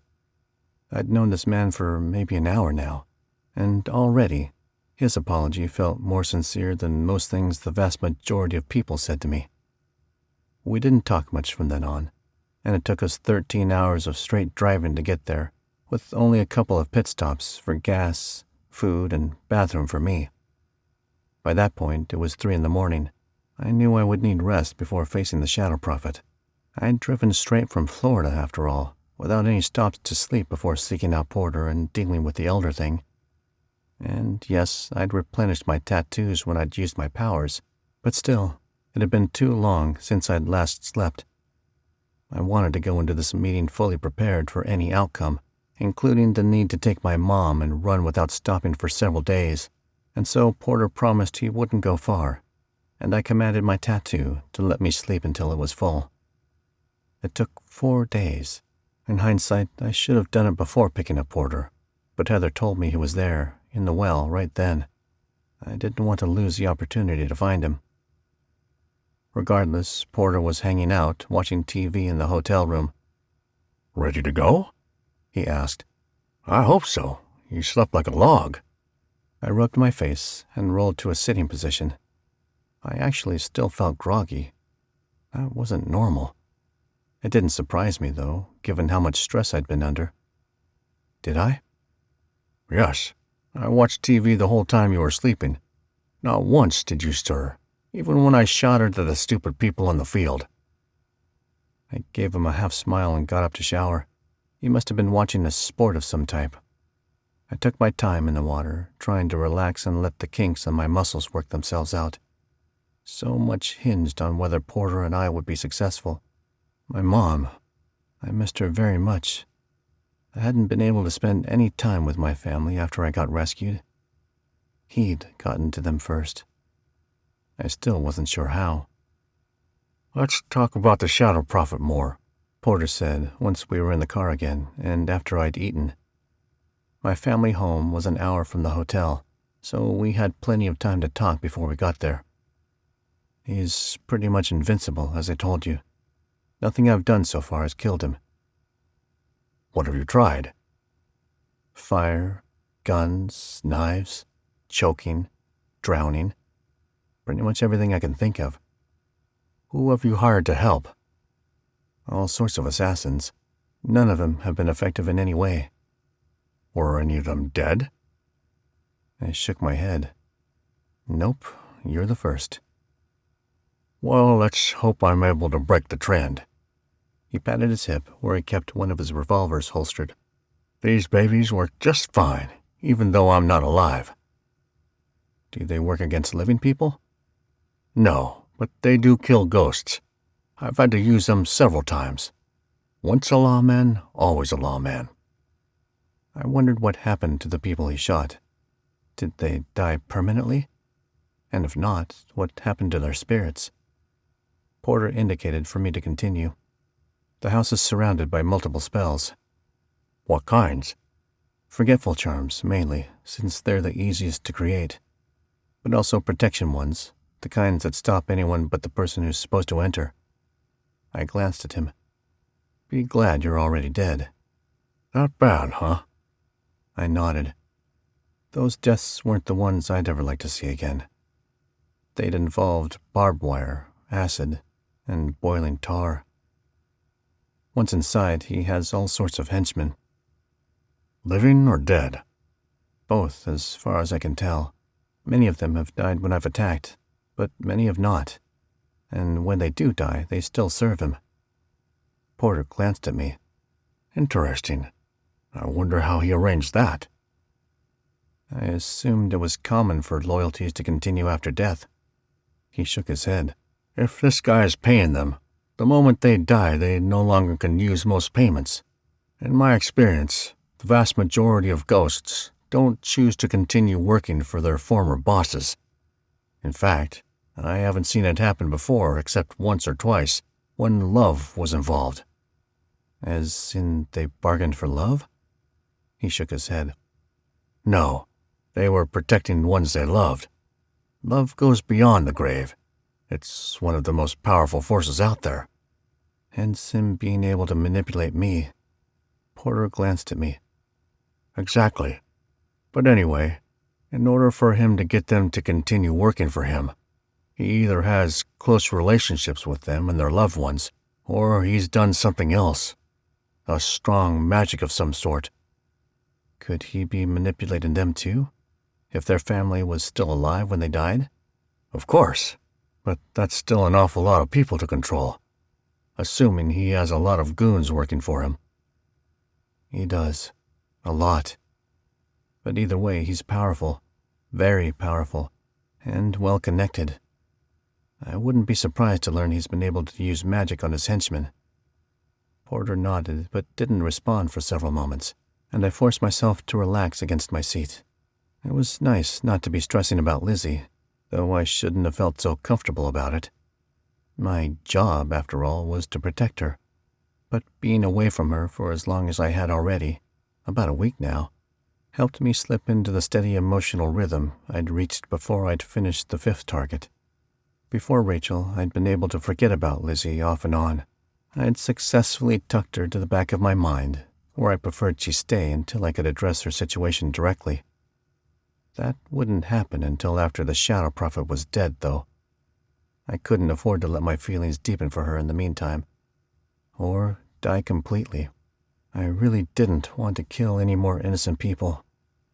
Of course, I'd said that before, but this time I sensed a change in myself. Maybe having hope, through Porter, made the difference. What happens when you go through the spells? Porter asked. Nothing really. It's gross feeling, but painless. That surprises me. I figured he'd be the type of person to make you weaker, or at least to remind you of your relationship with him. He does. When I get past the spells, I'm blind for several seconds. Yes, that's more what I expected. I have to stand there, vulnerable, until I can see again. That part is where all the living people I've brought with me have died. And yes, I've been able to bring living people through. But again, because they're blind once they get inside the house, they're unable to defend themselves. I believe you should be able to pull me through, and because I'm a ghost, I can be invisible to them so they won't know to kill me immediately. I do have to wonder if I'll be blind too. I shrugged. We'd be finding out soon enough. What happens once you're in the house? He asked. Is it different every time? Do you see new henchmen or old? Does he or his men greet you at the door? It's always the same. I don't see anyone for the first while. I go to the fridge, put a certain vial of magical essence inside it, and shut the door. At that point, he's always standing on the other side. What about his goons? They don't generally show up unless I fight, but they're always watching too. Good to know. I have to tell you, I can't shoot when I'm invisible. I don't know why. Maybe because it requires a bit of physicalness. How long will you need to be visible before you can shoot? The moment you can see me again, I'll be pulling triggers left and right. And as soon as that fridge door shuts, your Shadow Prophet will have several bullets in him. Good. I tightened my grip on the steering wheel, glaring out the windshield. It wasn't the most complicated plan I'd tried. but my better ones had all failed. Please, work this time. 36. 10 minutes later, the farmhouse came into view. You should go invisible now, I said, in case anyone is watching. Good idea. Porter disappeared, and I was all alone. To the physical eye, at least. I knew he was there. I could still sense him, and that made me feel better. Knowing he could hear me, I said, "Take my hand once I put my backpack on, and I'll pull you through the spells." A few moments later, I pulled into the driveway at the farmhouse.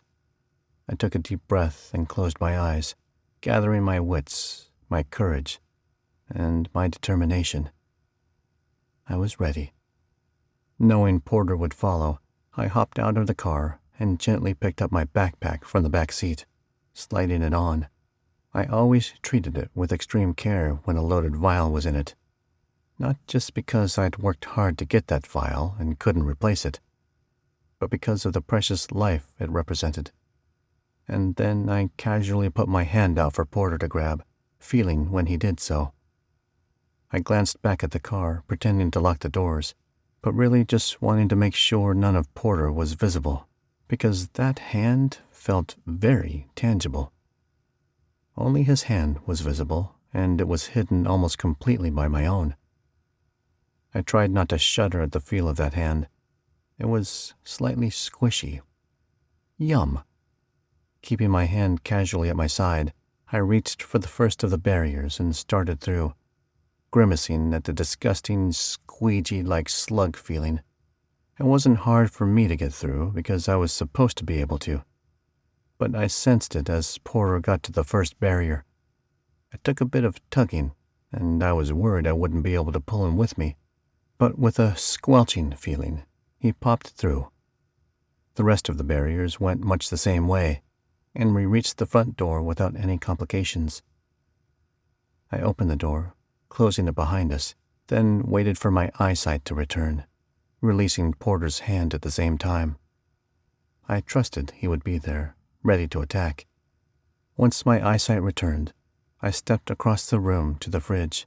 My heart jumped into my throat, choking me, making it hard to breathe. I hadn't been nervous like this in a long time. I knew what the stakes were. If I couldn't stop the Shadow Prophet right then, my mother and I would both suffer. He wouldn't kill my mother, I was sure of that. But he would make her life absolutely miserable, and mine as well in the process. How was I sure he wouldn't kill my mother? Because if he did, he'd lose his last bargaining chip. There wouldn't be another way for him to manipulate me. My goal was still to keep my mom alive, despite my reasoning. She was my last living family member, after all. I opened the fridge door, slid the backpack off my shoulder, and pulled an empty vial out. I had many of them. After breaking one in my nervousness to kill the Shadow Prophet's first target, I had insisted on him giving me several for each target. With a deep breath, movements slow and sure, I placed it on the top shelf. Before shutting the door, I hesitated, as I always did. Regardless of the knowledge that Porter was there to fight, to kill the Shadow Prophet, every cell in my body screamed about the usual routine, seeing the heads of my family. Cold sweat broke out, and dread made my stomach turn to acid when it occurred to me that the Shadow Prophet had probably seen all of this ahead of time. I cursed myself for not considering that. He was a prophet, for crying out loud. He'd know if I was planning on killing him the moment I made the decision. What sorts of preparations had he taken against Porter? I should have slept those 4 days before picking up the dead man, not after. They'd just given the Shadow Prophet more time to prepare. It was too late now, though, to backtrack and regroup with a better plan.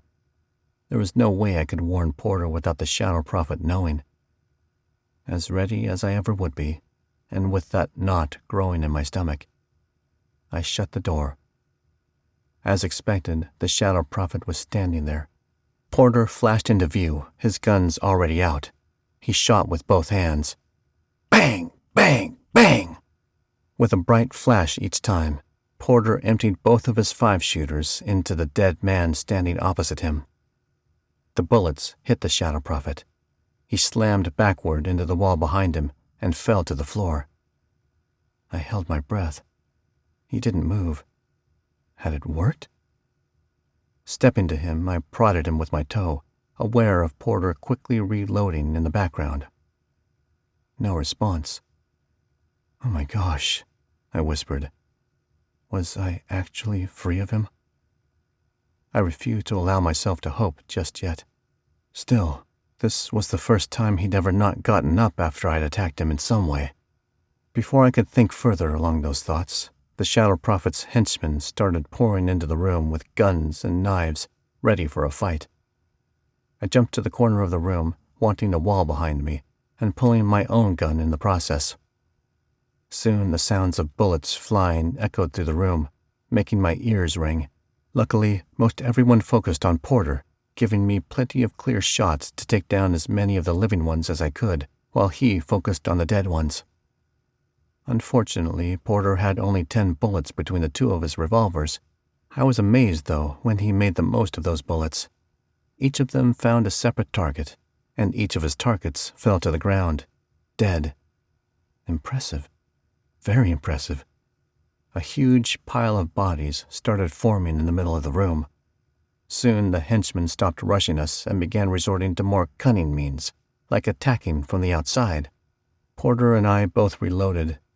I assumed everything was quiet, but with my ears ringing so badly I couldn't hear even a loud whisper. The windows shattered. The front door flung open when men rushed through it, banging into Porter, knocking him to the side. He kept his guns in his hands, but several of the attackers were able to shoot him before he could defend himself. The man stayed on his feet, though. I wasn't sure how. Those bullets had come from dead men's guns. They should have killed him as much as his bullets were killing the ones he was shooting. But still, he was standing. More assailants attacked, and I turned my attention to them, picking them off through the nearest window. Where were they coming from? Did the Shadow Prophet have an unlimited supply of henchmen? It seemed to be that way. The attacks from outside started slowing, and Porter and I reloaded again. What's going on with the dead bodies? Porter asked. I glanced at the pile in the middle of the room and froze. The bodies were bubbling, melting, seeping through the wooden floor to the basement below. And the ones that had fallen on top of the Shadow Prophet were moving, shifting away from him. A sinking feeling made my stomach drop. Instead of the acid at the back of my mouth I'd experienced earlier, now I felt lightheaded and dizzy, as if I'd lost a lot of blood in a short period of time. The bodies continued moving, revealing a very angry Shadow Prophet. The expression on his face made my blood freeze. I panicked, wishing I'd run to find my mom while I had the chance, while Porter was distracting the men. The thought died on my brain before I had a chance to cement it in. There'd been too many attackers. I wouldn't have been able to get to her. I gasped when I saw what was happening, surprised that I really hadn't seen it all. The bodies were actually deteriorating, not melting. Eyes rolled back into heads, skin rotted away, exposing bones, cartilage, and ligaments. The juices that puddled on the floor flowed to the Shadow Prophet, seeping into his clothes and healing the holes that were still visible. I swallowed, officially convinced that there was nothing I could do to stop this demon. The Shadow Prophet rose to his feet. He didn't use his muscles or hands. He sort of glided up. He turned to me. "You haven't tried killing me in a very long time." 37. "And you," he said, turning to Porter. "Back where ye belong, lawman." He spread his hands and pushed, pulsing them toward Porter. The entire room tilted at least 4 inches. Nothing fell or moved, and gravity didn't change. What was going on? Porter began screaming soundlessly. A great wind started up, roaring from the back of the house, spinning and whirling as it converged on a point behind Porter. And then a long tunnel appeared, and the whole room twisted around and around it, spinning.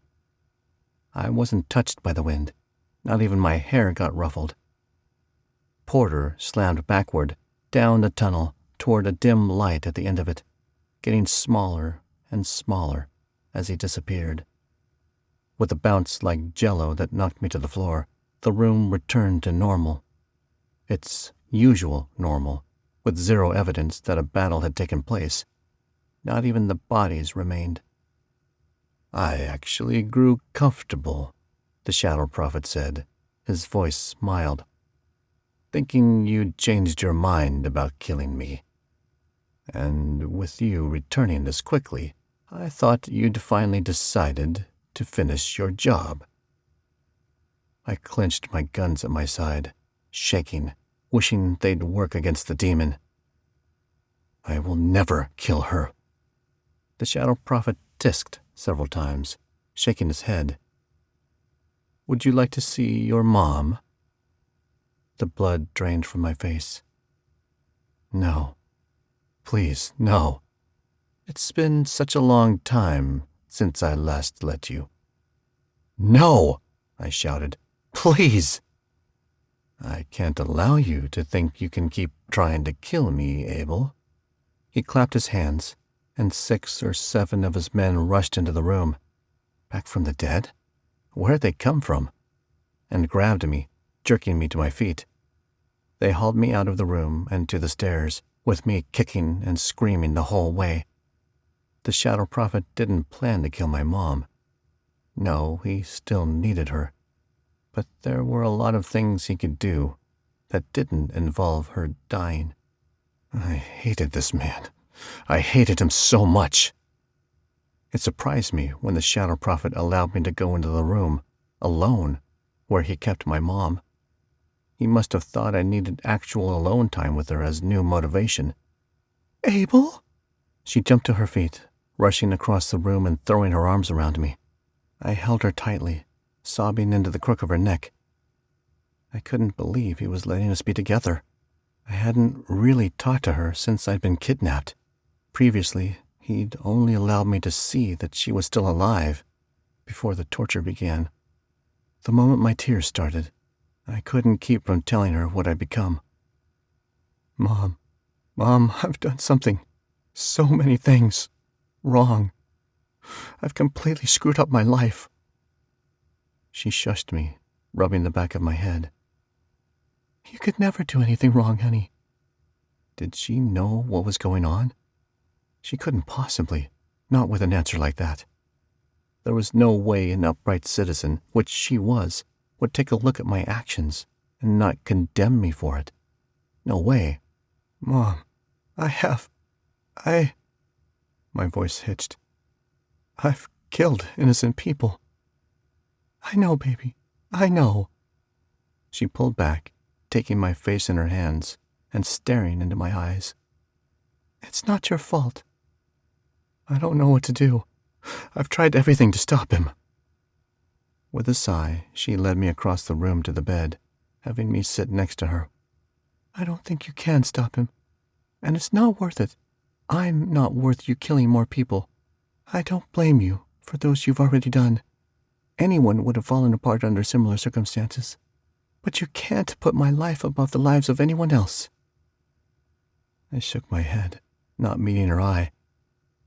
"I've lost my soul." She took my hand, holding it with both of hers and staring at it. "I know why you feel that way, but you're still good-hearted, and you would have chosen a different path had you been given the opportunity." "I had plenty of opportunity, Mom. I could have killed myself. I could have let them kill me." "Things aren't always that black and white, sweetie." Did she have a point? Was there still hope for me? I didn't dare even think about a future that involved freedom and not a prison. She turned to me again. "You have your whole life ahead of you, one that includes her. You can't allow him to manipulate and control you anymore, and that includes manipulating you with my life. It's not worth it, Abel. The door banged open, and one of the Shadow Prophet's henchmen entered. Time for your lesson. My mom stood, holding out her scar-covered hands. I'm ready. I felt like I'd been slapped. I almost threw up, realizing what she was doing. She was handing herself over. She'd fought it every single other time. Why not this time too? Wasn't it worth fighting? Seeing that bravery, seeing her not collapse in fear, gave me courage to attack again. I pulled out my backup gun, shooting the man. He fell to the ground, but was quickly replaced by many more. I shot them all in rapid succession. My ears would probably never get over the events of the day, if I even survived. My gun ran out of bullets, and I pulled out knives instead, throwing them with perfect accuracy. When the henchmen continued coming, and I ran out of space for throwing, I removed a fighting knife from a sheath on my thigh. I fought hard. I fought like a cornered mountain lion, like a grizzly that hadn't eaten in months, like a cheetah facing annihilation. I fought as swiftly and as much as I could. It wasn't enough. I couldn't keep up with the sheer number of men who rushed through the door. They piled on top of me. I heard my mom scream. Mom. With a roar, I reached for my magic, swearing to destroy everything and everyone around me. I grabbed too much. Before my powers could even do anything, I fell unconscious. 38. When I awakened, I was bound and gagged, sitting in the chair the Shadow Prophet always made me sit in. He loomed over me, his toothless mouth gaping in a grin that stretched the skin from his gums. I see you've finally restarted. I glared up at him, chewing against the gag, trying to burst the bands that held me. It was futile. I knew it would be. But you can't control your magic yet. I suppose that's not surprising, given the circumstances. I knew what he was referring to. Most Arites had to learn their magic bit by bit after restarting. I had been granted access to all of it at once. It didn't surprise me that I couldn't control it. It did disappoint me, however. He stepped aside, nodding to the men who surrounded the chair my mother sat in. You may begin. 39. By the time the Shadow Prophet's men were done with her, she was unconscious.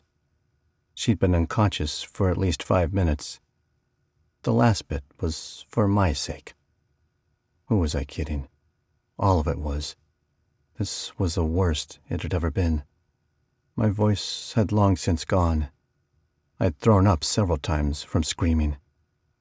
My muscles burned, cramping painfully and freezing in tightened positions. I'd rubbed the skin off my wrists and ankles, where the wire tied me to the chair. I'd cried until there wasn't anything left. My tongue was swollen and sticky. My face, too. I was so dehydrated, I was dizzy. The men finally untied her. Several women rushed to catch her before she fell and carefully placed her on a stretcher. This part I was always grateful for. They tended to her wounds, making sure she didn't get any infections, and inserted an IV to replace lost fluids. Completely spent, I slumped against the bands that held me, unable to feel the pain doing so would surely cause. I couldn't feel anymore. I couldn't feel hatred. I couldn't feel the need for revenge. I couldn't even feel my heart beating. Nothing was there. Abel, look at me, the Shadow Prophet said. His words entered sluggishly into my brain, but they didn't compute. Look at me! He grabbed me by the chin and jerked my head up. My eyes focused on his ugly face. Do you know how to prevent this from happening ever again? Do you?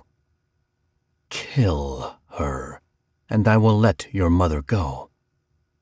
Finish your contract, and you will be free." He released me, and my head dropped. "I won't give another warning, Abel. I will kill her and your mother as you watch." The shadow prophet left the room. My bands were cut, and I slumped out of the chair, falling to the floor. No one paid attention to me. The henchmen turned on a TV and drank beer while watching a game. They knew I wouldn't try escaping. After the nurses had cared for my mother, they came to me, bandaging up the wounds on my wrists and ankles. They hooked up an IV for me. They washed my face and put ice chips in my mouth. The nausea and dizziness went away as my fluids were replenished. But none of it mattered. I was going to have to kill Lizzy. There was no way around it. I loved her, yes, but I loved my mom more. Porter had been my last chance, my last shot, literally, and I couldn't stand seeing my mother tortured like that again. I knew truth when I heard it. The shadow prophet wasn't lying. If I tried anything else, my mother and Lizzy would be dead. I had no other options. At least, if I killed Lizzy, it would be quick and painless. And so, once the nurses proclaimed me good, I kissed my still unconscious mom on the forehead, promising that her suffering would be over soon. I was going to finish my job. 40. As I drove down the highway, I watched the sunset. It was beautiful. Brilliant colors streaked across the sky, tinging everything with reds and pinks and yellows and oranges. For the first time in well over a year, I felt peace. It was time to say goodbye to Lizzy. I would give the shadow prophet what he needed from these last 2 targets. I would make sure my mom was safe. And then I would turn myself in, because I would rather spend the rest of my lifetime in prison than disobey the shadow prophet and watch my mother be tortured again. I knew better than to think the pain wouldn't return.